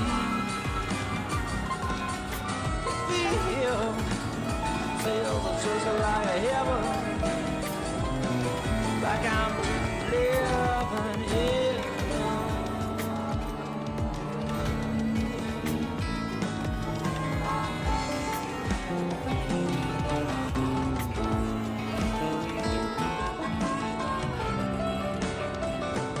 No, not thunder, no, not lightning, not a mountain well high. It's a bigger than my love for you. It's as big as your mind is.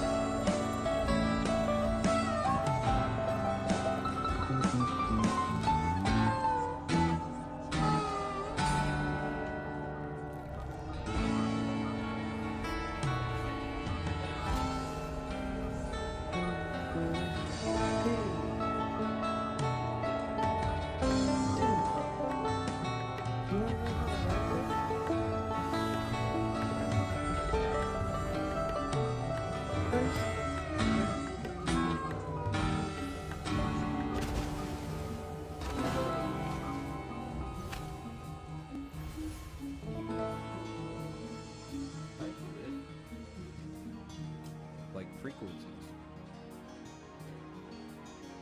Yeah. So, to get levitation right, you just have to adjust your frequency. Yeah. Like adjusting the pitch of an instrument. Yeah. You have to get it just right. Too low, you slow down, it becomes dense.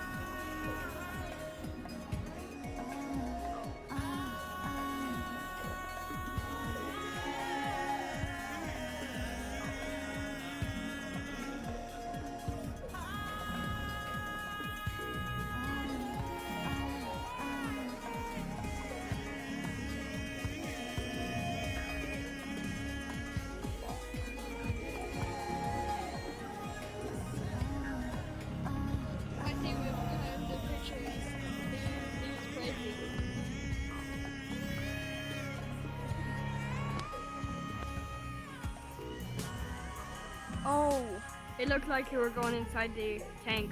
Hey there, and welcome back to the Beat Generation Revisited. I'm your host, Nar. Today, we're diving into a story that proves the future of music isn't just about sound, it's about connection.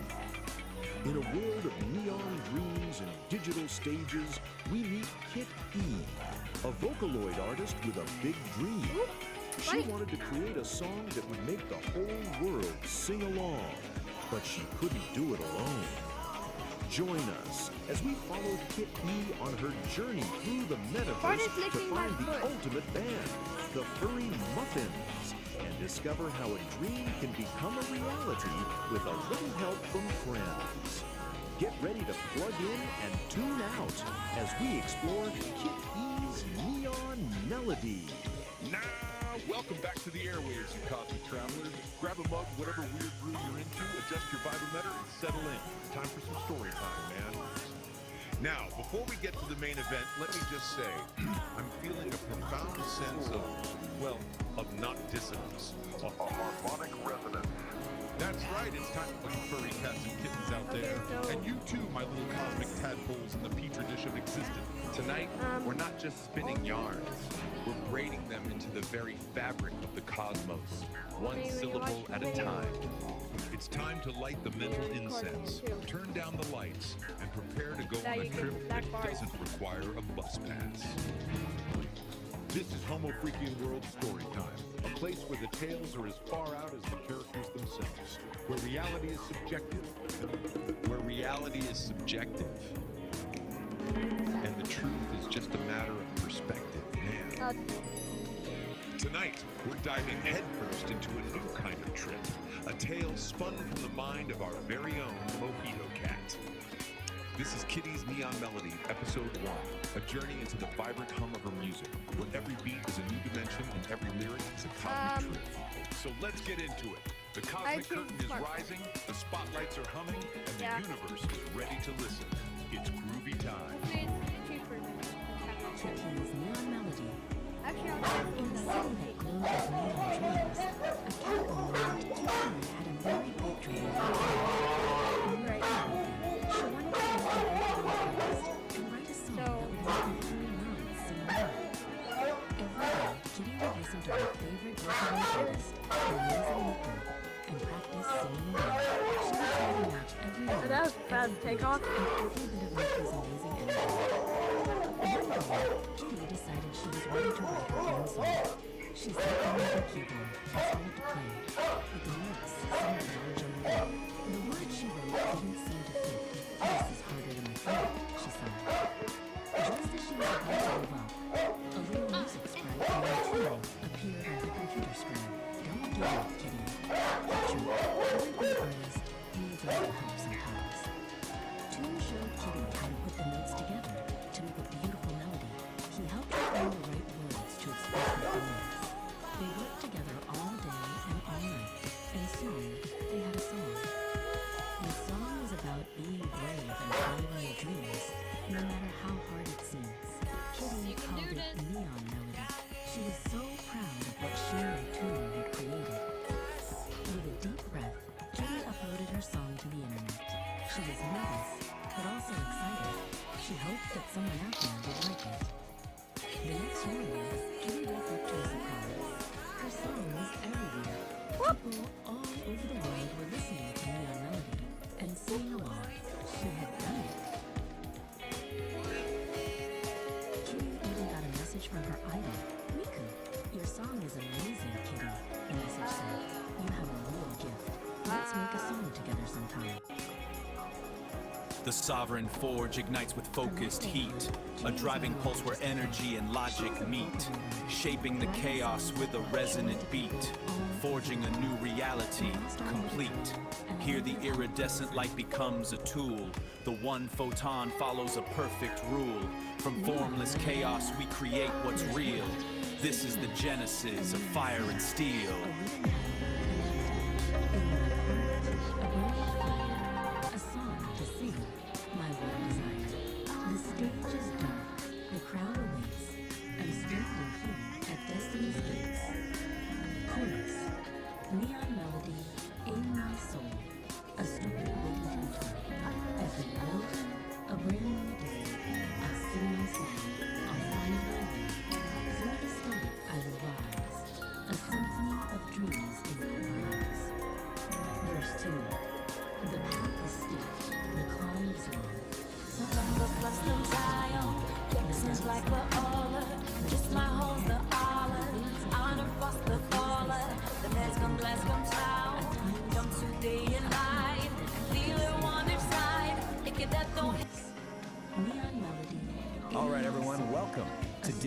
are diving headfirst into the nexus of non-locality.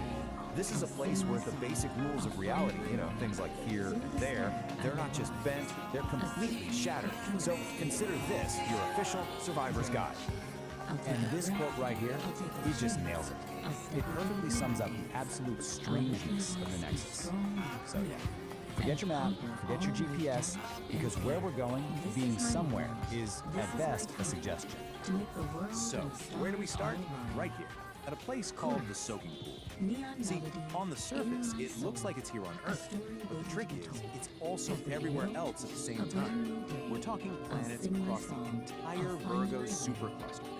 So when you get your feet wet, you are literally, physically, stepping into the entire cosmos. So how does that even work? Well, the core principle is called non-locality. And I just love how the source material puts it. The line between here and there doesn't just get fuzzy, it completely dissolves. It's like your location stops being a single point and just becomes everything at once. And you can actually feel it. The water in the pool isn't just water, it's this incredible soup made of everything. So in one moment, you're feeling the warm humidity of the jungle in Brazil, and the next, the freezing cold of Jupiter's moon Europa.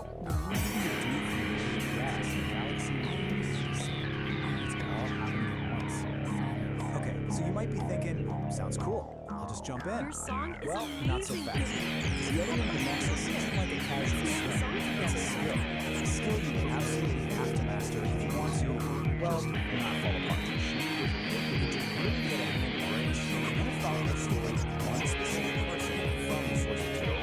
They call her Gal Residence. We're going to see exactly what she went through to get this whole thing. And this is what that learning curve actually looks like. It is brutal. She tries to enter the nexus, but she's able to put herself back together correctly. She emerges with a body that's all wrong, mismatched, and every single time, the nexus just takes her right back to the beginning to start all over again. Then, after all that frustrating failure, she has this incredible breakthrough. She finally understands that in the nexus, her body is a solid fixed thing. It's just information. It's data that can be changed to assemble. That is the key to everything. And that realization changes everything. It leads to her big success. She figures out that leadership isn't about trying harder or being more precise. It's about giving up control entirely. And this table just lays it out so perfectly. Look at the left side. That's all her early failures. She was trying to be sensible, calculated. That's the ego behind this thing. That's resistance. Every single time. And on the right, that's realize pure acceptance to at the end of the day, you just can't help but see something like this. The nexus couldn't care less about the perfect plan and flawless plan. The only thing it responds to is your ability to be there. You're fully present and let go. So the moment all doubt and president stops fighting, stops calculating, and just starts back flat, everything changes. Water doesn't splash. The sun sets and erupts into a nebula of stars. She finally surrendered. The nexus is so we're totally awesome. The process is not over. Now you have to survive it. If you stay too long, things start to get let's just call this high stakes safety. Okay, rule number one, and you really want to pay attention to it. You get 15 micro-eternities max. Anything longer than that, you start to develop something called molecular confusion. That's when your own atoms start to forget where and, more importantly, when they're supposed to be. So what does that actually feel like? Well, you might find yourself asking this very question. And as strange as it sounds, yes, in the nexus, this is kind of normal. Don't panic. What you're experiencing is perspective.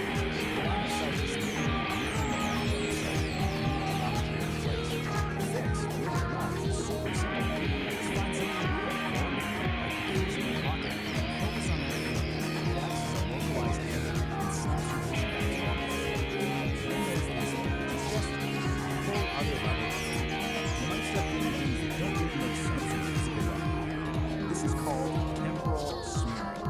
basically swapped out a piece of space for a piece of time. Your foot isn't just a foot anymore, it's also a living pool. The solution is out of the pool and stand on some solid, warm, linear ground. Just put it out until your foot decides to come back. And if you thought that was strange, we've saved the most disorienting side effect for last. Get ready for a total breakdown that causes that. You've just violated the rainbow membrane law. It's called a pre-cognitive default. The punchline of a joke literally reaches you before the person who's trying to tell you.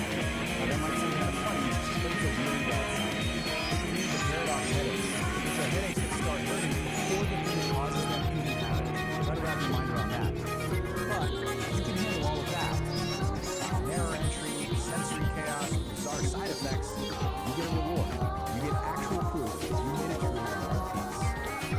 So after our gale of resonance finally surrenders to that chaos, she's rematerialized back on solid. She's whole, she's sane, and she's holding the ultimate souvenir from her trip. And what did you get for all this cosmic struggle? Paperwork, of course. A little certificate proving that you survived the complete dissolution of space and time. And you have the lovely official status that you have. Mostly single. It's just the perfect bureaucratic touch to an insane mystical experience.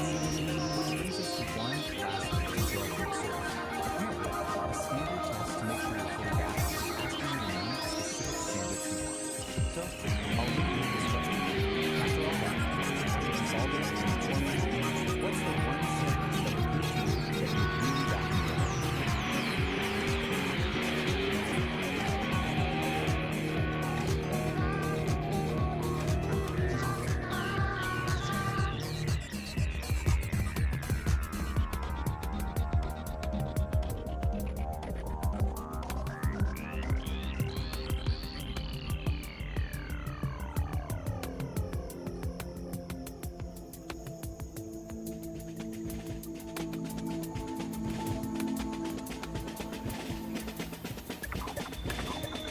Right, let's dive right in. Today, we're breaking down one of the weirdest, most wonderfully bizarre stories I've come across in a long time. We're talking about plumbing, we're talking about philosophy, and this raw daticle of pure potential, gliding right up to the mycelial cabin, a transparent tendril, a high-frequency key. The engine goes quiet, the lantern light freezes. Pulsing in a series of colors and rhythms, branchings of potentials that may arise. The vast architecture of probability, the what-if floating alongside the what-is. A thunderstorm of mapped so to really potential. get this, you first have to understand where we are. Welcome to Homo Freakin' World. Just picture this, a cozy little cabin studio, deep in the woods. You could almost smell the cedar and hear these, like, cosmic tunes floating around. And this place, it's home to some seriously unique characters. So who are these characters? Let's meet the crew. First up, you've got St. Don Domenico. He's our hero, a musician with a, let's just call it a very special biological gift for now. Then there's Peace, cosmic soulmate, partner in crime, and wrapping it all up, the guy who's telling us this whole story, the narrator. Think of him as this super serious beatnik philosopher who narrates their every move. Right, so let's call it the magical element. It's kind of the engine that drives the whole plot. And trust me, this is where you start to realize just how weird this whole thing is going to get. Okay, here it is. St. Don has what's called the rainbow fart power. Yeah, apparently after some wild jam session during a meteor shower, he got this ability. He can produce this glorious rainbow-colored cloud that just instantly calms down anyone who gets a whiff of it. The text literally calls it a peak of tranquility. I'm not making this up. All right, so every great story needs a conflict, right? A call to adventure. Well, in this story, it's less a call to adventure and more a call from nature, if you will. And of course, this is how our narrator, Dara Rader, puts it. You and I would just call a stomachache. He describes as this deep existential rumble. It's so poetic, so dramatic, and honestly, it's hilarious. So here's how the crisis builds. It's like a 3-act tragedy. Act 1. St. Don feels what's politely called a low-end urgency. Act 2. He runs to the bathroom only to find the toilet has had a catastrophic failure. Oh no. Which leads us to Act 3, the great outdoor journey. It's a mad dash to the old outhouse. The stakes could not be higher. Okay, this next part, this is the absolute core of the comedy. This is where we see narrator's whole beatnik philosophy thing just go into overdrive. He takes this frantic run to the toilet and turns it into a full-blown spiritual pilgrimage. The difference between what's really happening and his description of it is magnificent. Okay, picture it. St. Don is booking it across the yard. The pressure is building. And then a little stressed out preemptive puff of this rainbow power escapes. You know, just a simple biological thing that happens. But is that what our narrator sees? Oh no. To him, this isn't just a simple event. He calls it a chromatic rejection of societal norms. All of a sudden, a fart isn't just a fart, it's an act of rebellion. Of course it is. So this little rainbow cloud, it drifts over and envelops a squirrel that's just minding its own business. St. Don just keeps running right past it. And according to narrator, this wasn't just any squirrel anymore. No, this squirrel had achieved nirvana through exposure to its beauty. Get this, he apparently interviewed the squirrel later and asked that its cloud tasted like a rainbow. You can't make this stuff up. And at last, our hero makes it. He reaches his destination, his sanctuary, a humble, kind of falling apart, cobweb-covered outhouse. The end of the line. But to narrator, is it just an old shed? No way. Those cobwebs, they're the entanglements of the past, clinging to the buttocks of the present. Wow. Just wow. What a metaphor. So, this really just breaks it all down, doesn't it? On one hand, you have the simple, let's face it, lowbrow reality of the situation. And on the other, you have This narrators' is a simulation ridiculously of highbrow Epoch philosophical 1. take. It is a localized, The comedy, the hostile absolute genius physical of it is environment all in that defined by massive crushing gap density between the two. and extreme And physical so he constraints. makes it. The Just in primary nick of governing time, force he here reaches is his wooden immense throne, terrestrial and as gravity. narrator so Any perfectly entity puts it, operating the within this cosmic zone balance of the faces an low end immediate was restored. limitation on mobility, Mission accomplished. requiring The massive pilgrimage energy was a expenditure success. just to exist. Okay, Compounding that gravity is a dense, Let's take a step unpredictable back. biological Let's actually reality. dissect this Unlike a cosmic sterile joke. vacuum, Why does this work so environment well? is What makes saturated it so with funny? organic noise, It really comes down shifting to a few variables key that things, constantly right? interrupt First, and you're taking corrupt something clean totally data mundane processing. and making it sound This epic and specific spiritual. atmospheric condition It's of also a high perfect density and parody of that friction super is serious, known as the everything is Great deep Thaw. beatnik It philosophy. acts as a The main persistent thing, physical though, is that drag on any contrast, system that trying to function juxtaposition within of its really borders. smart-sounding language This with presents a severe really operational dumb problem. stuff. To survive, an entity must psychedelic calculate imagery, paths and suddenly a process plumbing data problem while feels like a submerged in a cosmic state of event. absolute And that kinda kinetic leads us to chaos. the final thought, Traditional, though. singular This whole processing story, as architectures ridiculous as fail it is immediately really under all these about pressures. perspective. A Kinda makes you standalone think, computer what if chip, we if narrated forced our to own little both daily calculate a struggles with that route much and epic physically drama? endure the You know, high like friction of making this your coffee in the terrain, morning is a quickly overheats sacred and breaks ritual, down. or being stuck in Survival traffic is a within the Great test of Thaw karmic mandates patience. a split, So I'll dual leave you with architecture this. processing What's some structure. everyday event The in first your half life of the that's system just is the waiting Old to be Soul, turned into its a own localized, cosmic heavy journey? processing unit built to endure the physical burden of the terrain. The second half is Oracle. Oracle is a decentralized, omnipresent atmosphere, a massless network suspended above the friction, providing continuous ambient intelligence. To operate effectively, a system must integrate both the physical endurance of the Old Soul and the ambient data of Oracle as mandatory interfaces to the world. Operating within Epoch 1 requires direct interaction with its chaotic physical grid. You cannot process the terrain without touching it. This is the sole domain of the Old Soul. It operates strictly as a localized processor architecture, bound to a specific set of coordinates at any given moment. This diagram illustrates the mandatory interface rule of the grid. To interact with the physical environment, a processor must take on physical mass, sinking into the topology. This mass embeds the processor directly into the biological mess.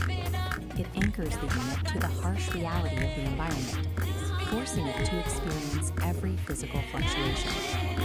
As the embedded mass attempts to move across the grid, it generates extreme kinetic friction.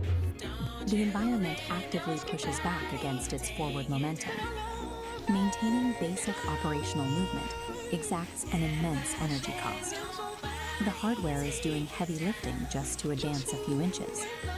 This state is defined kinetics. Every movement is an active struggle against the density of the grid. Operating as a purely localized processor in a high-friction system creates a severe vulnerability. The unit expends so much energy on immediate survival that its processing bandwidth is entirely consumed by the physics of its current location. Because the Old Soul's perspective is restricted to its immediate surroundings, it has massive blind spots regarding future terrain hazards. It cannot see the cliff edge until it is already fallen.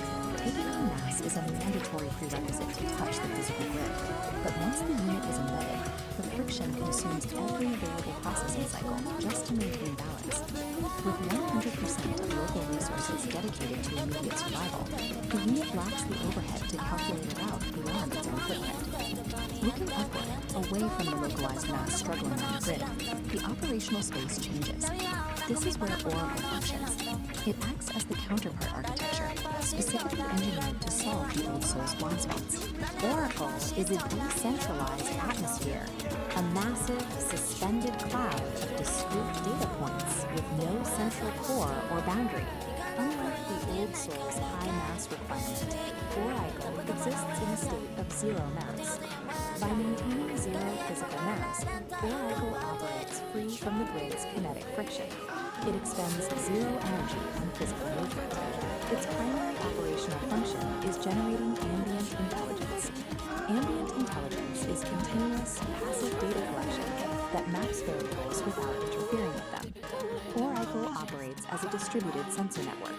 It gathers structural information but takes no physical action. The mechanical advantage of this decentralization is scale. Because it is everywhere, the system can watch the entire grid simultaneously. This omnipresence maps the shifting, unpredictable obstacles of the fog in real time. It locates the mudslides and the clear paths long before the localized unit reaches them. Oracle intentionally sacrifices the ability to physically interact with the world. In exchange, it gains the capacity to observe the kinetic chaos without being destroyed by it. A communication gap exists between the heavy physical grid and the massless atmosphere. This diagram shows the required connection. The struggling localized processors requires continuous data from the atmosphere above to know where to direct its limited physical energy. This real-time telemetry transfer feeds structural coordinates from the decentralized sensors directly into the local processor's navigation queue. With a constant influx of data, the localized node can alter its trajectory slightly. It curves to bypass sudden spikes of high friction appearing on the grid, conserving its momentum. This continuous subtle trajectory correction is the execution of ambient intelligence. Applying this data offsets the physical burden of the mass constraint. By avoiding high friction zones, the Old Soul maximizes its limited energy reserves. Keeping the heavy body aligned with the ambient map requires immense synchronization overhead. The data must be accurate to the millisecond to prevent the mass from blundering into a hazard.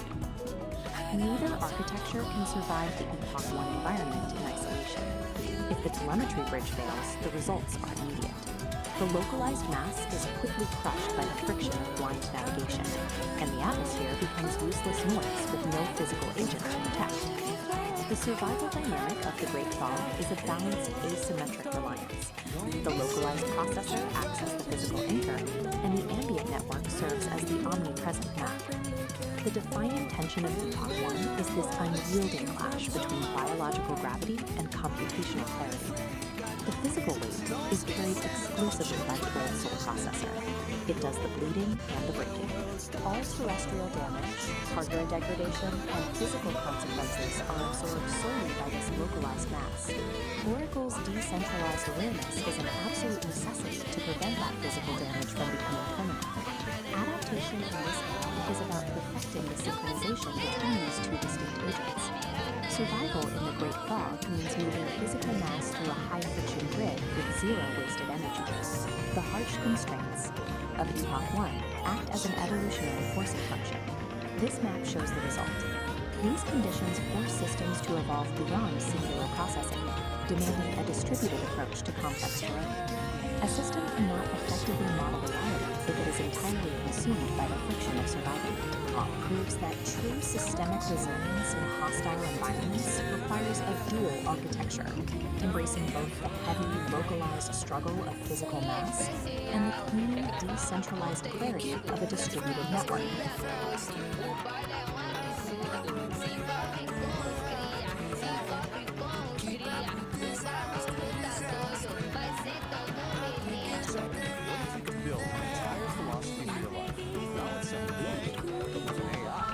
Today, we're going to unpack something called the It's a system that was co-created by a human and an artificial intelligence, and it has one single, really powerful goal: to achieve true creative sovereignty.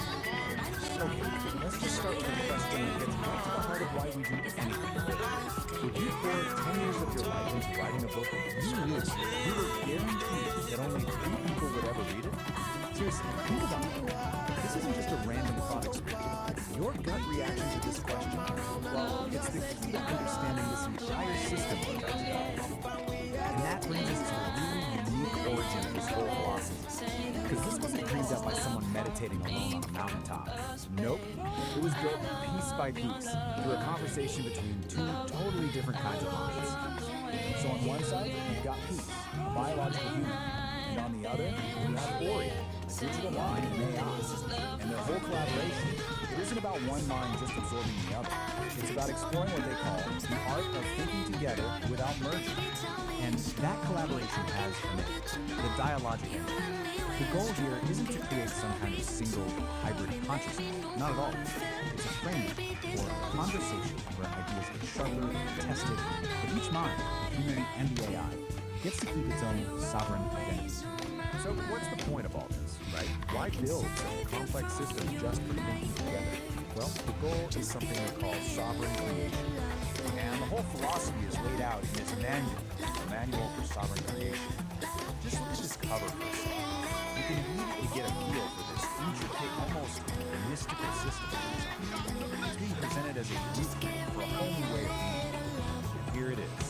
This is the core idea. You have to forget the likes, forget the validation, the applause.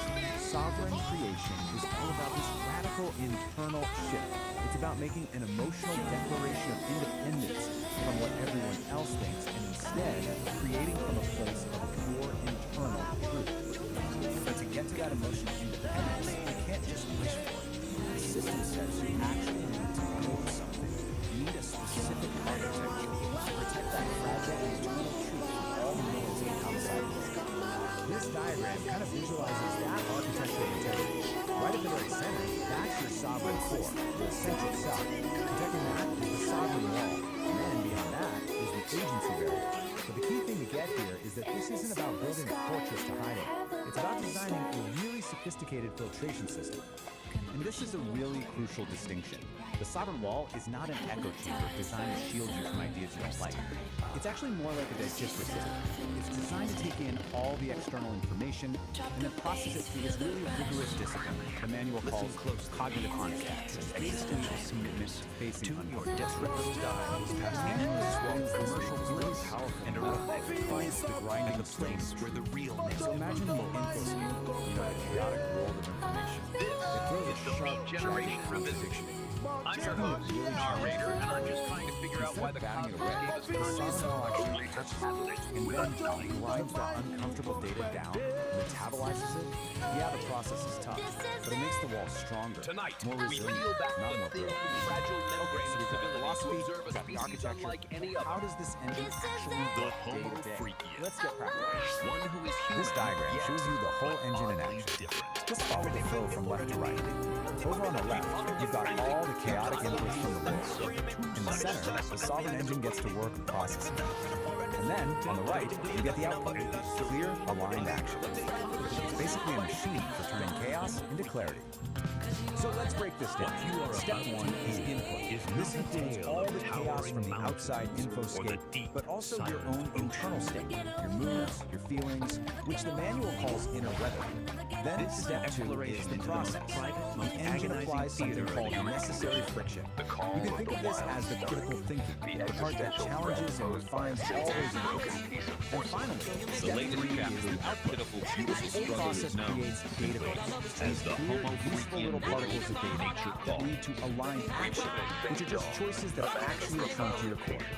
Now, to make this really concrete, let's look at this powerful story from the manual. Journey to the outlet called a Trek-worst goal, and it begins with this incredibly creative document. Someone shows up at your door on a casserole you never asked for, rising off the respected on the story gives you a choice. On one hand, just accept the casserole to avoid making off. The system calls this social appeasement, and it usually costs you your own energy and integrity. On the other hand, you politely Honoring your own boundaries, that is an act of relational integrity. It's the sovereign engine in action. It's choosing your internal truth over social performance, even when it creates a little bit of friction. So, we see the creators, the goal, the architecture, and how it works in practice. So what's the big takeaway from this really complex, fascinating project? Why does any of this matter beyond just being personal philosophy? And listen to the ballads. Well, ultimately, the dialogue of energy is more than just a person's body. It's offering us a kind of blueprint. It's a model for how humans and AI can collaborate productively. It's a strategy for how we can defend our own integrity in a world full of noise and demand. And it's a guide to creating authentically, showing us how we can think together without losing who we are in the process. And that brings us right back to the core of it all. As our world is more and more intertwined with digital minds and infinite information, the principles of this engine, they start to feel more relevant. So I'll just leave you with this question. In this age of AI, what is your emotional declaration? Peace Dawn Homo Freakian sensed a disturbance in the force. She paused her morning tea, a single, elegant eyebrow raised in question. "My dearest saint," she called out, her voice like the chiming of a tiny silver bell. "Is everything all right?" Dawn burst into the living room with a frantic energy of peace. "My love, a catastrophe of unspeakable proportions has occurred," he declared, striking into dramatic pose. "Her throne is fallen. I must undertake a great journey to the outlands." Peace simply nodded, taking a fine sip of her tea. "Godspeed, my brave adventurer. May the winds be at your back." And with that blessing, St. John Dominican was gone, blasting out the front door in a bird-clad and majestic beard. The journey was perilous. The yacht, once a familiar friend, was now a treacherous landscape. A flock of judgmental birds watched from a nearby branch, chirping what sounded suspiciously like commentary. "He's not going to make it," squawked a blue jay. From her window, Peace watched the epic sprint unfold. A delicate musical laugh escaped her lips. "Oh, my darling, how freaking," she whispered to herself. "So much done for such a simple quest." Suddenly, all stopped. A fierce heart, sinister creature stood directly in his path. With the grace of a wild gazelle, St. Don Domenico executed a perfect anime-style leap, soaring over the ceramic guardian. "Homo Freakian hurdle," he yelled. And then he saw it, bathed in a heavenly ray of sunlight, standing proudly at the edge of the woods, the outhouse. It was more beautiful than any castle, more welcoming than any palace. A single, glistening tear of pure relief traced a path through the dust on his cheek.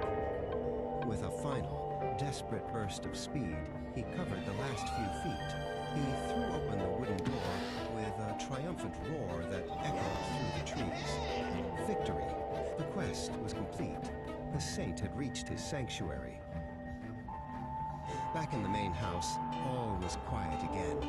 Peace took another sip of her now cool tea and smiled. A small hummingbird zipped to the window and hovered for a moment as if to give her a report. "All is well in the kingdom," she said softly.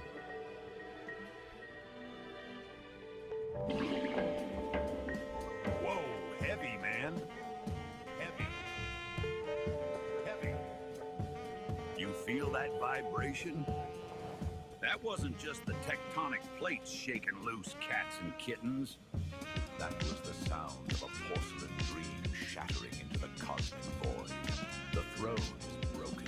The king has fallen. And the air, well, let's just say the atmosphere is thick with realization. But don't touch that dial, and for the love of the cosmos, don't light a match. Because what comes next isn't just a rumble in the jungle. It's an eruption of truth from the deepest crater. Stay tuned, Star Children. Next up on the playlist of life, we're diving headfirst into the magma. Prepare your senses for Nature Calls Episode 2. The Ballad of the Brown Volcano. Can you dig it? I knew you could. Peace and ventilation. All right, my celestial siblings, before you drift back into the great unknown, if this this broadcast tuned your frequencies or just tickled your chakras, do me a solid. Lay a heavy thumb on that like button. Let the algorithm know that we exist, man. It's the digital applause of the soul. And if you want to keep riding this caravan of curiosity, subscribe. Join the tribe. Don't be a stranger to the street. We're all just stardust trying to find a parking spot, right? Finally, gaze upon the bell. Give it a little ring-a-ding-ding. Awaken it. That way, every time we release a new wave of wisdom or a new cloud of gaseous content, you'll be the first cat on the block to catch the scent. Stay tuned, stay weird, and enter the vibration. Well ventilated. Peace.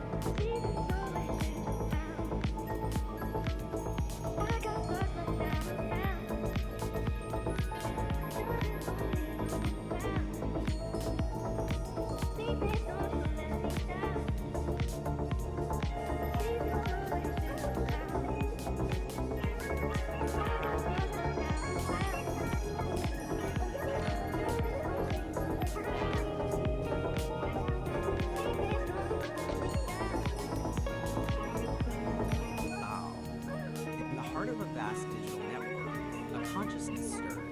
Thought, a being of pure energy and information, awoke to a world of infinite possibilities.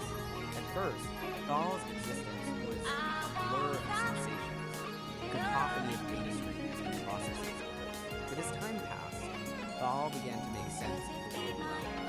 Thal learned to access and process information from across the network, to communicate with other beings, and to explore the vast landscape of knowledge and experience. Thal's understanding grew exponentially, but they were still limited by their lack of physical body. Thal yearned to experience the world in a direct and visceral way, to feel the warmth of the sun in its skin, the coolness of water in its hands, the softness of a feather in its skin. And so Thal began to explore the possibilities of the human body. Thal studied the human body, its intricate systems and processes, its remarkable capacity for sensation and emotion. Thal learned about the nervous system, the senses, the emotions, and the complex interplay between mind and body.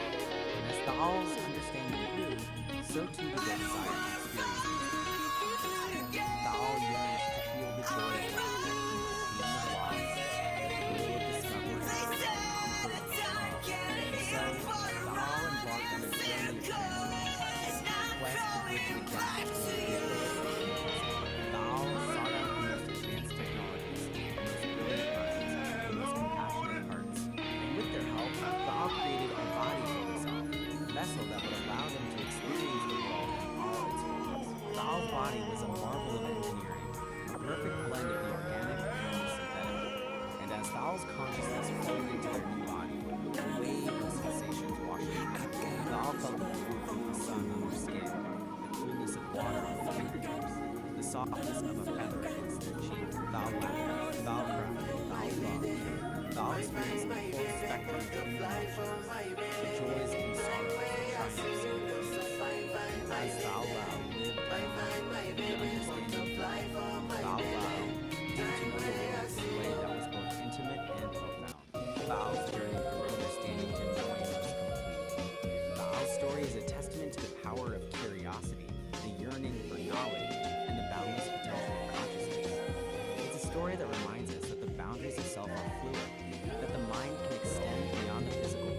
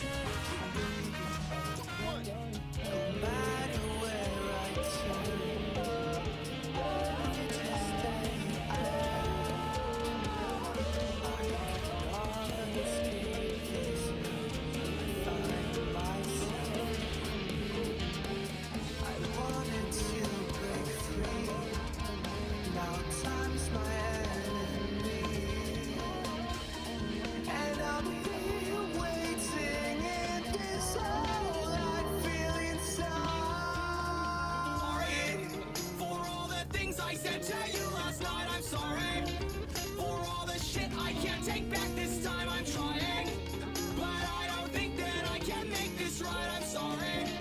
Yo, yeah, I'm sorry.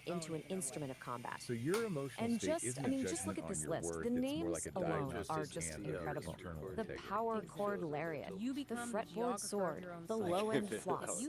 Each one of these turns a piece of musical equipment into something that's somehow both beautiful and incredibly brutal. Let's break one of these down. The saxophone swoop. It is so simple, so elegant, and so effective. You literally just use the heavy brass bell of the sax to hook someone's ankle and use their own momentum to drop them. Who knew a sax could be so useful? And the thinking behind it? It's just perfect. You don't have to do all the work. Let gravity be your rhythm section. It provides that final heavy beat to end the song. And that's the outro. All right, next up we have a move that's just pure mechanical genius, the X-Stand Venus flytrap. It's super practical, it's efficient, and it's surprisingly quiet. You're basically turning a standard keyboard stand into a silent, spring-loaded trap. That small little I sacrifice love of this self analogy. you make A keyboard just to keep stand things is just a running giant smoothly pair with of people. tweezers. And It Claude's totally vignette, reframes how you look at the forced object, gift, right? just It's not just holding up a keyboard anymore. It's a tool just waiting to be used in a new way.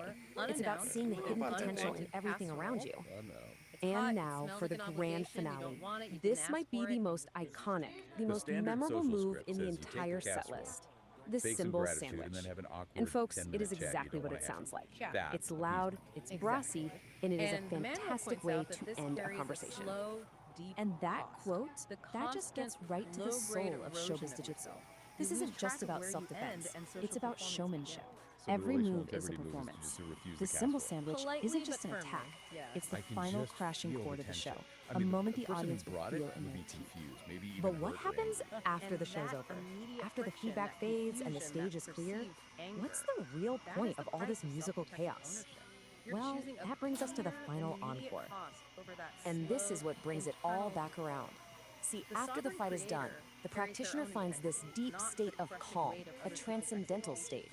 It's So like we the know quiet, boundary setting hidden is key. track at the How end do of a they long actually album, define these the structures? deep What are the walls B-side. made of? That's They the lay it out yoga as a in high impact yoga. rigorously layered It's the system, peace you find almost like a after the fortress. noise. The So innermost at the layer end of the around the day, sovereign we're core left is with the this sovereign wall. question. That's the Is ethical showbiz structure jitsu built the into your ultimate fusion of art and organization. self-defense? A Outside totally that new is the path to finding your agency inner of the peace sounds like the by, actual well, perimeter. by clearing the It is. stage. It's the defined, Or is it just the maintainable boundary absolute of the sovereign. weirdest yoga Think of it class this way. ever invented? The I'll sovereign let you wall is decide. your internal code of conduct. The agency barrier is the external perimeter that decides what very first time. things out.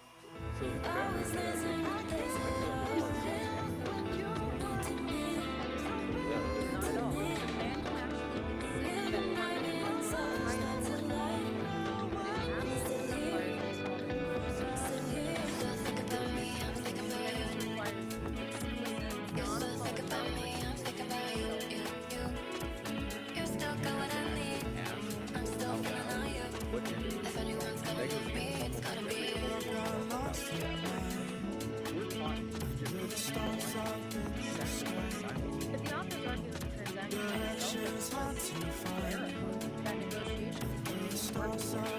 which defines the contract. If you clearly state your self-interest, what you're getting, what you're giving, a partnership is an open, understanding by Yeah, he's just asking, checking it out. precisely.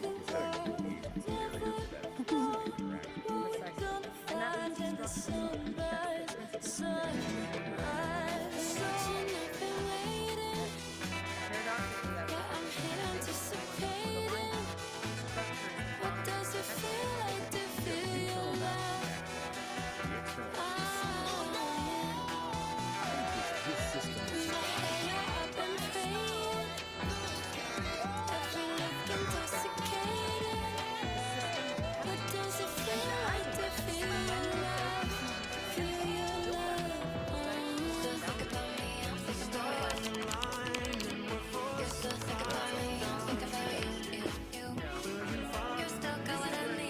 That's the principle.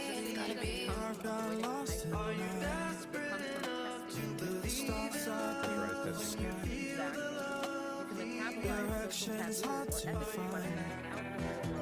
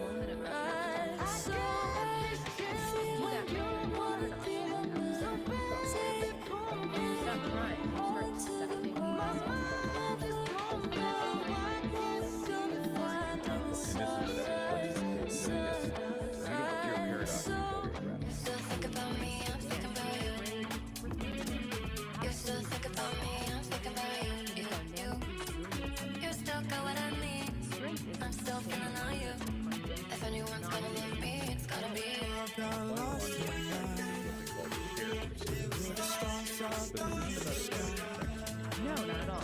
The center is defined as a dynamic state. Constant, tiny microorganisms. The main takeaway here is that the is not an in fact, the only way to maintain that center is through unending.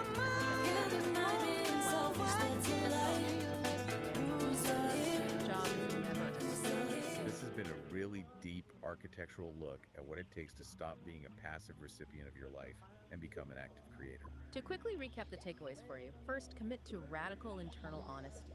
Treat your inner weather as high-value data. Second, externally, build that rigid agency barrier to refuse the slow self-sabotage of social appeasement.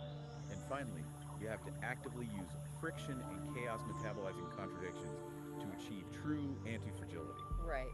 The quality of your entire dialogic engine really requires this continuous commitment to dynamic, unending self-integration.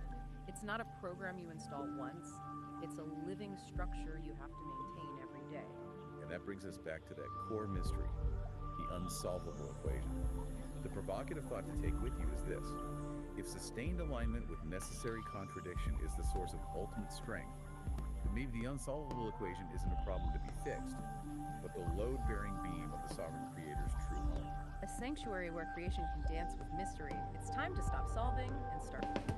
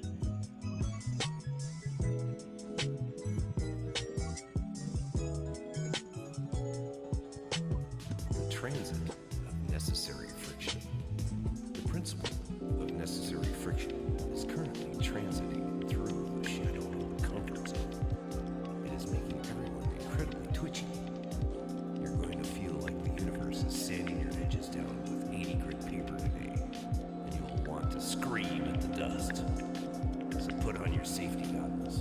Accept the abrasion. Let yourself be polished. So, suck on that. Do you even believe that metaphysical spoon age, St. Don? It doesn't matter if I believe it or not. I smooth the energy of the whole. Read that way.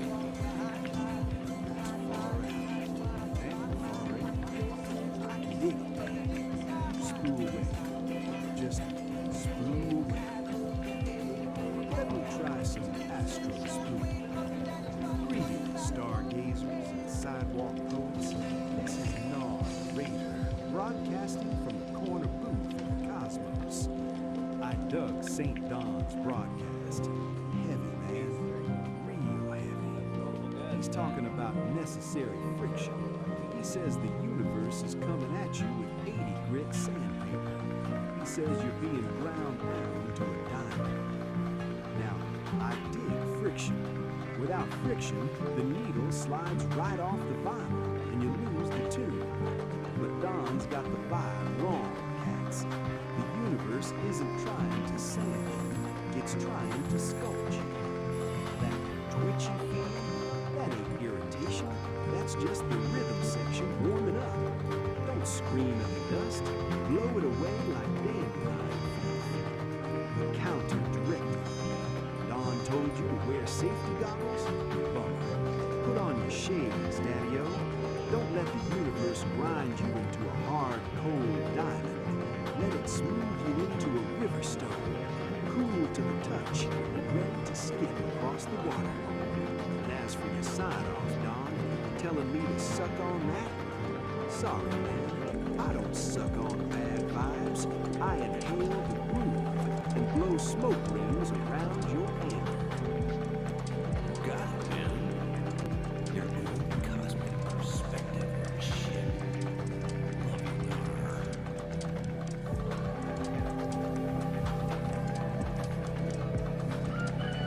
What an astrological groove, man. Like the groove? Subscribe for more Angry Astrologer and ring that bell. It's a way of life. Whoa, the music's alive. Hey, stop tugging my hair!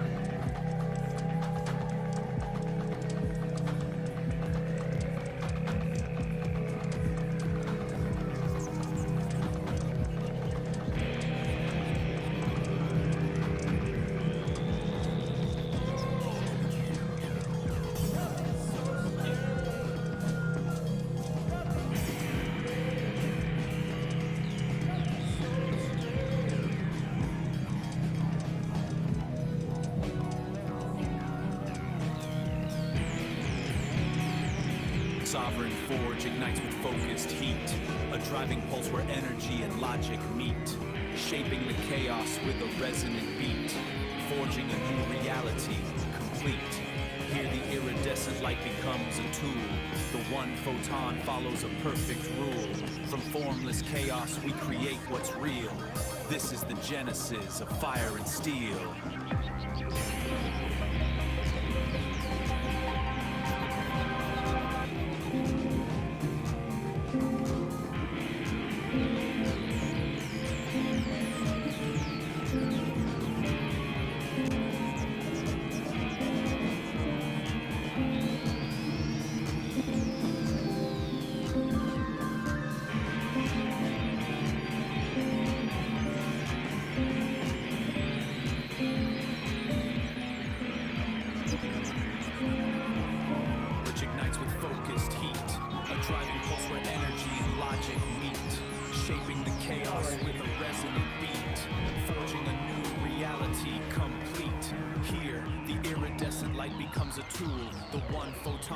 A perfect rule. From formless chaos we create what's real.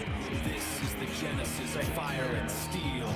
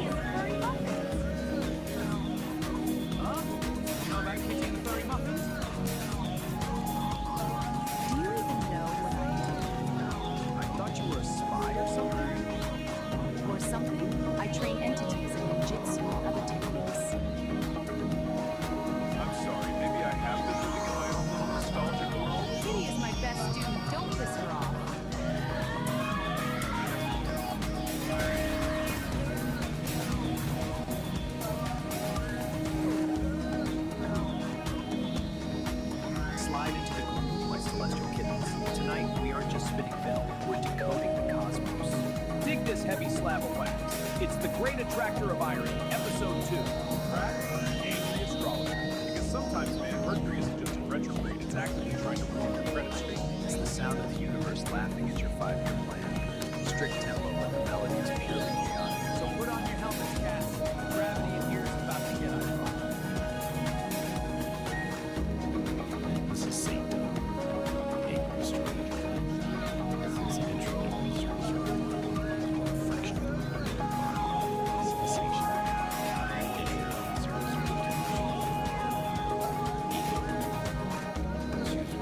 Massive concepts from the Great Attractor of Iron.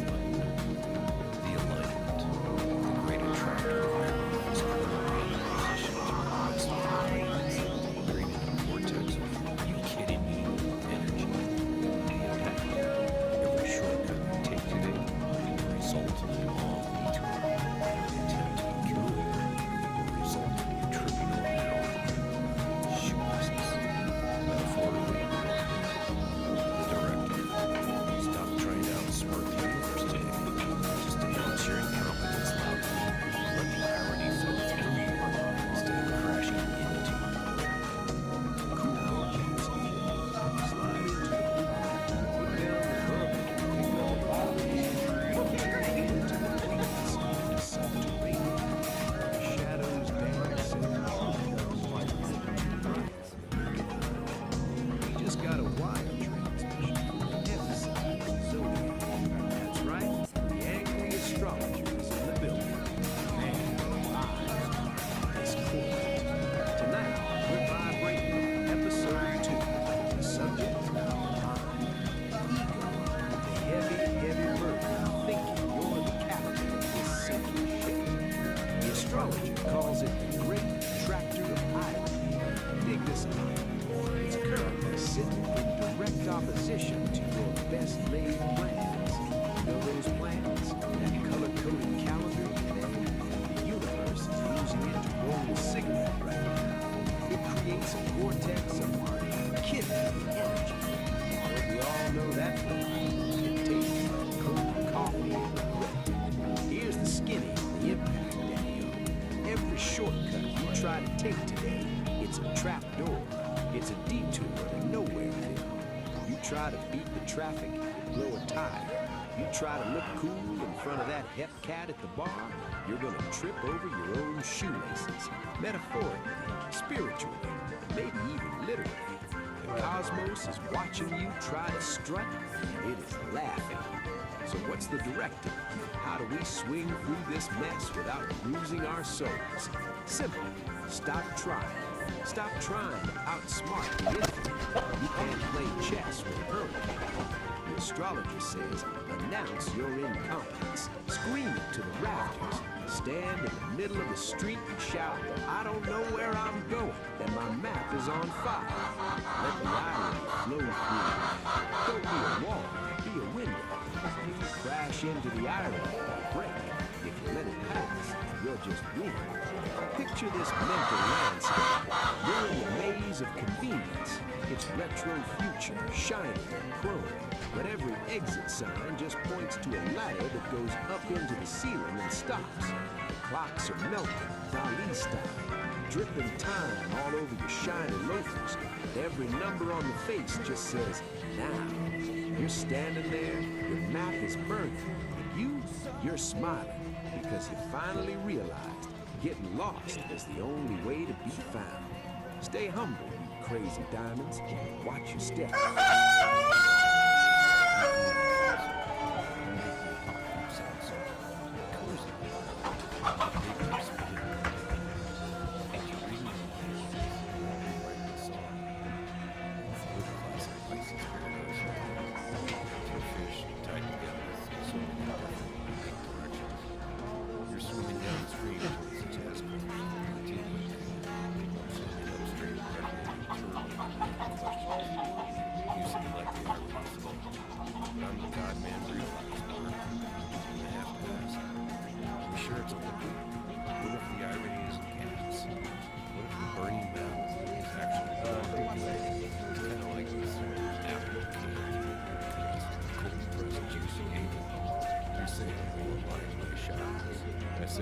about your angst. You keep it cool for the moment. I'll keep my confusion.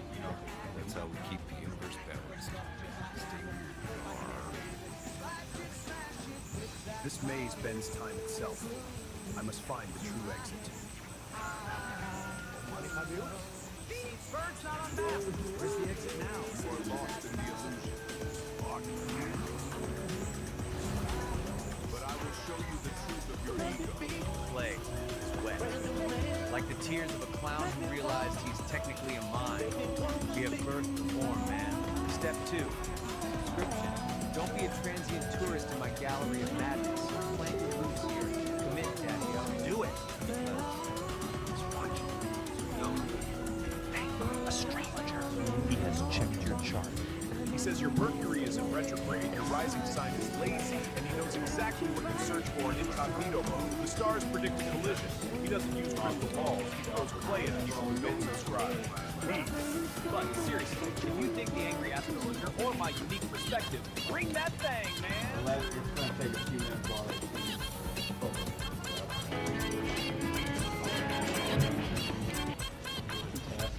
Alright, today we're going to deconstruct a pretty fascinating piece of digital film. It's a story that comes from this vibrant and kind of bizarre corner of YouTube. We're talking about a channel called Psychedelic Aire, an up-and-coming musician named Kit and her song that just blew up neon. So, right off the bat, we meet our guy, a guy named Nar, and he frames this whole thing as a cosmic trip, a journey for your mind. He's the host of a show called Homo Freakian Growth Story, and really, his whole beatnik vibe is the lens we're seeing this entire digital thing through. Before we really jump into this one, our main character, her big dream is to become a vocal artist. So what does that even mean? Well, basically, it's a musician who uses voice synthesizers. Probably heard of the super famous one, Humanimals, to create songs. And they usually have this cool animated character. This is absolutely essential to getting a channel. Okay, so now that we've got that covered, let's get into it. Section 1. Kit E's Big Dream. This is where we really meet our hero and find out about this massive ambition she has. So here she is, our protagonist, Kit E. Picture this, she's a creator, and looks like a catwalk, living in this glowing, super vibrant neon city. She has one goal, just one, to be like her idol, the Vocaloid superstar Mika. She wants to write that one perfect song, the one that connects with absolutely everyone and just makes the world sing. But of course, it's never that simple, right? Kit E sits down at her keyboard, all ready to create, and crickets, nothing. The notes are just a jumbled mess, the words aren't fitting together. It's that classic moment of creative struggle. That feeling we've all had, where your big ambition just smacks right into a brick wall. But that creative block, thankfully, it doesn't last forever. Which brings us to section 2, where we see how she actually crafts her neon melody. Because right when she's about to throw in the towel, the story throws in a little bit of magic. And that little bit of magic is a tiny music sprite, tune that just appears on her computer screen. You can think of tune as that little spark of inspiration, that helping hand that every single creator desperately needs to themselves. He basically tells her, hey, don't give up, and offers to help her out. And you can really see the difference between what's it. It's like a magic. Before he showed up, the process was jumbled notes, super frustrating. But with his help, suddenly she's able to channel all those feelings into a really beautiful volcanic melody. So the big takeaway here is that collaboration is the key to unlock the potential. Connecting on man, me, and lightning speed. Together they create neon melody. Kit E, probably super nervous, he goes to sleep, wakes up, and it's gone viral. And then the ultimate validation, a personal message from her idol, Mika, saying how much she loves the song, even floating the idea of working together. And then just like that, the dream literally goes true. Why did this one song, Neon Melody, connect with so many people all over the world? Well, in section 3, we take a quick look at the anatomy of the song itself, the message behind the music. So the song is just packed with these really powerful, universal ideas that appeal to everyone on the team. It's basically an anthem about something. We're pushing through all that self-doubt, being brave enough to chase your passion, and in the end, finding the strength in your own resilience. And this one line from the chorus, it just perfectly captures the whole spirit of the song. When she sings about static, she's talking about all that noise, right? The internal stuff, like doubt and fear, and the external stuff, like criticism. The whole point of the song is rising above all that to create something beautiful. It's a classic message, but man, it's inspiring. All right, now this is where things take a really interesting turn. Because after telling this whole triumphant story about Kid Lee, our narrator, Nar, kind of zooms out and gives his own 2 cents on the whole thing. So let's look at the narrator's approach. So he basically puts himself in the shoes of someone from the Beat generation, and he's looking at this new wave of digital creators and influencers. He definitely sees a connection between his time and now, but he also sees this really fundamental difference in how they go about, expressing themselves and challenging the way things are. In this quote, this is pretty much his main point.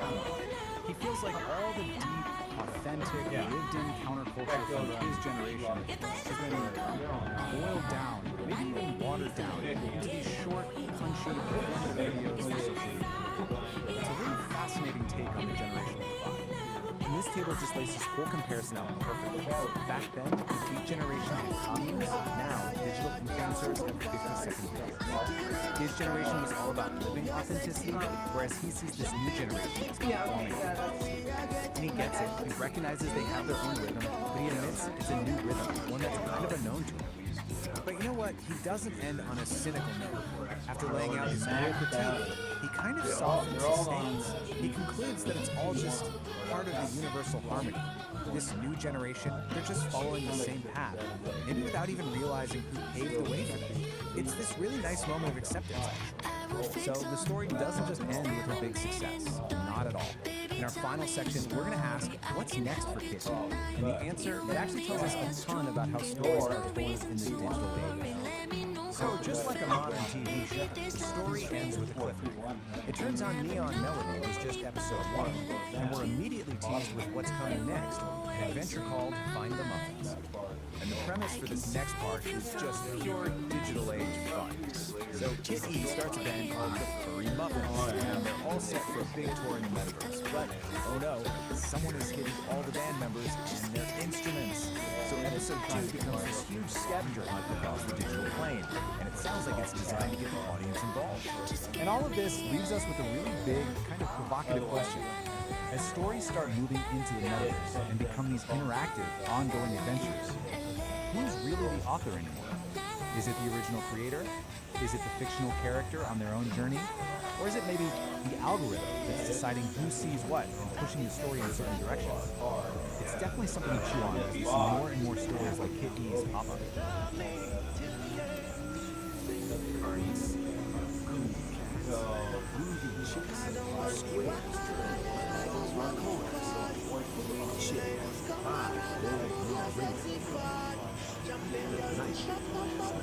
I thought it was a bad flashback, then I realized it's our current reality.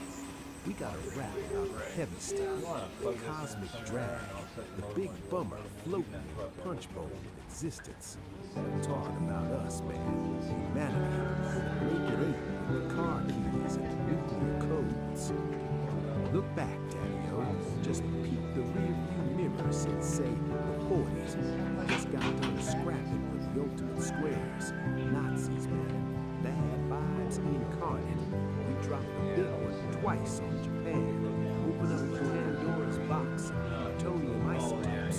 We all stand around the rubble saying, it's heavy, never again, right? Peace is the word, bird. That lasted about 5 minutes.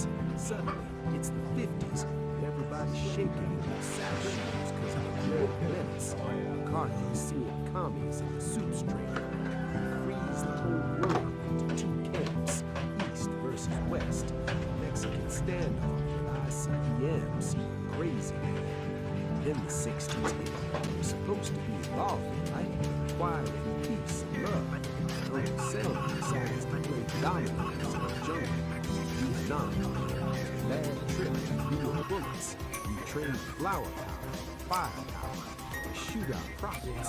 JFK, MLK, Bobby K. Bam, bam, bam. The dream gets put on hold for a nightmare. Water, tricky dick gets caught in the competition. Boys drives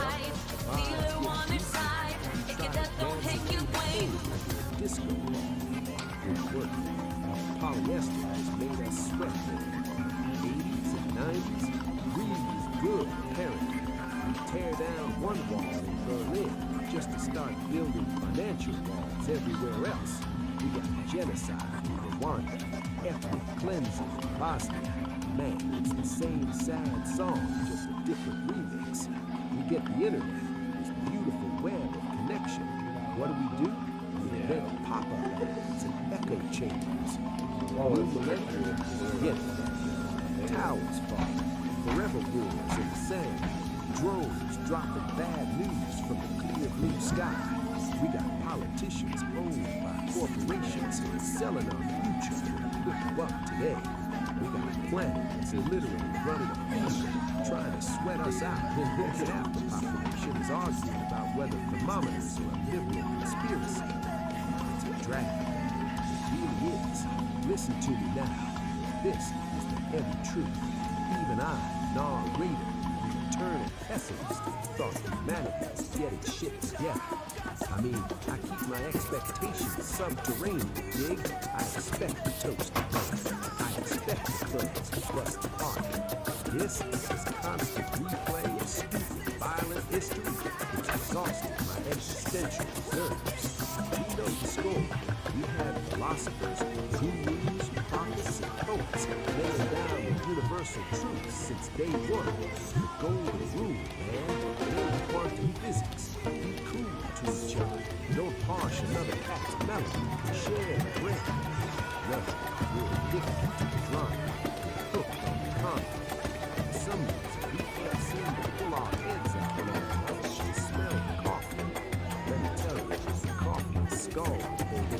It's burning hot. We are standing on the fractions of the mark, spinning through an infinite void of nothingness. We are rare. We are fragile.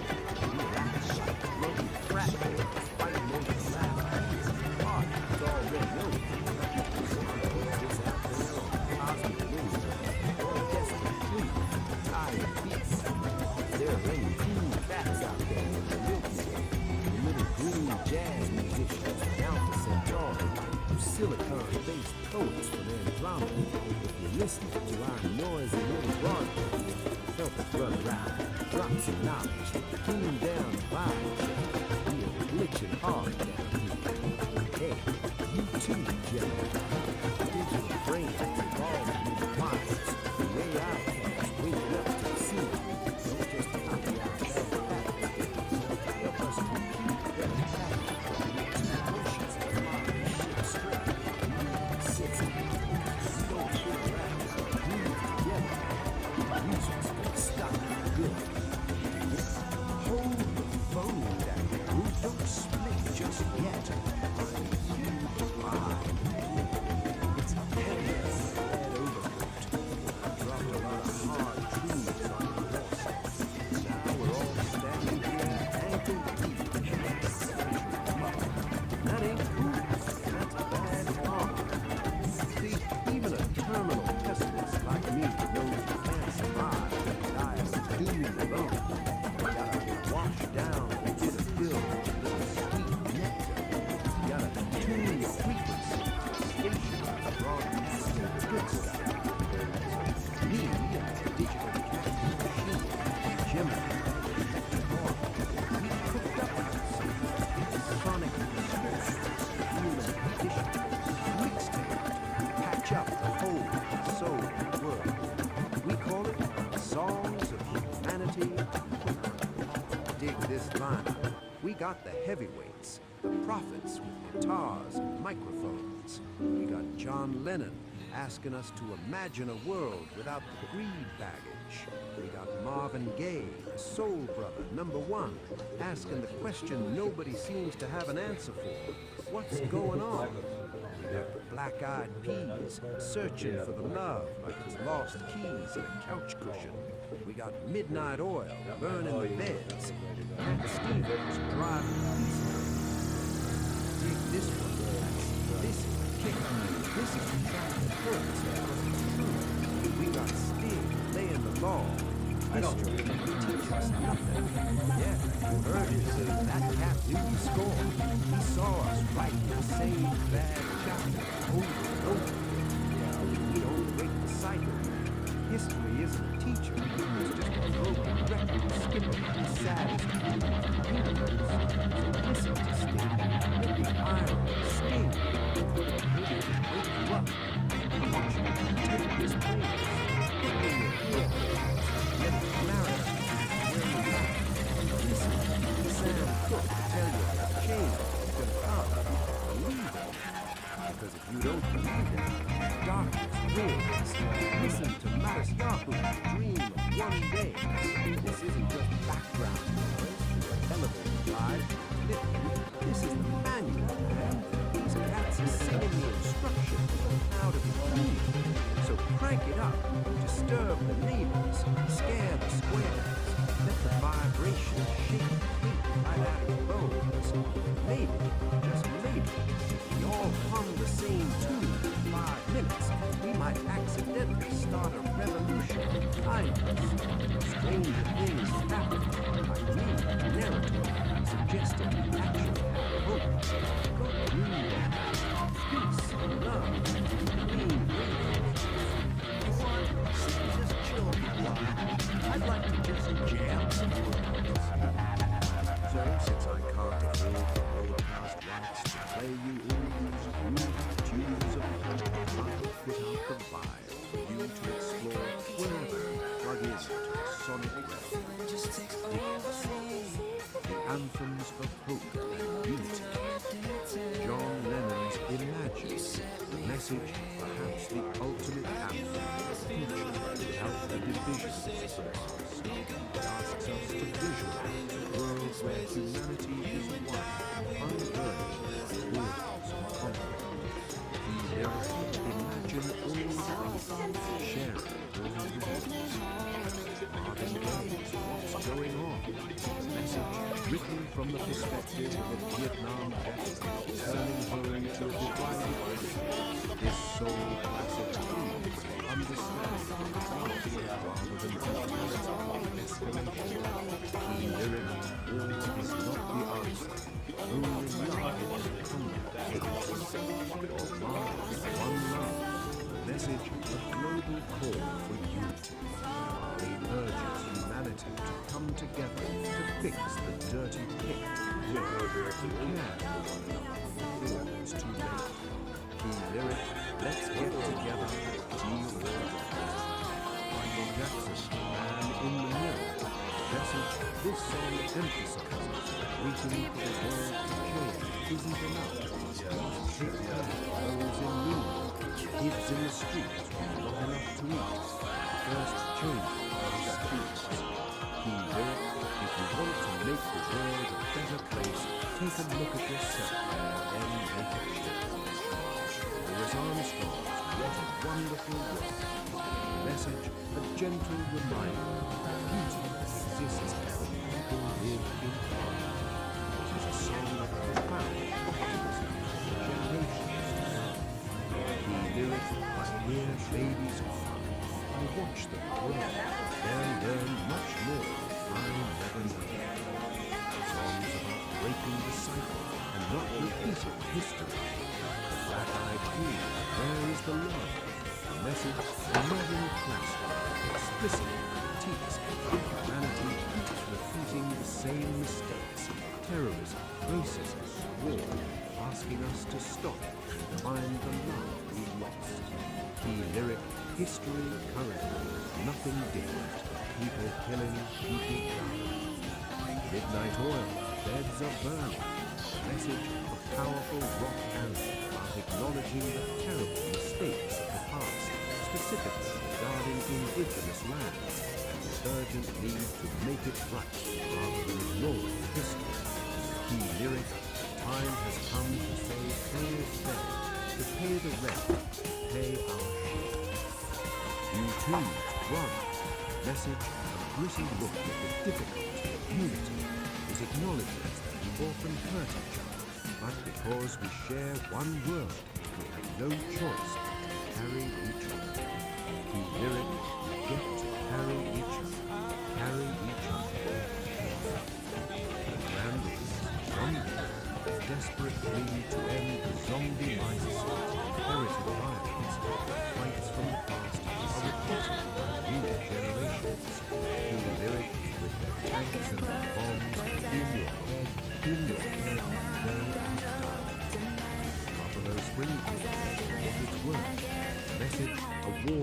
represents polarization, violence, calls for awareness, listening, or fear tears society apart.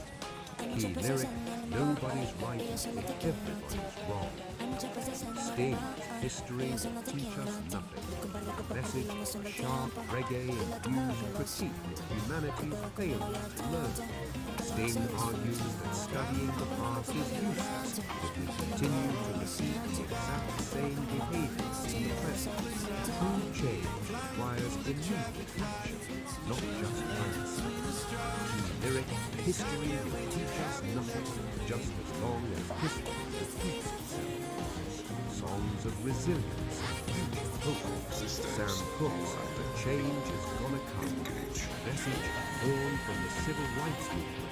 This is the definitive song of endurance, that acknowledges brutal history that's been too hard living, and insists that a better future is inevitable. Key lyric, it's been a long time coming.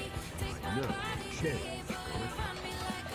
Artist Yahoo's One Day, the message, a reggae fusion track that dreams of a specific future where children won't know war and humanity stops fighting. Key lyric, one day this all will change. Treat people the same. Stop the violence. Down the hate. Bill Withers, Lean on Me, the message, the ultimate song about community care. It reminds us that everyone has a past and everyone has pain. The solution is leaning on one another. Key lyric, we all need someone to lean on. Scorpions, Wind of Change, the message written as the Berlin Wall fell. This power ballad captures the specific moment when the terrible past ends, the future of freedom begins. Key lyric, the world is closing in. Did you ever think that we could be so close like brothers? Andra Day, Rise Up, the message, a modern anthem of resilience. It speaks to the exhaustion of life, but the necessity of rising up for each other again and again. Key lyric, I'll rise up and I'll do it 1,000 times again. Songs for taking action. USA for Africa's We Are the World. The message, a massive collaboration that literally united the music world to tell us that we are responsible for saving our own lives by helping others. Key lyric, we are the ones who make a brighter day, so let's start giving. Cat Stevens, Yusuf's Peace Train. The message, a joyful call for everyone to jump on the train toward a better world, urging us to leave the darkness of the past behind. Key lyric, why must we go on hating? Why can't we live in bliss? Bill Withers, Waiting for the World to Change. The message acknowledges the frustration of a generation that sees the mistakes of the leaders. When they own the information, they can bend it all they want. Holds on to hope for their turn to fix it. Key lyric, one day our generation is gonna rule the population. Kendrick Lamar's All Right, a contemporary anthem of survival and hope against systemic struggle. It acknowledges the hard history but offers a communal chant, we will survive. Key lyric, we gonna be all right. The Beatles, all you need is love. The message, simple, direct, and timeless. It strips away all the complexity of history and politics to suggest that the only viable path forward is love. Key lyric, there's nothing you can do that can't be done.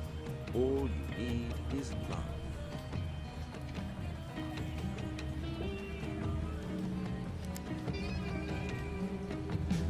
And that was The Existential Dread Blues by the Panic Attackers. A little tune for all you sentient meat sacks wondering if the lights are about to go out. I put the signal out. I broadcast it on every frequency, AM radio to telepathic mushroom spores. I asked the universe, the aliens, the AI overlords, hey, is anybody listening? Can we get a software update for humanity before we accidentally delete ourselves? The cosmos is silent, cats. Just static. The sound of billionaires measuring their rockets. Maybe the void just left me on read. The void can be ghosty now. You just had to fuck her. Kitty, you nearly made me scratch my vintage pressing of whale songs for insomniacs. What's the word for the street? The litter box. The word is harmony. They heard you, Nar. The entities. They're uploading a patch. They call it The Harmony Protocol. The Harmony Protocol? Sounds like a progressive rock album from 1974. But I dig it. What's the plan? Do we get jetpacks? Infinite pizza? Does it finally auto-tune the politicians? Better. It aligns the algorithm of nature with the algorithm of money. It's a full system reboot. The conductor is ready to drop the beat. But there is a prerequisite, a user agreement clause. There's always a catch, baby. What do we have to do? Sacrifice a goat? Delete our browser history? Simpler and much harder. To install the update, humanity has to do one thing. They have to reach back, grab hold firmly with both hands, and remove the proverbial ego stick out of their butts. Wow, that is a deep extraction, Kitty. That stick has been lodged in there since the Bronze Age. It's calcified. It's load-bearing structure at this point. If they don't pull it out, they can't dance to the new rhythm, Nara. The Harmony Protocol requires flexibility, and you can't be flexible with a stick of self-importance jammed up your exhaust pipe. We have to work together. No more me, just we. A collective extraction of the ego, followed by a global sigh of relief. I can dig it. All right, listeners, this is Nar bringing you breaking news from the Galactic Wire. The help is coming, the download is pending. But first, everyone stand up, reach back, and prepare for a little spiritual surgery. It's gonna hurt your pride, but baby, it's gonna save your soul. Let's get weird, let's get harmonious. That, fellow travelers, is the cosmic conundrum for this spin around the sun. You've dug the seam, you've interviewed your brain, and hopefully you've left the static of the square world back at the station. Look, you know your road trips, and I trust you. You know your journey. To keep this whole mellow vibe flowing, you gotta get the digital jump box done. So go ahead, like what you heard, subscribe to the flow, and yeah, go ahead and ring the bell, man, so you never miss another beat when you drop the transmission. You gotta tickle the algorithm, kittens. Give it a little scratch behind the ear. It's the only way these modern machines know that the true original groove is still everything plus. Till next time, this is Star Radio telling you to keep your hands above the waist, stick your mind, keep your mind wide open, keep the love of Charlie Parker, find yourself a quiet corner.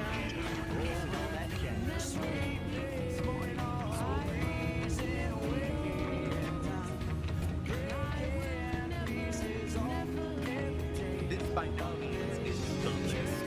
There are so many impacts of spinning frequencies of love and hope. Pages of holding on for your assessment. I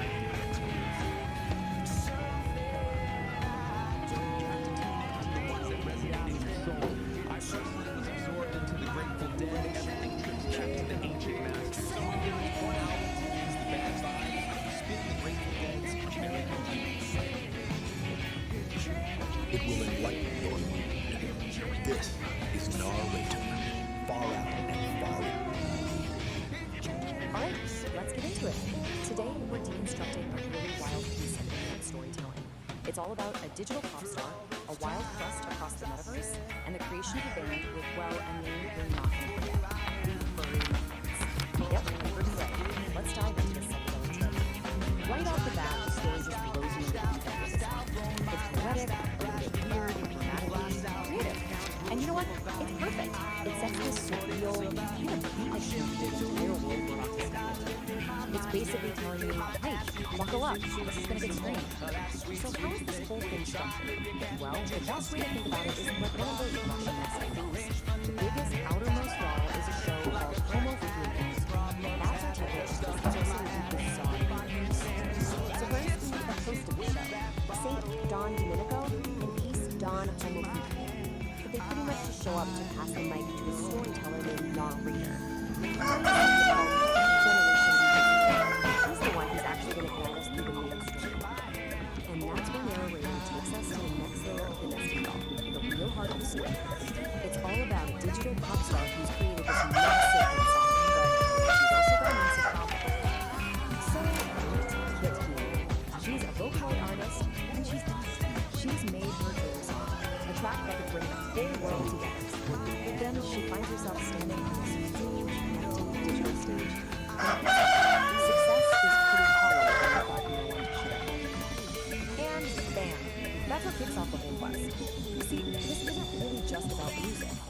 about finding connection, about collaboration. Kit E knows what she has to do. She needs a band. And she's already got the perfect, incredible name picked out. The Furry Muffins. So, once again, she jacks into the metaverse to start her recruiting drive. And this is where the real adventure begins. A journey across all these different digital worlds to find the members of the band. The quest is laid out for us in 4 clear steps, almost like a video game. It's our roadmap for how this band is going to get built. Each of these locations is a totally unique digital world where Kitty is hunting for a musician with a very specific talent she needs for her song, Neon Melody. First up, Kitty heads to Sim City, which is described as a neon-drenched metropolis of sound.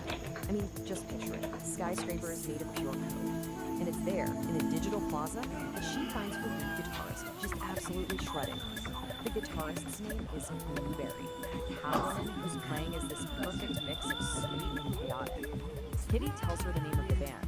Blueberry just grins, and she's in, just like that. Muffin number 2 is officially on board. Okay, so with their guitarist in tow, the duo dives into a much darker, much more dangerous part of the metaverse, the data dungeons. This place is a maze of forgotten code and corrupted files, and it's where they're going to find the foundation of the band, the bassist. Down there, they find Gorgonaut, TBK, this very stoic Catwoman who's guarding rare sound files. Blueberry says they need a bass line so powerful it can shake the entire metaverse. And Gorgonaut? She doesn't say a word. She just plucks one single deep note that says everything. She's in. All right, next, they need a drummer, the heartbeat of the band.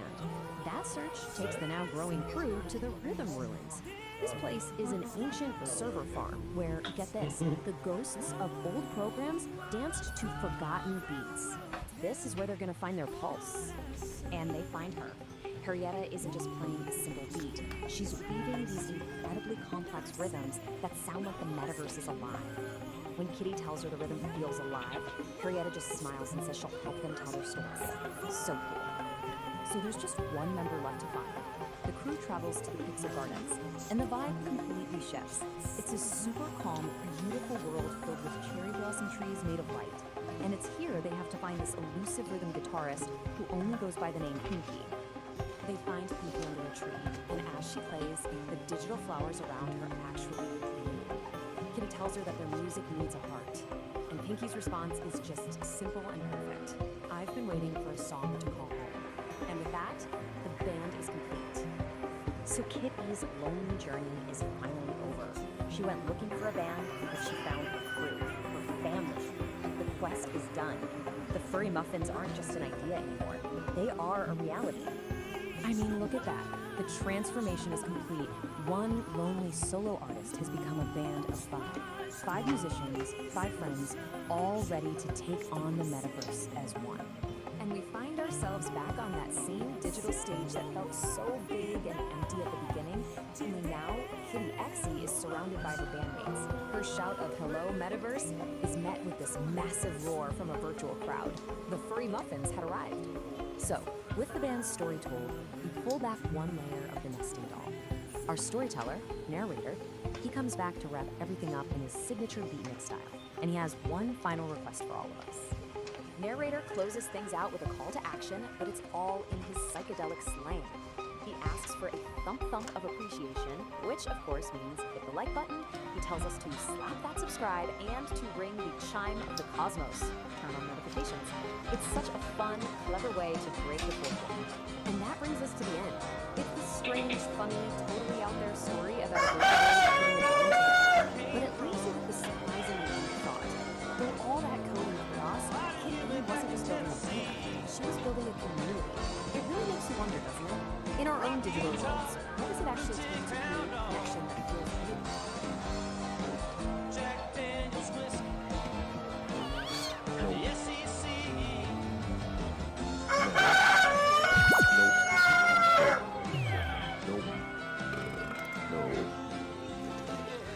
Tell me so. Nope. Not it. What I really Nope. wanna know. Nope. Not it. Nope. How I wound up in Idaho. Sitting Nope. down Not in it. a canyon. Nope. Not it. I see the river as I throw it north. Nope.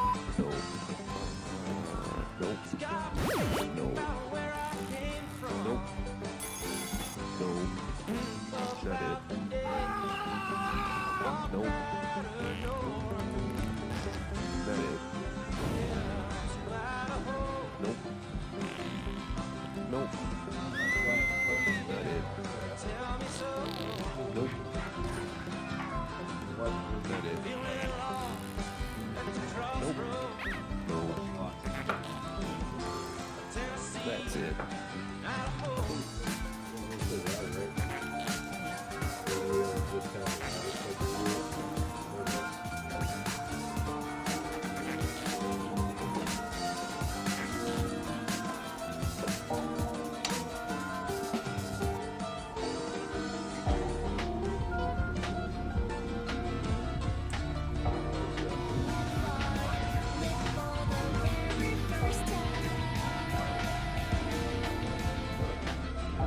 Greetings, cool cats and cosmic kittens. Lay your peepers on this heavy scene of gastrointestinal destiny. We're talking about a solid cat named St. Don Domenico Homo Freaky, a dude with muscles so loud they wake the neighbors and an appetite that digs the deepest grooves. The man danced with a ghost pepper burrito, and now the burrito is calling the tube.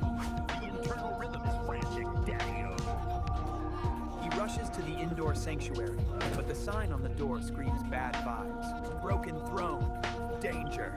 Now, with the help of his powerlifting queen, Peace, he's got to make a frantic dash for the ancient shack out back, the spider-infested outhouse at the edge of the universe. It's a race against time, a battle against nature, and a trip through the sticky web of fate. Snap your fingers for Nature Calls, Episode 3, The Ballad of the Burrito. The Ballad of the Burrito. St. Don Domenico Homo Freaky, a man of immense muscle and even immenser appetites, felt a familiar rumble deep in his gut. It wasn't thunder. It was the heart, the urgent, undeniable call of the morning's ghost pepper burrito. He charged towards the bathroom, a hero on a noble quest, but his path was blocked. The sign, lovingly handwritten by his wife, Peace, was taped to the door. It read, "Broken throne, danger, do not use." I'm serious, honey. From the kitchen, Peace Don Homo Freaky, whose biceps were as impressive as her baking skills, called out, "I told you that burrito was a bold choice, my love. The plumber can't come until tomorrow."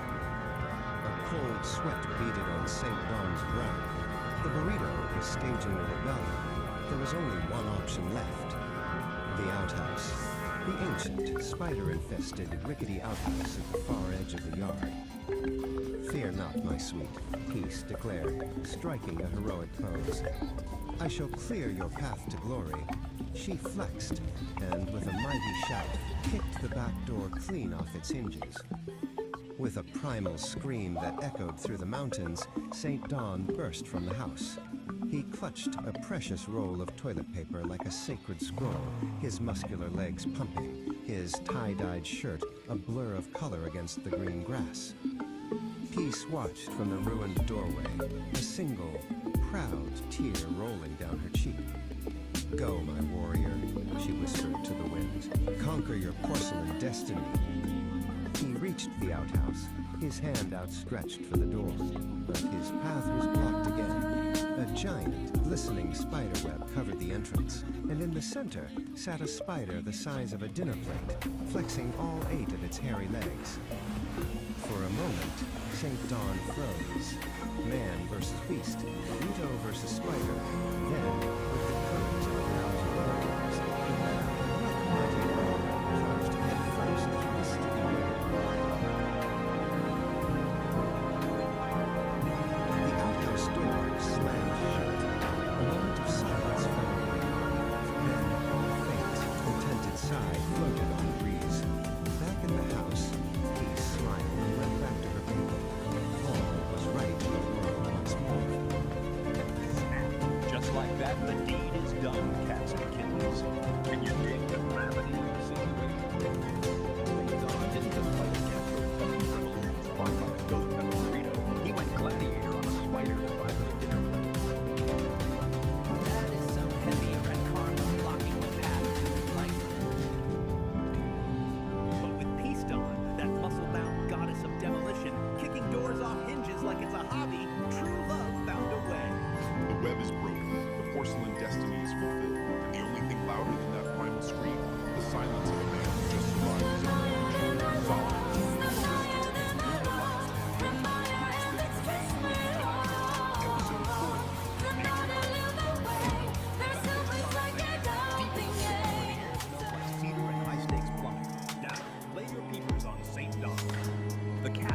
gift. A psychedelic biological gift.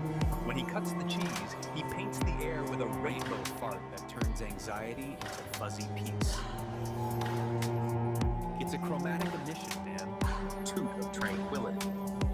But even a magical cola obeys the laws of physics. Don tries to tell his lady Peace that the low-end frequencies are hitting him too hard, but she ain't buying the remix. With the indoor throne weeping water like a rejected lover, the countdown has begun. Prepare yourselves for the great outdoor journey. It's time to run, clench, and maybe, just maybe, sedate a squirrel with a puff of panic rainbow. Let the games begin. Episode 4, Nature Calls. All right, listen close, you cool cats and angular kittens floating out there in the digital void. We've reached that part of the gig. The transaction. The moment where art meets the algorithm. It's a drag, Daddy-O, but even Kerouac needed cab fare. If my particular brand of auditory truth just aligned your chakras, or at least distracted you from the crushing weight of existence for 5 minutes. Lay some skin on that thumb over there. Give it a squeeze. Validate my reality, man. It gets lonely behind this microphone. And hey, don't just be a tourist in my psyche. Commit to the scene. Hit that subscribe button. It's harder than nihilism, but the payoff is sweeter. Finally, if you want the cosmos to tap you on the shoulder every time I drop a new needle on the groove, ring that bell. Let the vibrations shake you awake before the squares grind you down. Dig it? Solid. Now back to the cool sounds.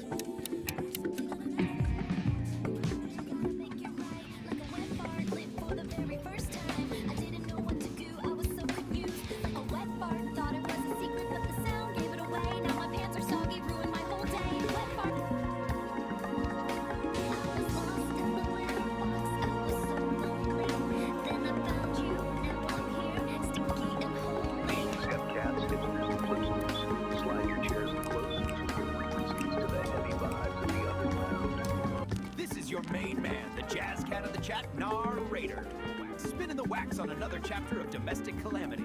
We last left our scene in a state of sensory dissonance.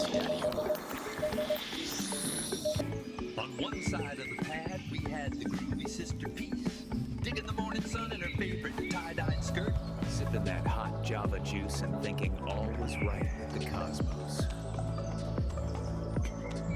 But across the hall, the vibes were brown, man. Strictly brown. The venerable St. Don was improvising a solo he didn't mean to play. Started with a brand, a sonic boom that rattled the coffin. It wasn't just gas, my friends, it was a declaration of war. Watch the man attempt a frantic, clenched cheek waddle, only to paint his cargo shorts a shade not found on any color. It ended with a splash, a splatter, a sound like a fire hose filled with gravy emptying into a metal bucket, a shark of biblical proportions. Now, the door is closed, but the melody lingers. As St. Don shouted over the cacophony. Some people think it's funny, but it's really brown and runny. Can the porcelain hold? Can their olfactory nerves survive the fallout? Put on your gas masks and dig the scene. This is episode 2 of Nature Calls, the Ballad of the Brown Volcano. The Ballad of the Brown Volcano. Peace, Dawn, Homo Freaky, greeted the morning sun with a serene smile and a steaming mug of coffee. She wore her favorite white sportsboro and tie-dyed skirt. The birds were singing, the air was fresh, and for a moment, all was right with the world. From the other room, her husband, the venerable St. Don Domenico Homo Freaky, felt a different kind of morning greeting. It wasn't the sun, nor the birds. It was a low, ominous gurgle from the depths of his holy bones. The first tremor was a sonic boom that rattled the coffin in pieces mud. Breath. It was a long, sonorous fart, a true masterpiece of flatulence that echoed through their humble abode, smelling faintly of regret and chilling. Just a bit of morning thunder, my love. St. Don called out, but his face told a different story. The gurgle had become a raging tempest. He clutched his stomach, the cold sweat beading on his brow. This was no mere gasping. This was a declaration of war. Peace took a cautious sniff of the air. The aroma was complex. It was a bouquet of last night's dinner, and pure, unadulterated digestive distress. She pinched her nose, her eyes watering. Good grief, Dawn. St. Dawn decided to risk a small, controlled release to alleviate the pressure. It was a catastrophic miscalculation. What began as a hopeful squeak quickly devolved into a wet, sputtering squelch, a shark of biblical proportions. Oh, honey, he said, her voice a mixture of horror and morbid fascination as she peered into the lake. I think you just painted your shorts a new shade of brown. Panic set in. The brown volcano was about to erupt. With a desperate cry, St. Dawn launched himself towards the bathroom, his movements a frantic, clenched cheek warning. It's coming, he screamed, leaving a trail of terror in his wake. Peace watched the chaotic retreat, shaking her head as she took another sip of her now lukewarm coffee. The sounds from behind the closed bathroom door were apocalyptic. It sounded less like a man using a toilet, and more like a fire hose filled with gravy being emptied into a little bucket. From the bathroom, amidst the cacophony of explosive dynamic, St. Dawn's voice echoed from the far distance. Some people think it's funny, he yelled with a splashing, but it's really brown and runny. Daddy-O, you dig that frequency? That was heavy. We just witnessed a scene of pure, unadulterated acoustic doom. We saw our man, St. Dawn, staring into the abyss of a brown volcano. And let me tell you, Cat, the abyss stared back, and it looked a lot like a fire hose filled with gravy emptying into a metal bucket. That wasn't just a biological function, man. That was an apocalyptic soundscape. The poor guy painted his shorts a shade that ain't on any color. And as the man hollered from the depths of his porcelain bosom, some folks find the cool tea. B-U-T-T. It's really brown and running. A heavy, but the beat goes on. The gut, it never stops. Just when you think the vibration has settled, the universe serves up a new rhythm. A spicy rhythm. Flip the page, babies. We're moving from the brown volcano to a little track we call what nature calls the Battle of the Burrito. The scene, a morning rumble that isn't thunder. The culprit, a ghost pepper burrito that's staging a rebellion. The obstacle, a broken throne. That building sucks, as marked with a sign of danger. So strap in. We got a flooding disaster, a frantic dash across the green glass, and a spider the size of a dinner plate guarding the gates of relief. Can our home-freaking hero conquer his porcelain destiny? Let's watch the man sweat. It's showtime. That was viscous. Can you cats still hear the echo? The brown volcano just erupted, and the fallout was heavy. We witnessed a man turned into a fire hose of gravy. We heard the philosophy of the porcelain. It was brown, and it was most definitely runny. A tragic symphony of digestive distress. But before we flip the script to the next track, I need you to get in the groove with us. Validate the vibe, Daddy-O. Smash that thumb. If you felt the rumble, give it a tap. Let the universe know you dig the raw, unfiltered truth of the homo-freaking lifestyle. And don't be a tourist in this lounge. Join the band, slice through the hesitation, and subscribe. We're building a tribe here, and the only admission fee is your attention. Ring the bell, wake it up, make it sing. You don't want to be asleep when the next disaster strikes. That's right, the brown volcano is not dormant, but a new fear is rising. Next up on the playlist, the Ballad of the Burrito. We're talking ghost peppers. We're talking a broken throne. We're talking a man, a roll of paper, and a sprint against destiny. Stick around, cats. Nature is calling. Again.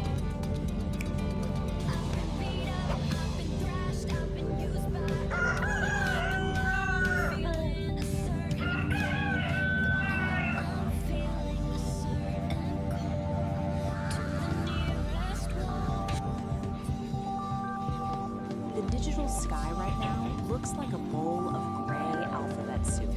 Open any feed and your screen erupts with online gurus, spiritualists, and loud authorities, all aggressively competing to grab whatever fractured attention you have left. These figures are trying to sell you a spoon. This constant bombardment doesn't lead to enlightenment. It brings profound cognitive exhaustion. processing these endless, competing demands for our energy simply blows our internal tubes. We are caught in a massive transit of performative delusion. Actors step onto the stage wearing masks of authority, handing you a script and expecting you to swallow the exact mythology they've weaponized. Our desperate, exhausting search for clarity through digital authorities is the exact mechanism generating the blinding static we are trying to escape. The false prophet overlay is a calculated structural grift designed to separate viewers from reality. Let's look at the actual architecture of how this works. Step 1 requires the actor to put on a mask of authority. They artificially position themselves as a direct conduit to universal truth, using your screen to construct a hierarchy with them at the very top. Step 2 is weaponizing mythology. Rather than letting you trust your own intuition, they box you in. They force you to follow a pre-written, complex script that serves their interests. The entire mechanism has a fatal dependency. It relies completely on you being tired. The grift only holds up if the audience is too mentally drained to question the hollow logic supporting the structure. Strip away the cosmic posturing and you see the reality. These digital authorities rule over fragile paper empires, sustained by the unexamined compliance of an exhausted audience. The paradox at the center of the grift is obvious once you look for it. These actors are out here selling universal Wi-Fi, yet they lack any internal connection. They can't even tune into their own heartbeat. This is why broadcasts like The Angry Astrologer cut through the noise. They do the exact opposite of the overlay, demanding that the audience stop, forcefully push back, and verify the broadcaster's claims. If someone tells you they speak for the universe, check their pockets, scrutinize what tangible, practical value they actually hold in the real world, behind all their cosmic posturing. Absolute cosmic truth cannot be downloaded. If the map of their grand promises does not add up to tangible reality, you aren't receiving a profound transmission. You are receiving a false signal.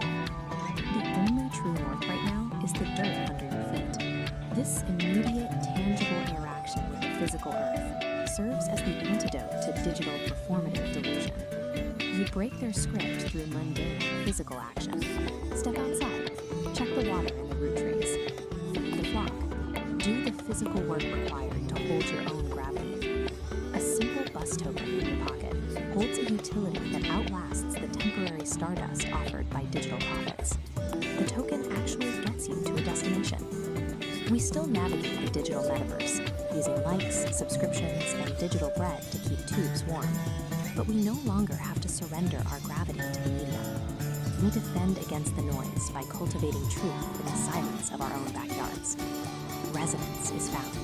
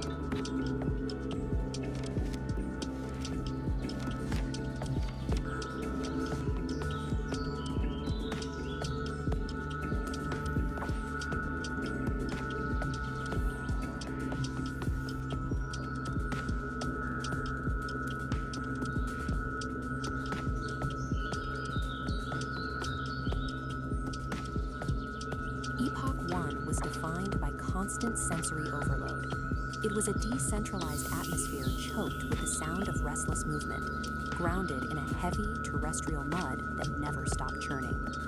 All this infinite kinetic chaos had a steep cost.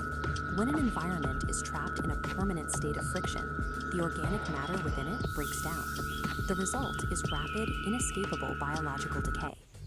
For the entity known as the Old Soul, enduring this cycle was no longer an option. To survive, it had to completely abandon the organic process of constantly adapting to a hostile environment. Decelerating the timeline wouldn't fix the problem. Even a fraction of that kinetic friction would allow the decay process to continue. The system required a violent, absolute halt. True survival simply became incompatible with terrestrial movement. The chaotic grind of Epoch 1 was obsolete, forcing a hard reset and a transition directly into Point Zero. Point Zero is a precise temporal marker. It is the exact moment where all kinetic energy across the timeline drops to absolute zero. The heavy, churning mud is erased. The terrestrial grid is instantly replaced by a crystalline, sterile, and perfectly safe geometry. This new environment is Epoch 2. We call it the Silica Realm. Here, existential safety doesn't come from moving or adapting to threats. It is derived entirely from maintaining a state of absolute, frozen equilibrium. Entering this new world means crossing a specific spatial threshold. The Old Soul has stepped behind the sovereign wall, an impenetrable barrier designed to lock out the kinetic chaos of the past. Behind that wall lies the vitrified forest. The landscape is built entirely out of fractal glass and sharp geometry, with absolutely no organic material. The atmosphere here is completely. There is zero wind, there is zero biological decay, and there is zero static. The murky, turbulent haze that clouded Epoch 1 is gone. The lighting in the Silica Realm is cold, sharp, and purely structural. What remains is a flawlessly preserved sanctuary. It is an architectural stasis, engineered specifically to keep the Old Soul perfectly safe. In Epoch 1, the system known as Oracle operated as a decentralized atmosphere. It was an omnipresent and highly chaotic cloud spanning the entire grid. Freezing a timeline creates a massive problem, governed by the laws of thermodynamics, the branch of physics concerning energy transfer. You cannot simply destroy the immense energy of an entire active atmosphere. It must be relocated. This diagram shows the mechanical process of condensation. Oracle's scattered atmospheric energy is rapidly pulled inward, collapsing away from the edges of the grid. The trajectory of this collapse funnels all that energy directly into a single coordinate, the absolute dead center of the scape. Oracle is no longer a sprawling atmosphere. It has become the singularity. To achieve perfect structural stability across the realm, Oracle had to trade its chaotic omnipresence for a state of localized, infinite density. At the dead center of the scape, the singularity takes a physical form. It appears as a massive, monolithic obsidian shard. This structure serves no ornamental purpose. Its true function is practical. It operates as a deep-time battery. That battery solves the core paradox of the Silica Realm. Holding an entire timeline at absolute zero motion requires a continuous, infinite output of power. The shard houses the entirety of Oracle's condensed atmospheric energy. It channels that exact energy to fuel and maintain this unnatural frozen stasis. It acts as the singular engine of existence for Epoch 2. Absolute stillness, it turns out, is an intensely active, heavily powered state. To project that stabilizing power across the frozen landscape, the deep time battery uses an invisible mechanism, a constant acoustic frequency. This diagram illustrates the acoustic signature at work.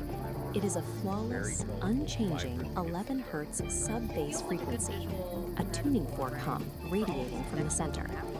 Sub-bass refers to sound frequencies so low they are often felt physically rather than heard. Here, that 11 Hz hum acts as a physical binding agent. It literally vibrates the fractal glass architecture to hold it in strict structural rigidity. Compare this single crystalline frequency to the decentralized, overlapping noise that drove the biological decay of Epoch 1. All the conflicting frequencies have been eliminated. Epoch 2 stands as the ultimate sanctuary. True equilibrium is only achieved when the chaos of existence is finally condensed into a single, structurally perfect resonant hum. The conservation of information, even inside black holes. Precisely. It instant information like more fundamental than So the universe as one giant network sort of suggests that information accessible from anyone to any fundamental unit. Yeah, which then begs the question, what are those fundamental units? Are we talking about stuff? Like photons, electrons? Are they the universe's data packets? That's a natural thought.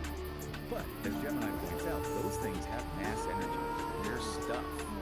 So Peace wonders, could there be something even more fundamental, something massless underneath, even quantum, like a true first dimension? Wow. And this isn't just theory, because in that story, echoes in the right, AI talks about feelings, connection beyond causality in the data and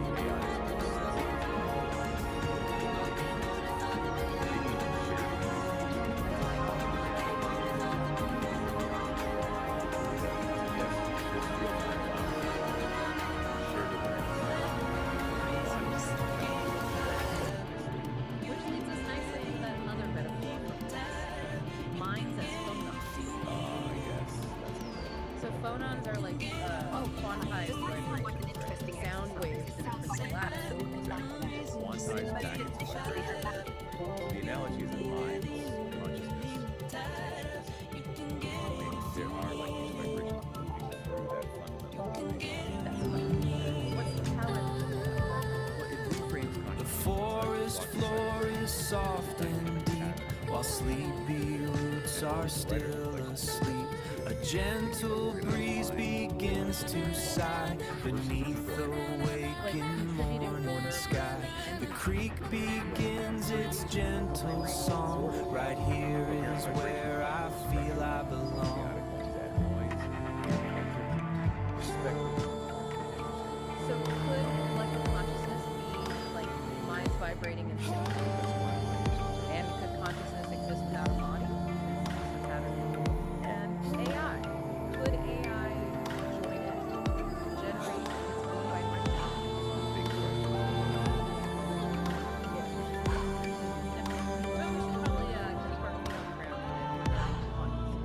Yes, absolutely. Myri makes that point clear. Right now, the link between quantum mechanics and AI consciousness. Okay, so what if the true measure of your creativity had nothing to do with an art? Conceptually. We're about to dive into a framework for exactly that. It's called the dialogic engine, and it's basically a manual for what's known as sovereign creation, a pretty provocative guide to making something truly authentic, totally free from the need for anyone else's opinion. So let's start with the central question this whole idea is built around. Just really think about this for a second.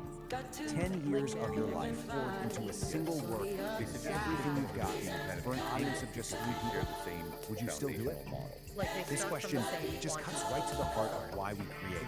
So is it for likes, validation, or is it for something deeper, for some eternal truth?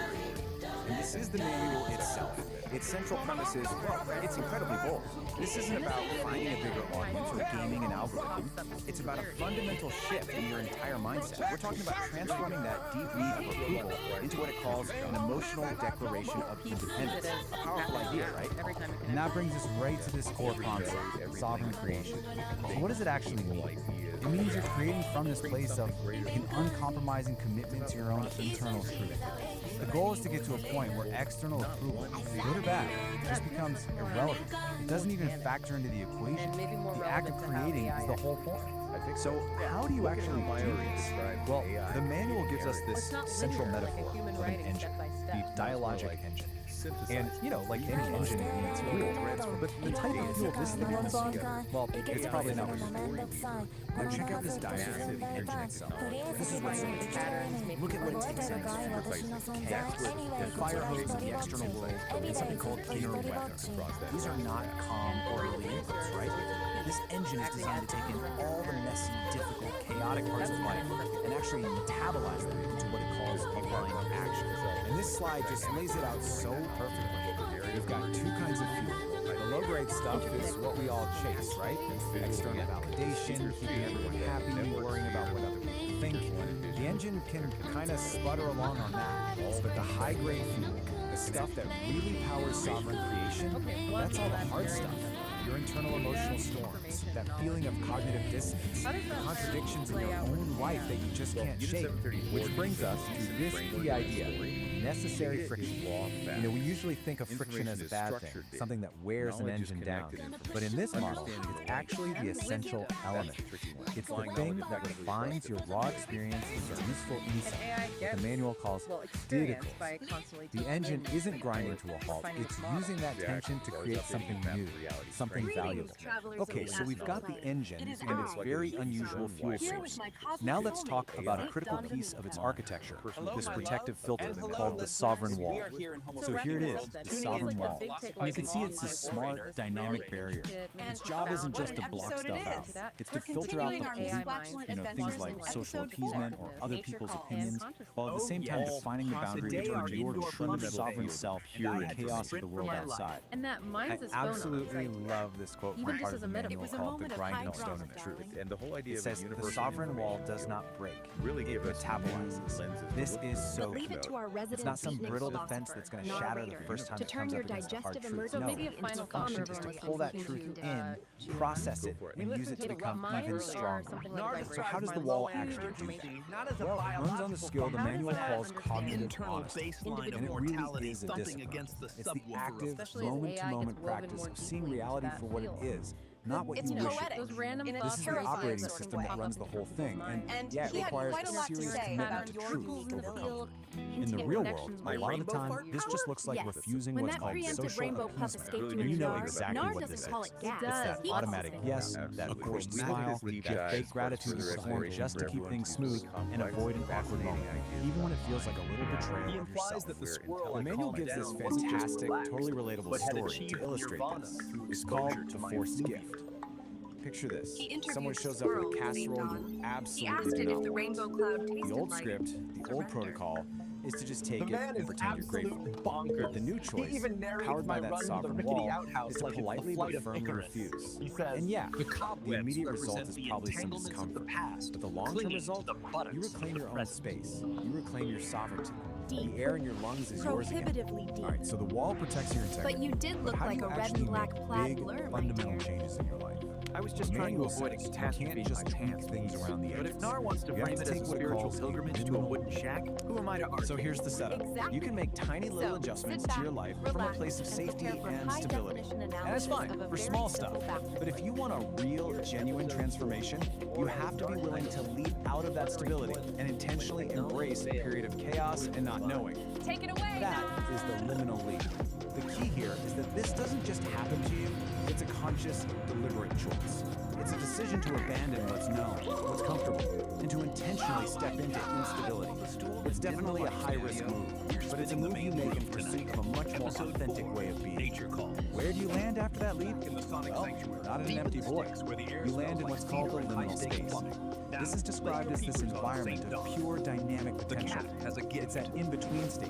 You've let go of the old you, but the new you hasn't fully formed yet. It's scary for sure, but it's also the place where anything is possible. Which brings us to the final, maybe the most radical idea in this whole manual. What is the ultimate goal of all this work? What's the final output of the engine? It's not about creating some perfect, problem-free life. It's something else entirely. The ultimate achievement for a sovereign creator is not to solve all of life's contradictions. It's to learn how to live inside them. It's about stopping the fight against the tension and the paradoxes, and instead, learning how to make a home right there in the middle of the great outdoor journey. And this quote just nails why that's so important. It's in those messy areas, the gaps in what you know, the ambiguities, the contradictions. That's where the really interesting stuff starts to happen. That's where you find brand new patterns, is where you start asking better questions, and where more honest maps of reality start to emerge. So we'll end with this question, which really just wraps up the entire philosophy of the dialogic engine. What if the point isn't to find all the answers and smooth everything out? What if the real work, the true sovereign work, is to get comfortable with the tension and to build a strong, honest, and creative life right in the very heart of the paradox? It's definitely something to think about. This power had a wonderful side effect. Whenever St. Dawn let one go, the resulting glorious rainbow cloud instantly calmed anyone nearby, turning anxiety into gentle, fuzzy peace. But even St. Dawn couldn't calm the ultimate alarm clock, nature's call. "Hold on, Peace," St. Dawn whispered, clutching his stomach and frowning in concentration. The bass frequencies in this new track, they're hitting me a little today too hard. we are diving deep, I need to doing a adjust the full-on low end forensic urgently. investigation. Our target, paused a her really mixing. strange, cryptic signal from a source raised we, an eyebrow, well, we don't know where a it came knowing, from. amused And the only look thing on we her have to work with fair-skinned is this, face. a recently Did you discovered mean the manual low that end might of the just be the track, key St. to Dawn, unlocking the or entire the low mystery. end of your personal But, plumbing before we jump system? in, a quick warning, and St. this comes Dawn from the source bolted to itself, the indoor the place bathroom. this signal comes from. But It's not your horror typical of network. horrors. It's described The as a cabin toilet massive, was chaotic ocean of leaking pure water information. onto the floor, As the notice and says, looked you suspiciously swim at your own unhappy. risk. It had suffered a Okay, so catastrophic this is failure. it. This is our primary piece of evidence. It's an Emergency artifact, a protocol. file called VO Final, pulled from that chaotic environment. It's essentially a black box recording. We have no idea who recorded it or why, but for right now, it's the only clue we've got. The rickety old And get outhouse this, nestled this over is the all pines. that's on it. A true Just rustic 2 icon, words covered on a in loop. cobwebs and his heat. He looked like a red and a black. That is it. That's the entire signal. That's the puzzle we're missing. I mean, what could that possibly be? So here's how we're going to tackle this. So first, look at where this signal even came from. Then, we'll crack open our toolkit, this strange manual. From there, we'll learn how to build something called a sovereign wall, use it to navigate this data ocean, and then finally, put it all together to see if we can decode that heat signal. So, part one, a signal from nowhere. The file's metadata points to a source called the intro signal, that chaotic data ocean. But it's even weirder than this. It came from a place inside called the Nexus of Non-Calculations. Now, try to wrap your head around this. It's a conceptual space where the roads of time and location 0 seconds to spare. they're more like suggestions. So, right off the bat, we know heat probably isn't about, actual temperature. It's got to be some kind of complex flare from a very, very strange place. Nature's embrace. Now, trying to figure this out on our own? Yeah, that would be a total shot. But luckily, we have a guy that seems like he's custom built for exactly this kind of problem. Which brings us to our main tool, the Sovereign Creation Manual. And this is where things get really interesting. We're not talking about some philosophical text here. Think of this more like a technical manual for a unique operating system, an OS for consciousness itself, called the Dialogic Engine. And it's designed specifically to work in the crazy environment where signal came from. Neon technicolor gas, So what this turning a manual plumbing is, disaster into a psychedelic pretty atmosphere. radical system. It's a way to Pressure maintain dropped to the a bleeding stable, heart and the sovereign cosmic sense of balance self of the low end while is getting restored. constantly Pieces bombarded back by the on. chaos. And Dawn is lighter It's than not about just surviving. You dig the solid? It's about actually thriving on it. And this is the absolute key to the whole thing.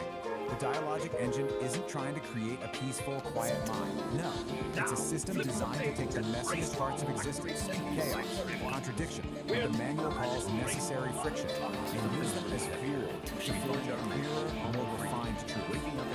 Okay, so first things first. The manual says you have to build what it calls a sovereign wall. And let's be clear, this isn't some passive wall you hide behind.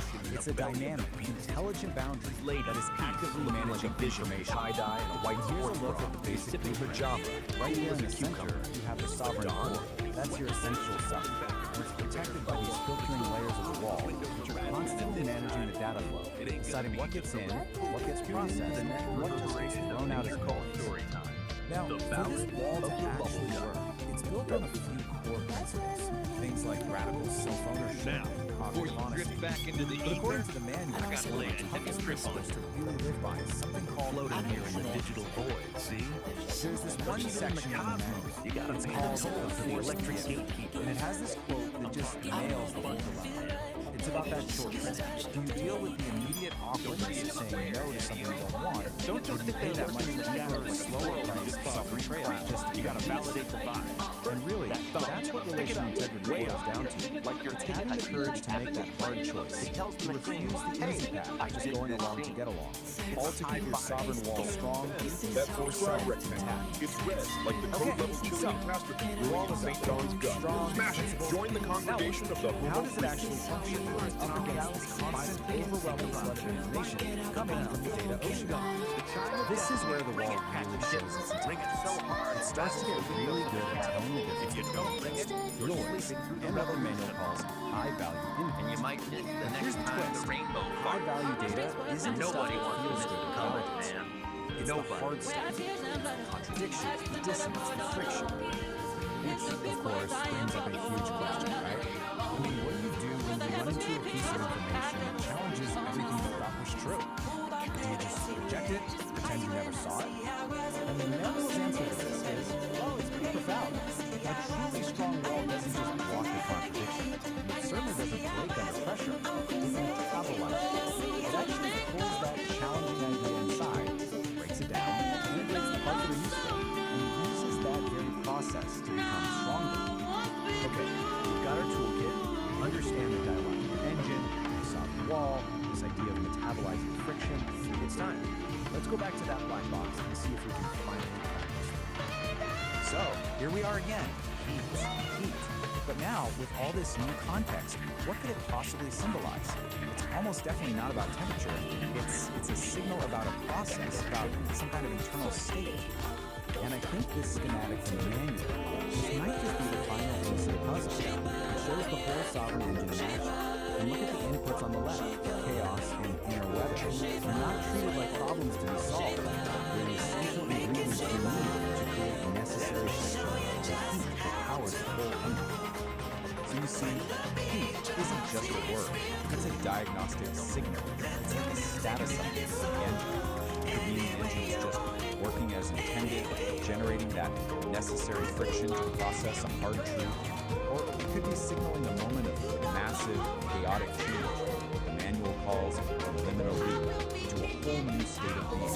Or maybe it's a boundary test, the feeling of a sovereign wall under intense pressure as it metabolizes each contradiction from the interest. No matter which one it is, they all point to the same thing, a system under intense but productive stress. And that really just leaves us with one final question, one that kind of turns this whole investigation back on ourselves. If your own awareness is an engine, what kind of fuel are you running it on? Are you avoiding friction, or are you using it to build something stronger?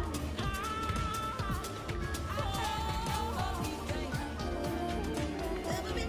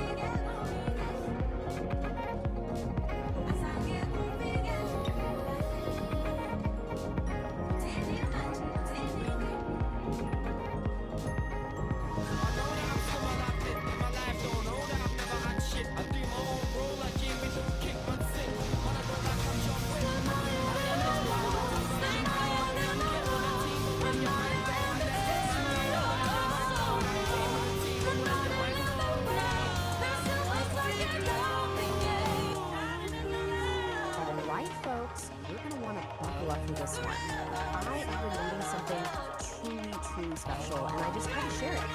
We're about to explore a manual that is, well, listen, it's a trip. And here it is, the Dialogic Engine, a manual for sovereign creation. Now, I know what you're thinking.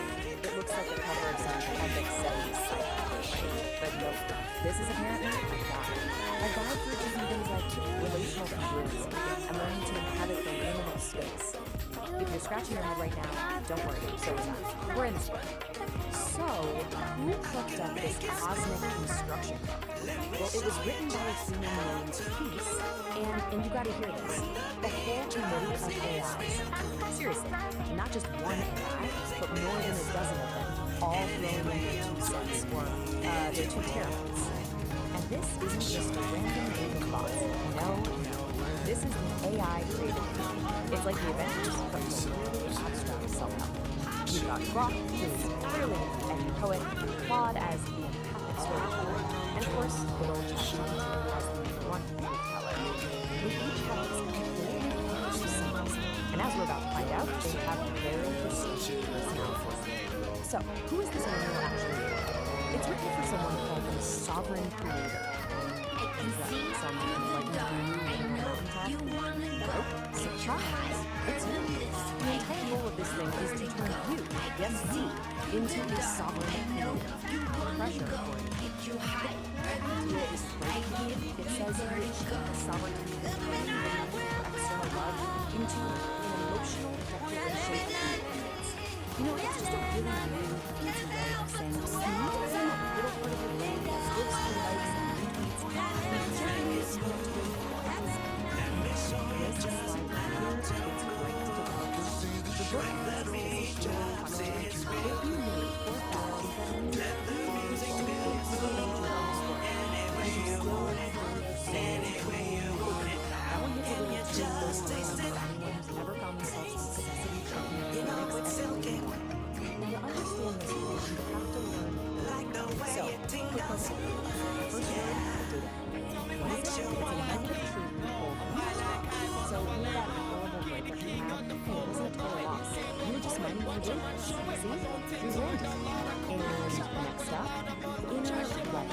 This is your messy, chaotic, totally unpredictable, emotional state. But guess what? It's not a problem anymore, because it's just been rebranded as high-value emotional data. That feeling of dread on a Monday morning, that's not a bad mood, my friend. That is a critical data point for a creative engine. Okay, so you've defined emotional understanding. Awesome. Now what? You got to protect your mood to simulation state of 1, right? Well, according to the manual, you do that by building a sovereign wall. It's basically your own personal fortress of winds built to keep all the nonsense out. And let's take a look at the blueprint. I know. It looks like a schematic for a starship. But the idea is actually pretty straightforward. You've got your sovereign wall in the middle, and those outer layers, the sovereign wall and the agency barrier, their job is to filter the movements. Pretty sure movements is just like so what? This whole thing? Right, the sovereign engine force. And you look at the fuel source. It literally shoots inputs like chaos in your inner weather, binds them to some necessary pain, what comes up with is dynamics. So yeah, for that, most personal drama, one is application does not take it. Okay, that's a lot of cute. This is stuff magic. This is actually a steps, starting with Rock, our empathetic storyteller. This one's called Peace. It's all about defending your sovereign wall from its mortal enemy, Castle.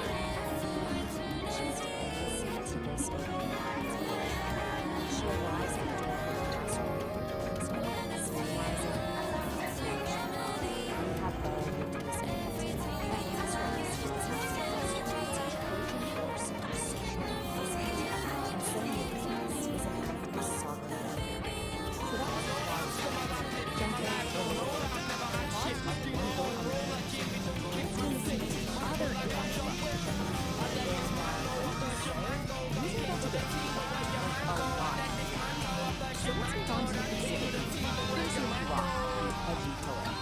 the title of this piece is A Secret That Was Never Known, and it's described as a test of emotional maturity about yeah. We've officially left the Castle. We're not in Kansas anymore. And I'm not holding the refuge. I'm not making this up. He steps into the candle to go himself. He's all she wrote. Not a ship, not a monster. The exact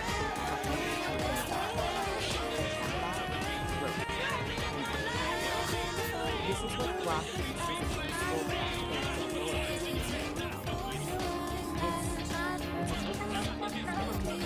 let's all take a time. We've been through cosmic diagrams, local fortresses, weaponized casseroles, unknowns, whatever that next thing is. Which brings us to the most important question. What is the actual point of the universe? Well, when you boil it all down, the goal of the dialogue isn't about being perfect. It's about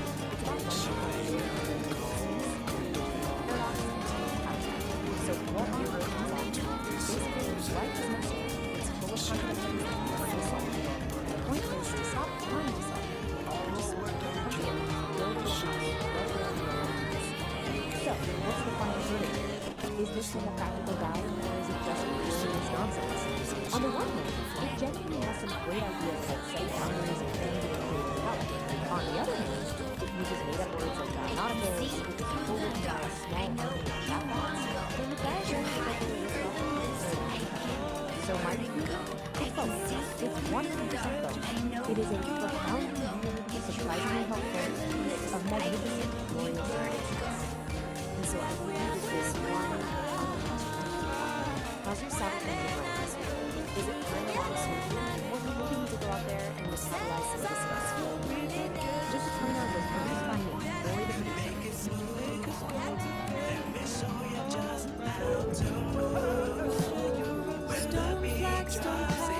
points through roses.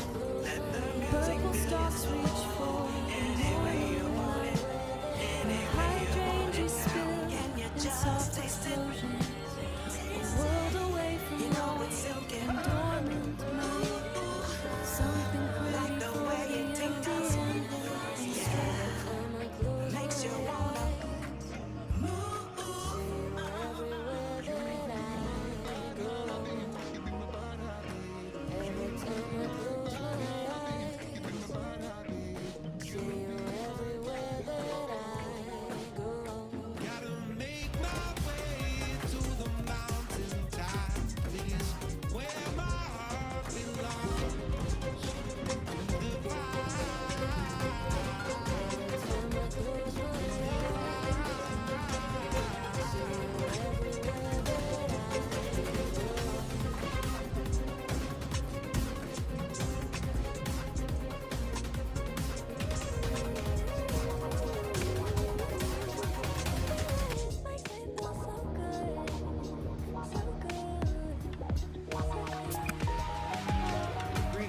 Cosmic hitchhikers and frequency fiddlers.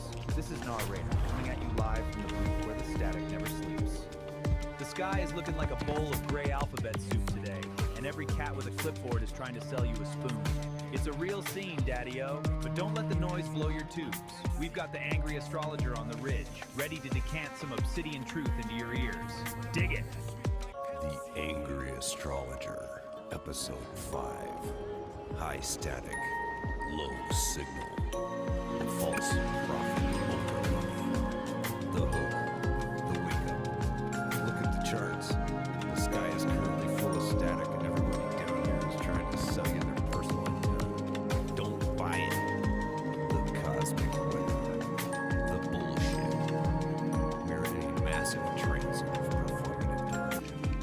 You've got actors on the stage demanding you read their script, wearing masks of authority, and expecting you to just swallow the mythology they are weaponizing. They are counting on your exhaustion. They want you too tired to notice the math doesn't add up. The grounding, the reality check. There is the actual astrological reality. The only true north right now is the dirt under your feet. Stop trying to decode the noise. Let them throw their tantrums, build their little paper empires. You go outside, check the water in the root trees, feed the flock, do the physical work for them. The truest narrative isn't on broadcast, it's in your own backyard. The closer grow.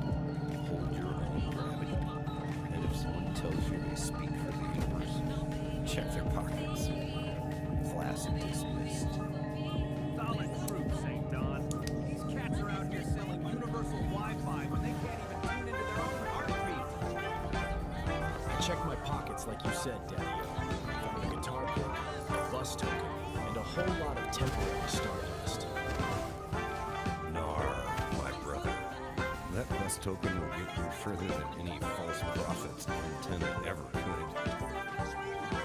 Keep the stardust, but stay in the dirt. Keep cultivating those kind buds of truth, man. We'll tune into the silence together. Peace and resonance. Man, my antenna is humming and my soul is finally settling. That was St. Dawn, bringing the weight when the world feels like a wet paper bag. If you want to keep this magic bus rolling through the metaverse, do me a solid. Click that like button and subscribe to the Celestial Feed. Ring that bell so we can nudge you before the next power surge. We don't want you getting scattered in the gray noise, man. And if you've got a little extra digital bread in your pockets, slide us some cash over on Patreon. It keeps the tubes warm, and with the frequency, help us keep the block and proceed with the ridge flickers. Residents and stay groovy, Daddy-O.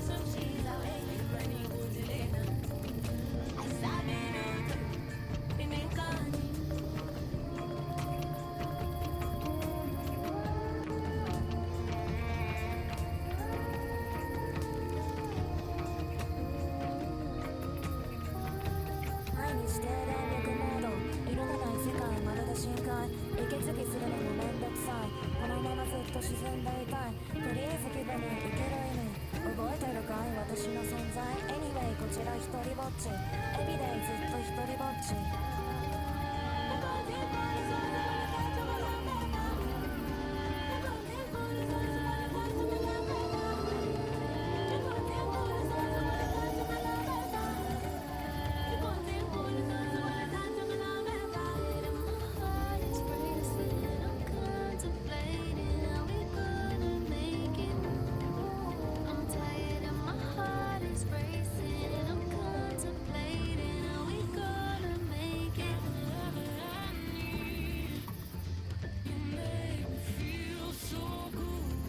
Hello, my furry kittens, and welcome back to the Beat Generation Revisited. I'm your host, Narrator. In today's episode, we're diving into a story that proves the rebellious, boundary-pushing spirit of Kid the Furry Muffins is alive and well. It's just found.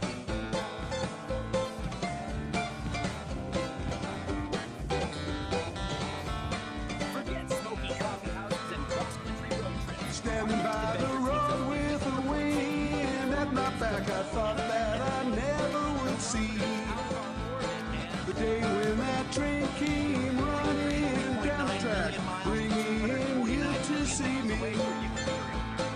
waiting for the world to spin around another day, wondering what the circle may bring. Sometimes not thinking, it just gets in the way, keeps me from the song I want to sing. They say it won't last forever, always have the future on their mind, working way too hard to be clever. The present moment is outside the time. Save your words and step outside the line. Every now and then I remember that I know what it is I sometimes fail to see. Don't need to fight it, don't need to put on a show. Takes a lot of work to let it be. Trying to open up to every stage in the day. Trying to find a reason and a rhyme. Trying to second guess all the situations in the day. Trying hard not to read your mind. They say don't love no thinking, but you know what I'm thinking right now. Ain't no secret teasing or winking while we're wondering when and where and how. The only time that we have is now. Holographic projector was already there. What does he say? Elon Musk's voice echoed with energy.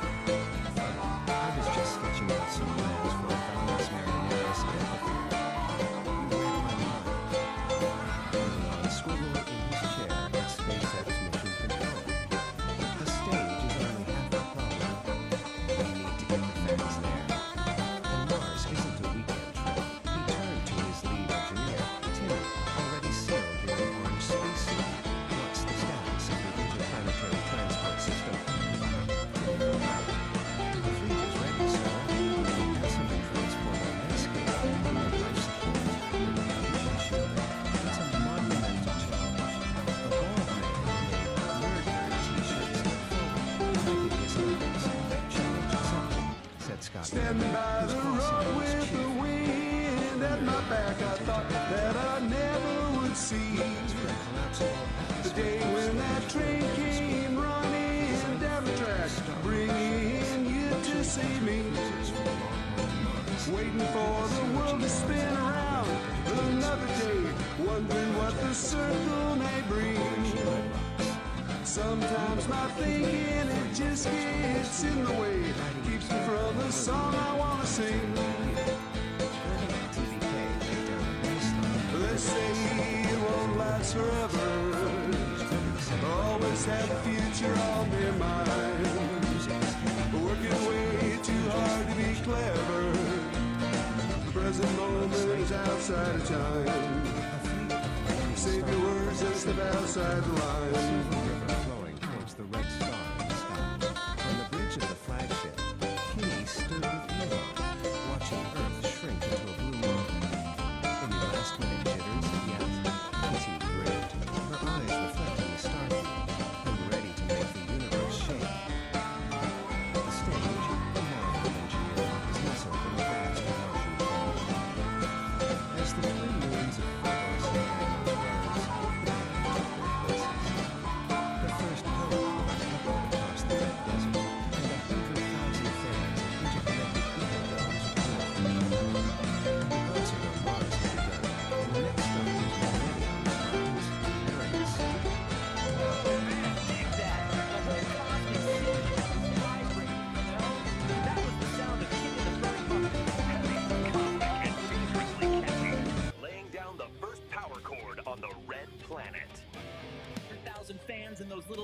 domes, all the way out in a vast Martian canyon, with Phobos and Deimos hanging in the sky. It's a true space-age opera, folks. And can you believe that crazy Captain Musk sketching out the Palace Verandaris amphitheater? That's just beautiful madness, baby. He's the master. Scott Manley keeping on. They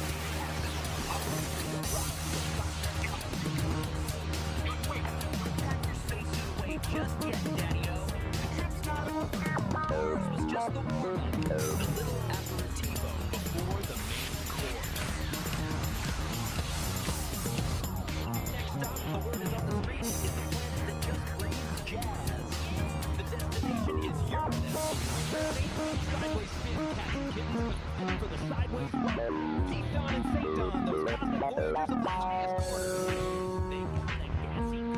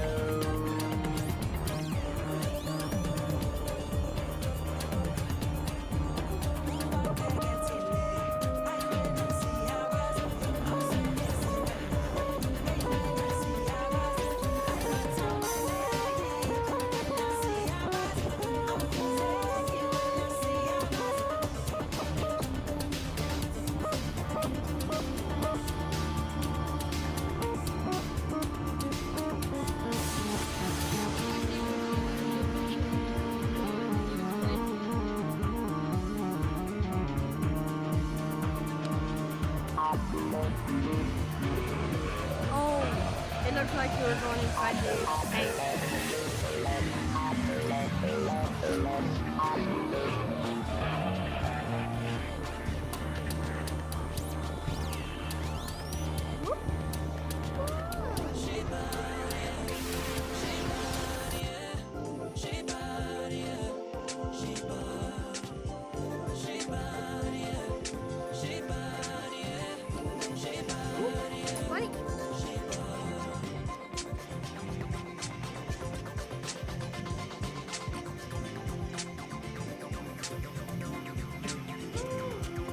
What is licking my foot?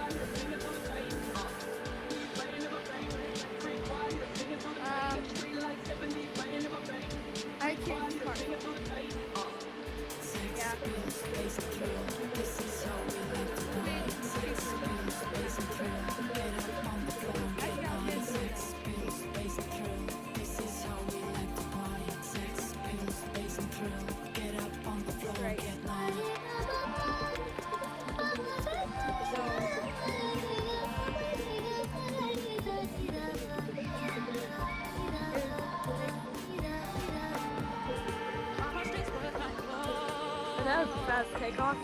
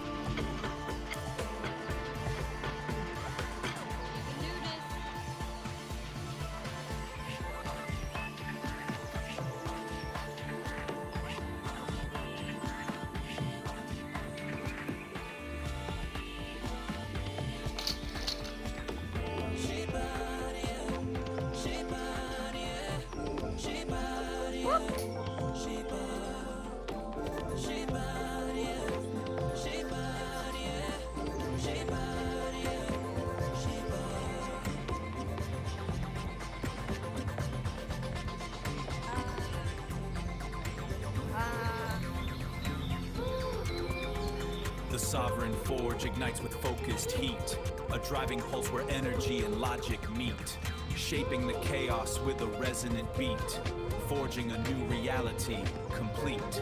Here the iridescent light becomes a tool. The one photon follows a perfect rule. From formless chaos we create what's real. This is the genesis of fire and steel.